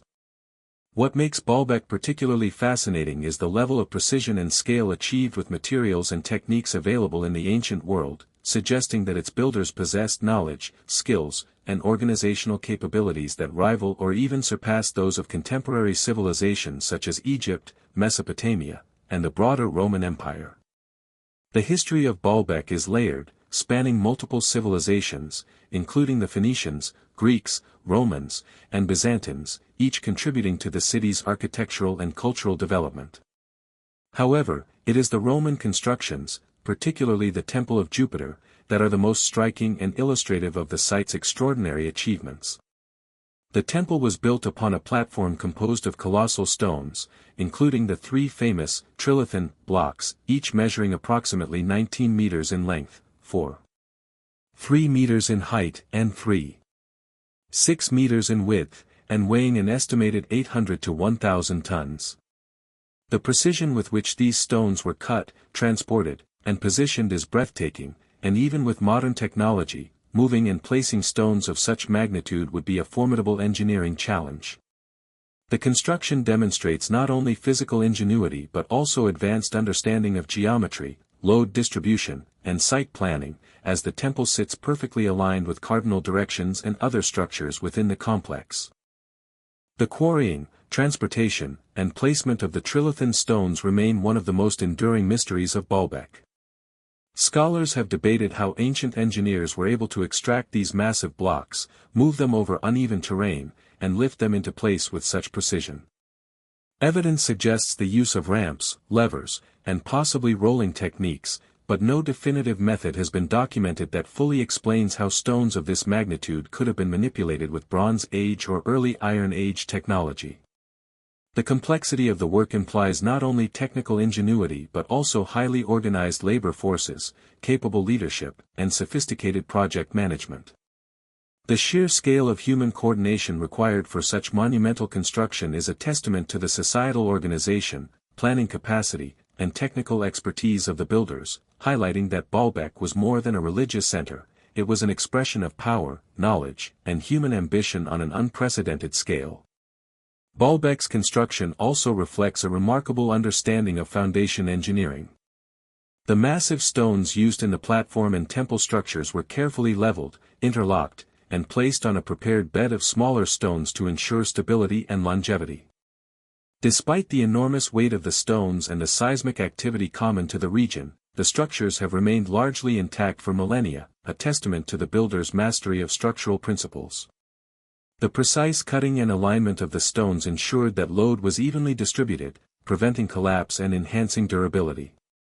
This level of engineering sophistication is extraordinary, revealing that ancient civilizations possessed a deep understanding of mechanics, material properties, and environmental adaptation that modern engineers continue to study and admire. The religious and symbolic significance of Baalbek adds another layer of complexity to its monumental architecture. The Temple of Jupiter, along with other temples in the complex such as the Temple of Bacchus and the Temple of Venus, served as focal points for worship, ceremonial activities, and expressions of political power. The scale and grandeur of these temples conveyed not only spiritual devotion but also the authority of the rulers and the civilization's capacity for monumental achievement. The integration of symbolic meaning, religious function, and architectural sophistication reflects a society in which technology, culture, and belief were deeply intertwined. The carvings, inscriptions, and orientation of the structures suggest an awareness of celestial events, seasonal cycles, and possibly astrological knowledge, further illustrating the intellectual and cultural depth of Baalbek's builders. The surrounding structures and infrastructure of Baalbek further underscore the sophistication of the complex.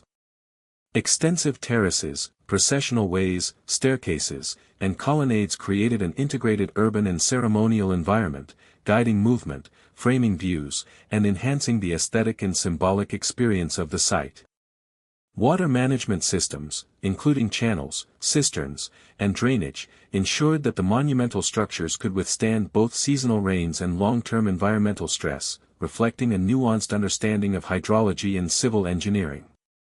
The integration of functional, ceremonial, and symbolic elements demonstrates a holistic approach to urban design, where engineering, aesthetics, and ritual were seamlessly combined to create a space that was both practical and transcendent. One of the most perplexing aspects of Baalbek is the possibility that some of the stones used in construction predate Roman occupation by several centuries, if not millennia. The enormous scale of the trilithon stones, as well as the precision of their placement, has led some researchers to propose that earlier civilizations, possibly predating known historical records, may have laid the foundations for the Roman temple complex. If true, this would suggest a continuity of engineering knowledge, monumental ambition, and architectural sophistication far earlier than previously recognized. The implications of this hypothesis are profound, as it challenges linear models of technological and architectural development and raises the possibility that ancient civilizations possessed advanced skills that were lost, forgotten, or only partially transmitted to subsequent cultures. Baalbek's massive stones and extraordinary precision have inspired alternative theories and speculation, ranging from advanced unknown technologies to the involvement of lost civilizations or even extraterrestrial influence. While mainstream archaeology attributes the construction to the ingenuity and labor of human societies, the site's scale and precision continue to inspire debate and wonder. The mystery is heightened by the fact that no detailed records exist describing the methods used to quarry, transport, or lift the stones, leaving modern engineers and historians to reconstruct plausible techniques based on observation, experimentation, and comparison with other ancient sites. This uncertainty adds to the aura of Baalbek as a place of mystery, human ambition, and technological marvel, reinforcing its status as one of the most compelling archaeological enigmas in the world. The strategic and geopolitical importance of Baalbek also cannot be overlooked. Situated along trade routes connecting Mesopotamia, the Levant, and the Mediterranean, the city served as a religious, economic, and cultural hub. Its monumental temples were not only spiritual centers but also symbols of power, prosperity, and regional influence. The construction of such grandiose structures would have required a centralized authority capable of mobilizing resources, labor, and expertise on an unprecedented scale, reflecting a society in which political power, religious significance, and technical skill were inseparable. The ability to coordinate such an ambitious project underscores the sophistication of administrative, organizational, and logistical systems within ancient societies, demonstrating that monumental architecture often served as both practical infrastructure and a statement of dominance, identity, and cultural achievement. Baalbek's enduring mystery is amplified by the lack of comparable structures from the same period. While other Roman temples and monumental complexes exist, none approach the combination of scale, precision, and engineering innovation seen at Baalbek. The trilithon stones remain some of the largest and most precisely placed megaliths ever discovered, and their purpose, origin, and method of placement continue to provoke inquiry. Scholars, engineers, and enthusiasts alike are drawn to the site not only for its historical and cultural significance but also for the challenge it presents to conventional understanding of ancient technology, logistics, and human capability. Ultimately, Baalbek stands as a testament to human ambition, ingenuity, and the pursuit of monumental achievement. Its colossal stones, precise engineering, intricate architecture, and symbolic significance reflect a civilization capable of extraordinary technical mastery, sophisticated planning, and integrated cultural expression.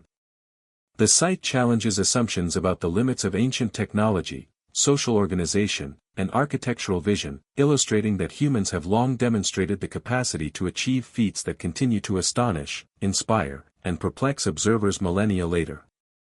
Baalbek is more than a relic of the past. It is a profound reminder of the heights of human creativity, technical skill, and the enduring power of monumental expression to communicate ambition, belief, and identity across time.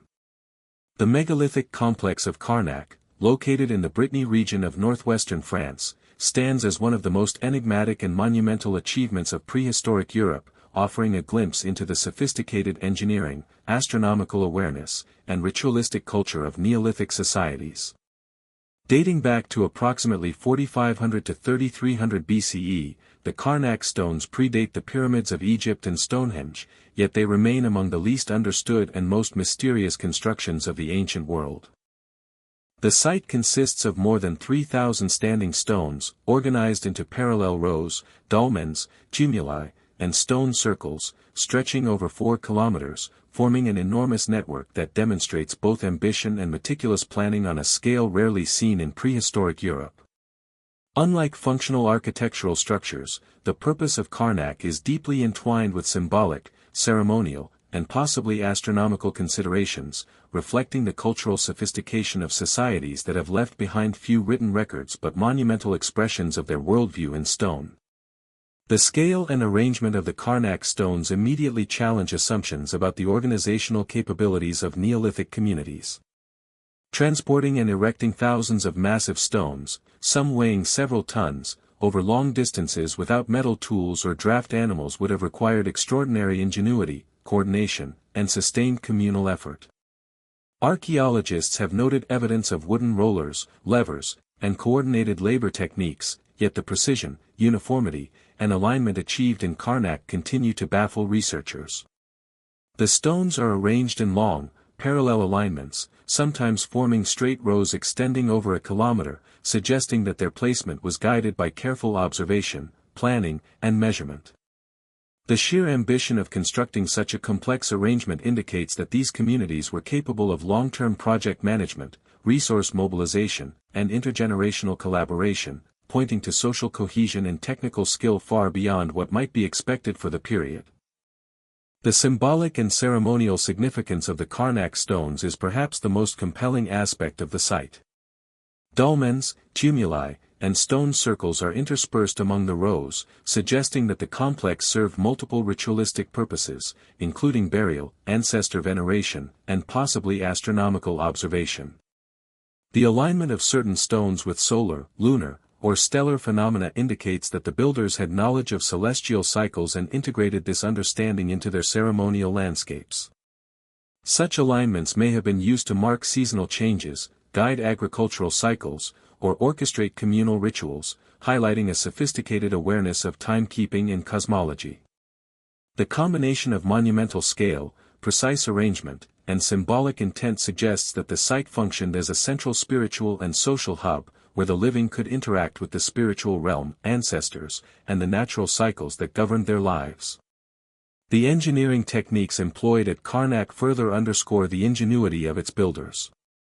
Stones were quarried from local sites, shaped with stone tools, and transported to the complex using methods that remain partially speculative but clearly demonstrate practical knowledge of leverage, weight distribution, and manual mechanics. The precision with which some stones were shaped and aligned suggests an early understanding of geometry and spatial planning, with certain rows demonstrating remarkable straightness and uniform spacing. Some stones are set in sockets or paired with supporting stones to ensure stability, reflecting careful attention to durability and structural integrity. Despite the apparent simplicity of the materials, the execution of the Karnak complex reveals a level of technical sophistication that continues to challenge modern scholars and engineers attempting to replicate such feats without modern machinery. Karnak also reflects the social and organizational complexity of Neolithic societies in ways that extend beyond engineering. The process of quarrying, transporting, shaping, and erecting thousands of stones, coordinated across generations, suggests a culture capable of planning with long-term perspectives, valuing continuity, and preserving knowledge through oral tradition or communal memory. The durability and precision of the stones demonstrate not only technical skill but also an understanding of permanence and legacy, revealing a society deeply concerned with the transmission of cultural values, spiritual beliefs, and social cohesion through monumental expression. Karnak is thus a testament to the intellectual, cultural, and engineering capacities of prehistoric humans, challenging assumptions about the limits of early societies. Finally, the enduring enigma of Karnak continues to captivate and inspire. Despite centuries of study, the site's purpose, methods, and full meaning remain elusive, encouraging ongoing exploration, experimentation, and interdisciplinary research.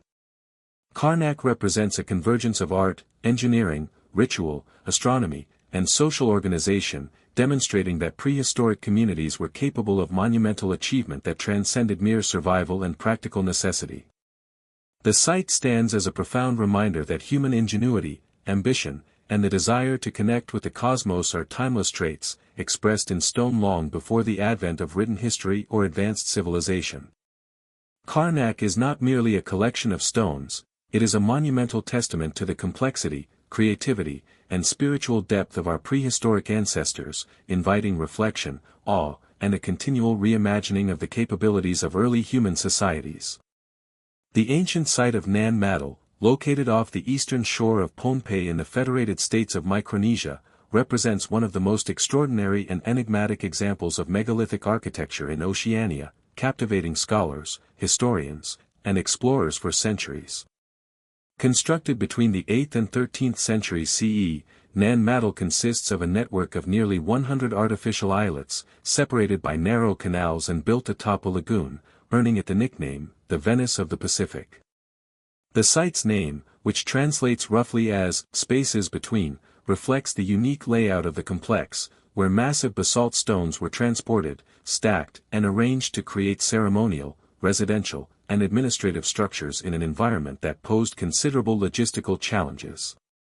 What makes Nan Madol extraordinary is not only the scale and precision of its construction but also the sophistication of its engineering and organization, achieved in a remote island setting with limited resources, raising profound questions about the capabilities of its builders and the society that sustained such an ambitious project. The construction techniques employed at Nan Madol are a subject of ongoing fascination and debate. The primary building material, prismatic basalt columns, was quarried from the nearby volcanic mountains of Pohnpei and transported over several kilometers to the lagoon site. Despite the apparent simplicity of the tools available, the builders achieved remarkable precision in stacking these enormous stones, some weighing up to 50 tons, to form walls, platforms, and ceremonial enclosures. The stones were arranged in a corbelled fashion, creating stable structures that have endured for centuries, even in the face of tropical storms, tidal fluctuations, and seismic activity. The engineering skill required to transport, lift, and precisely place such massive stones demonstrates a deep understanding of weight distribution, balance, and construction techniques that challenge conventional assumptions about the technological capabilities of pre-industrial island societies. Nan Madol's layout reveals an extraordinary degree of planning and social organization. The artificial islets were constructed with specific functions in mind, including ceremonial centers, elite residences, administrative areas, and possibly burial sites, all interconnected by canals that facilitated transport and communication. The canals themselves required careful excavation, alignment, and stabilization, indicating a sophisticated understanding of hydrology and civil engineering. The arrangement of the islet suggests that Nan Madol was designed not only for functional and defensive purposes but also to project power, authority, and spiritual significance. The layout embodies a highly organized society capable of coordinating large-scale labor, resource management, and long-term planning, revealing the presence of leadership structures, social hierarchy, and administrative oversight that allowed such an ambitious urban and ceremonial complex to emerge and thrive in a relatively isolated environment. The cultural and symbolic significance of Nan Madol is deeply intertwined with its architecture. The site is traditionally associated with the Sodelur dynasty, the ruling elite of Pohnpei, who are said to have exercised centralized authority and maintained social cohesion through ritual, political power, and architectural expression. Certain islets contain stone platforms believed to have served as ceremonial or religious centers, while others functioned as residences for the elite or administrative hubs, reflecting the integration of spiritual, political, and social functions within the urban fabric.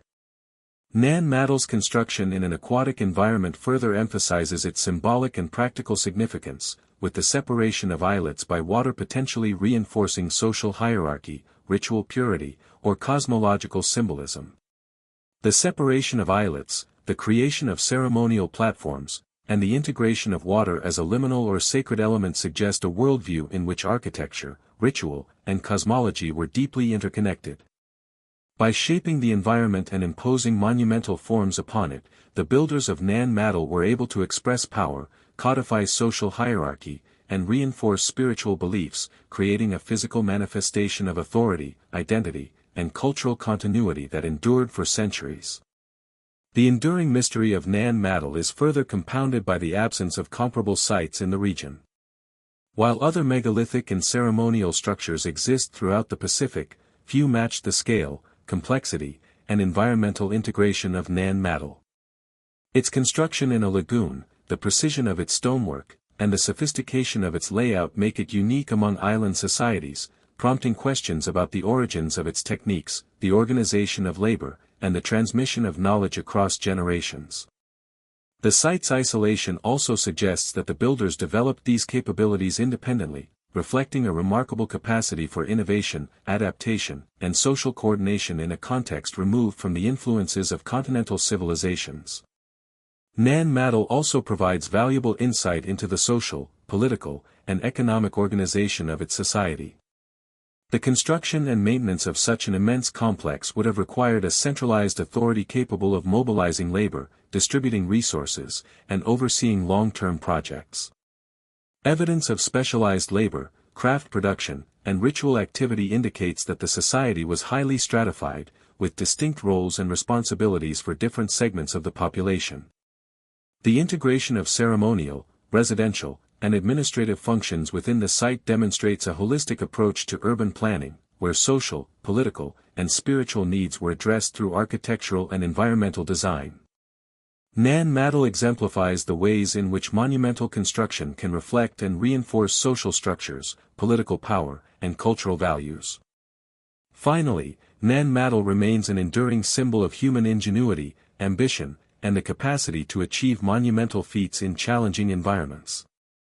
Its intricate network of artificial islets, massive basalt structures, corbelled walls, and integrated canals reflects a society capable of extraordinary technical, organizational, and conceptual achievement. The site challenges conventional assumptions about pre-industrial island societies, demonstrating that human creativity, social cohesion, and engineering skill are not constrained by geography, resources, or isolation. Nan Madol stands as a testament to the remarkable capabilities of its builders, an enduring enigma that continues to inspire awe, scholarly investigation, and admiration. It embodies the convergence of practical engineering, spiritual expression, social organization, and environmental adaptation, offering a profound glimpse into the extraordinary achievements of humanity in the remote reaches of the Pacific. The ancient city of Teotihuacan, located in the highlands of central Mexico, is one of the most enigmatic and monumental urban centers of the pre-Columbian Americas, captivating historians, archaeologists, and explorers for centuries with its scale, design, and mysterious origins. Established around 100 BCE and reaching its zenith between 100 and 650 CE, Teotihuacan sprawled over some 20 square kilometers, housing an estimated 100,000 inhabitants at its peak, making it one of the largest cities in the world at the time. What continues to intrigue researchers is that the city's creators, despite leaving no written records of their civilization, constructed an urban landscape that reflects extraordinary planning, astronomical knowledge, architectural sophistication, and socio-political organization.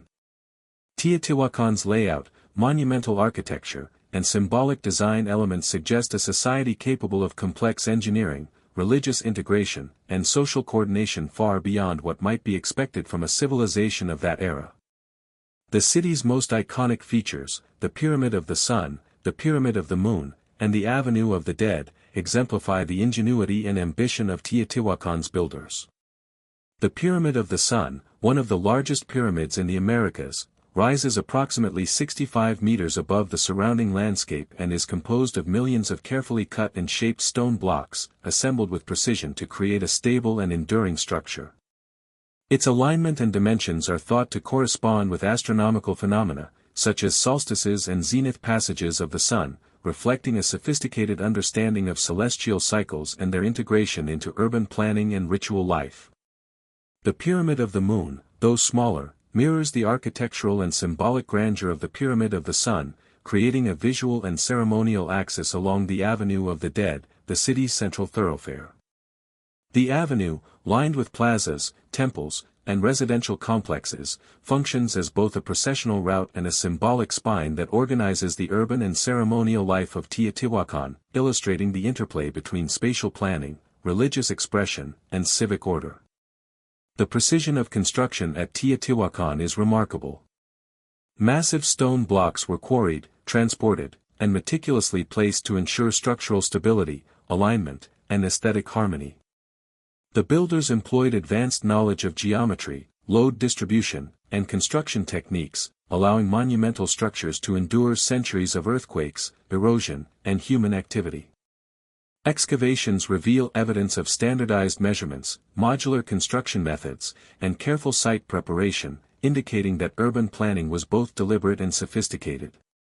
Residential compounds, temples, and marketplaces were organized into a highly regular grid pattern, suggesting that the city's planners prioritized order, accessibility, and the efficient management of space. The scale and precision of the urban layout demonstrate an advanced understanding of civil engineering, logistics, and urban design, challenging assumptions about the technological and organizational capabilities of ancient Mesoamerican societies. The social and political organization of Teotihuacan is evident in the city's monumental architecture and urban design. The construction of pyramids, plazas, and ceremonial platforms required centralized coordination, resource mobilization, and specialized labor, reflecting a society with hierarchical structures and administrative capabilities. Elite residential compounds, distinguished by size, decoration, and proximity to ceremonial centers, suggest the presence of powerful families or ruling elites who controlled political, religious, and economic life. The integration of residential, commercial, and ceremonial zones illustrates a sophisticated approach to urban planning that accommodated diverse social functions while reinforcing social stratification and political authority. Teotihuacan was not only a physical city but also a social and political organism, where architecture, spatial organization, and ceremonial activity worked in concert to sustain social cohesion, hierarchy, and cultural identity. The symbolic and religious dimensions of Teotihuacan are central to understanding its significance. The pyramids, temples, and plazas were not merely functional structures, they were imbued with spiritual and cosmological meaning. Murals, sculptures, and decorative motifs reveal a complex pantheon of deities, symbolic narratives, and ritual practices that guided social behavior, political authority, and community cohesion. Ceremonial spaces were carefully aligned with astronomical events, suggesting that the city's design was intended to harmonize human activity with celestial and natural cycles. This integration of cosmology, religion, and architecture reflects a worldview in which spatial order, political authority, and spiritual practice were inseparable, allowing the city to function as both a physical and symbolic manifestation of cultural and religious values. The construction techniques employed at Teotihuacan demonstrate both ingenuity and adaptability.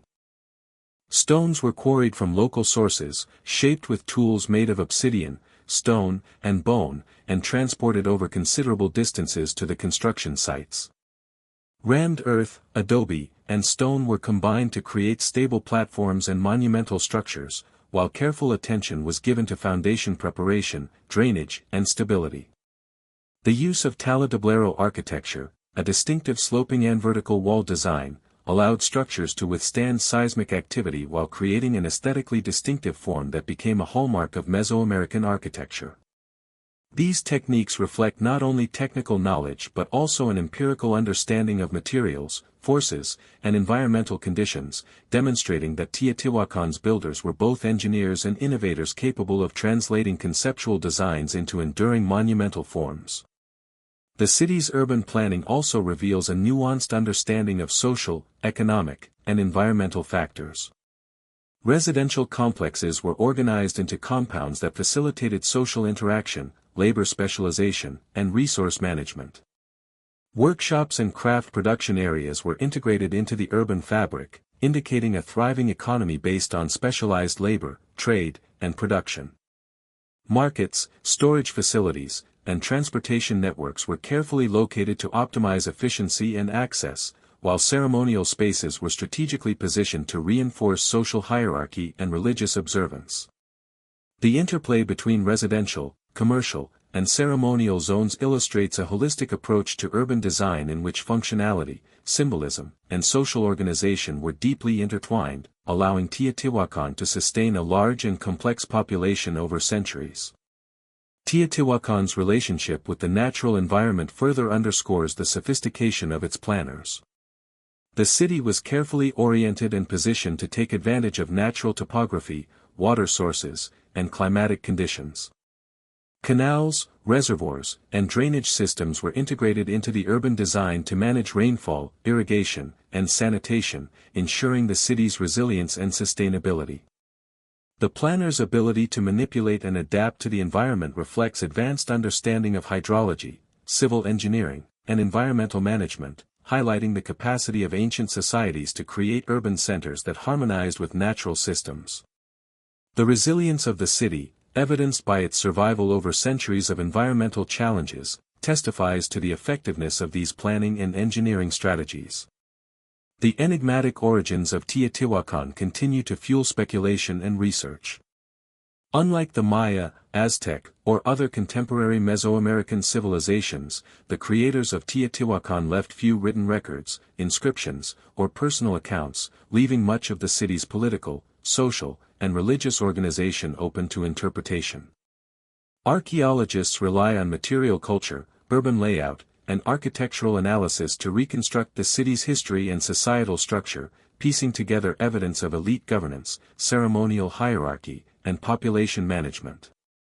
The mystery surrounding the city's origins, governance, and eventual decline enhances its allure, inviting researchers and enthusiasts to explore the complex interplay of human ingenuity, cultural development, and environmental adaptation that allowed Teotihuacan to flourish as one of the most remarkable urban achievements of the ancient world. Teotihuacan's influence extended far beyond its immediate environs. Architectural styles, urban planning principles, and ceremonial practices originating from the city spread throughout Mesoamerica, influencing subsequent civilizations such as the Toltecs, Aztecs, and Maya. The city functioned as a cultural and economic hub, facilitating trade, communication, and the exchange of ideas across vast distances. Its monumental architecture and distinctive layout served as a model for religious, political, and civic expression, underscoring the city's role as a center of innovation and cultural transmission. Teotihuacan exemplifies how urban centers in the ancient world were not merely local phenomena but nodes of influence, shaping regional development and inspiring successive generations of builders, planners, and leaders. The decline of Teotihuacan remains a subject of scholarly inquiry and debate. Evidence suggests that a combination of social unrest, environmental stress, resource depletion, and possibly internal political upheaval contributed to the city's gradual abandonment by the 7th or 8th century CE. Despite its decline, the city's monumental architecture, urban design, and cultural legacy continued to influence Mesoamerican civilizations for centuries, highlighting the enduring impact of its creators' ingenuity and vision. The ruins of Teotihuacan serve as both a historical record and a source of ongoing mystery, illustrating the heights of human achievement and the fragility of even the most advanced societies. Ultimately, Teotihuacan stands as a testament to human ambition, ingenuity, and the capacity to create urban environments of extraordinary scale, sophistication, and symbolic significance. Its pyramids, avenues, residential complexes, and ceremonial spaces reflect a civilization capable of combining architectural mastery, astronomical knowledge, social organization, and spiritual expression into a coherent and enduring urban landscape. The city challenges conventional assumptions about the technological, social, and intellectual capabilities of pre-Columbian societies, demonstrating that advanced urban planning, monumental construction, and cultural sophistication existed in the Americas long before European contact. Teotihuacan is not merely an archaeological site, it is a profound expression of human creativity, vision, and the enduring quest to shape the world in accordance with knowledge, belief, and ambition. The ancient site of Puma Punku, located within the Greater Tiwanaku complex in western Bolivia, stands as one of the most mysterious and technically sophisticated examples of megalithic architecture in South America, leaving researchers, historians, and engineers both awed and perplexed. Estimated to have been constructed around 500 to 600 CE, Puma Punku is renowned for its precisely cut and shaped stone blocks, many of which weigh several tons, and the complex geometric precision with which they were assembled.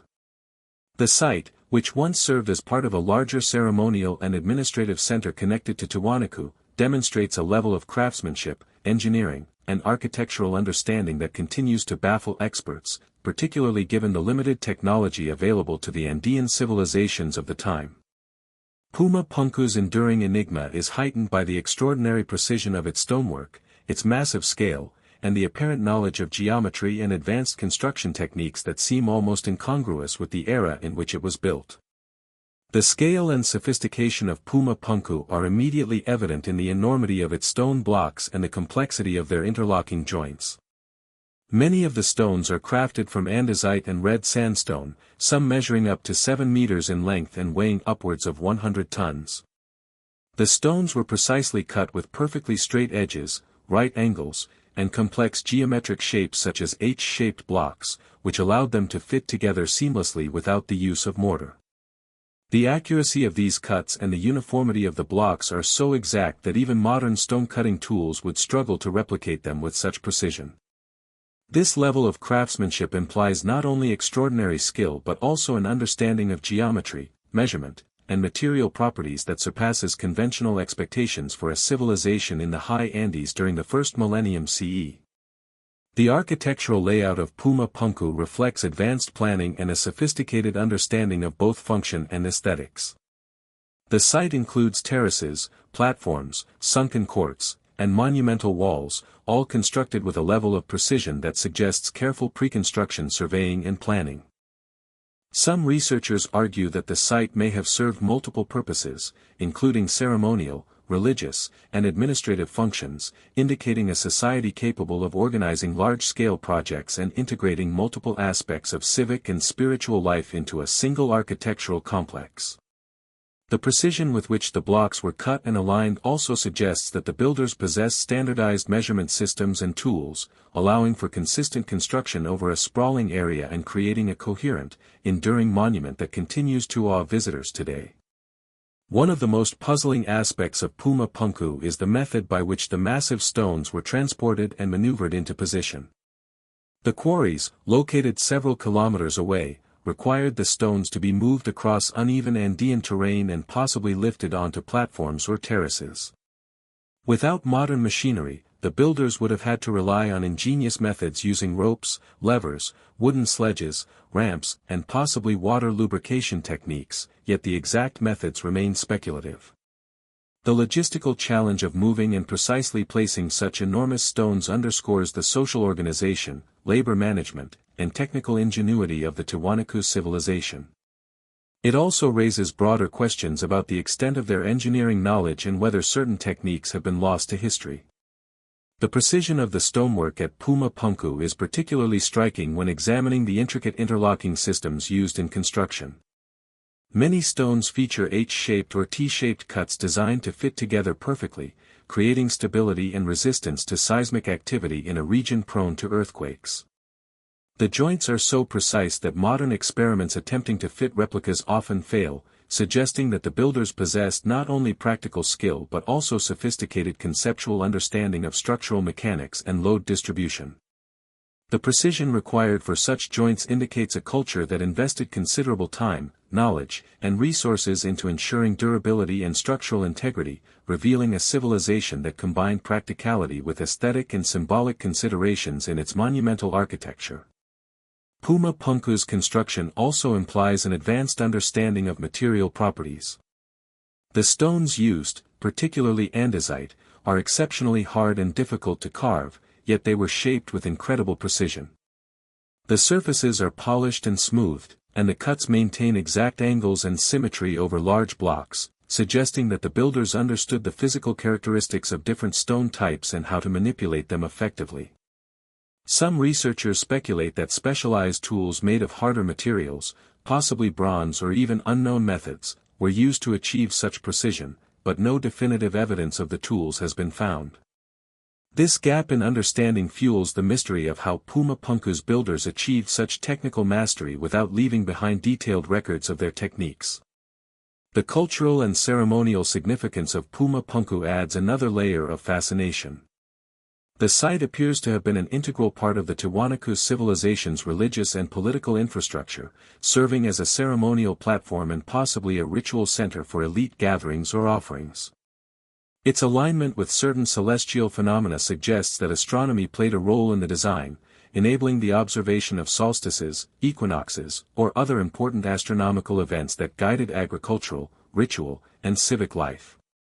The integration of astronomical knowledge, ritual practice, and monumental architecture highlights the intellectual sophistication of the Tiwanaku culture and the capacity of its leaders to harness architectural expression as a means of reinforcing spiritual and political authority.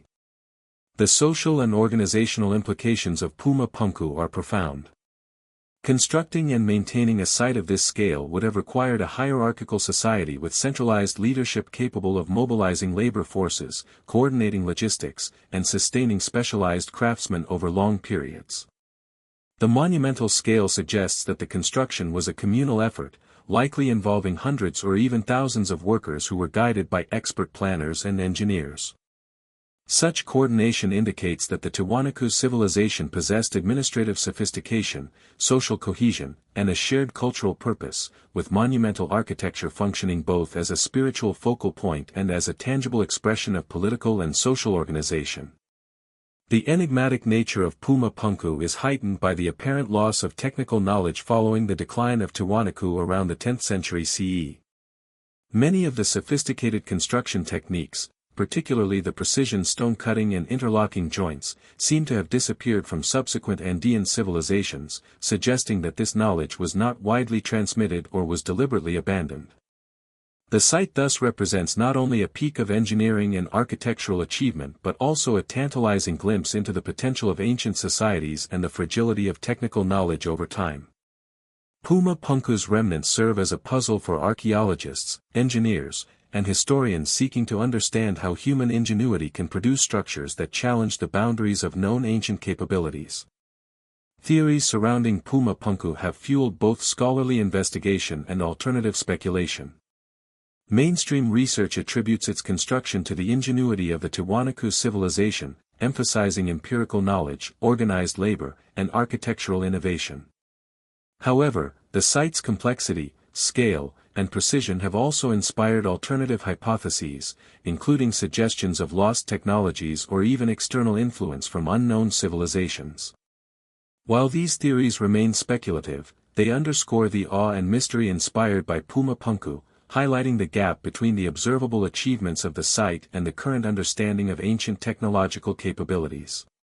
The combination of empirical evidence and enduring questions creates a sense of wonder that continues to captivate researchers and enthusiasts alike. The location of Puma Punku, on the high-altitude plains of Bolivia near Lake Titicaca, further emphasizes the challenges overcome by its builders. The environmental conditions, thin air, steep terrain, and variable weather, would have made quarrying, transporting, and erecting massive stones particularly difficult. Despite these obstacles, the builders achieved remarkable precision, stability, and alignment, demonstrating a profound understanding of both engineering and environmental adaptation. The successful integration of natural landscape, monumental architecture, and functional design illustrates a sophisticated approach to construction that harmonized human ambition with the constraints and opportunities of the surrounding environment. Finally, Puma Punku stands as a testament to the extraordinary capabilities of the Tiwanaku civilization and, more broadly, the ingenuity of ancient human societies. Its massive stones, precise interlocking joints, geometric sophistication, and enduring mystery challenge assumptions about the limits of pre-Columbian engineering, social organization, and technological knowledge. The site serves as both a historical record of human achievement and an enduring puzzle, inviting ongoing exploration, experimentation, and reflection.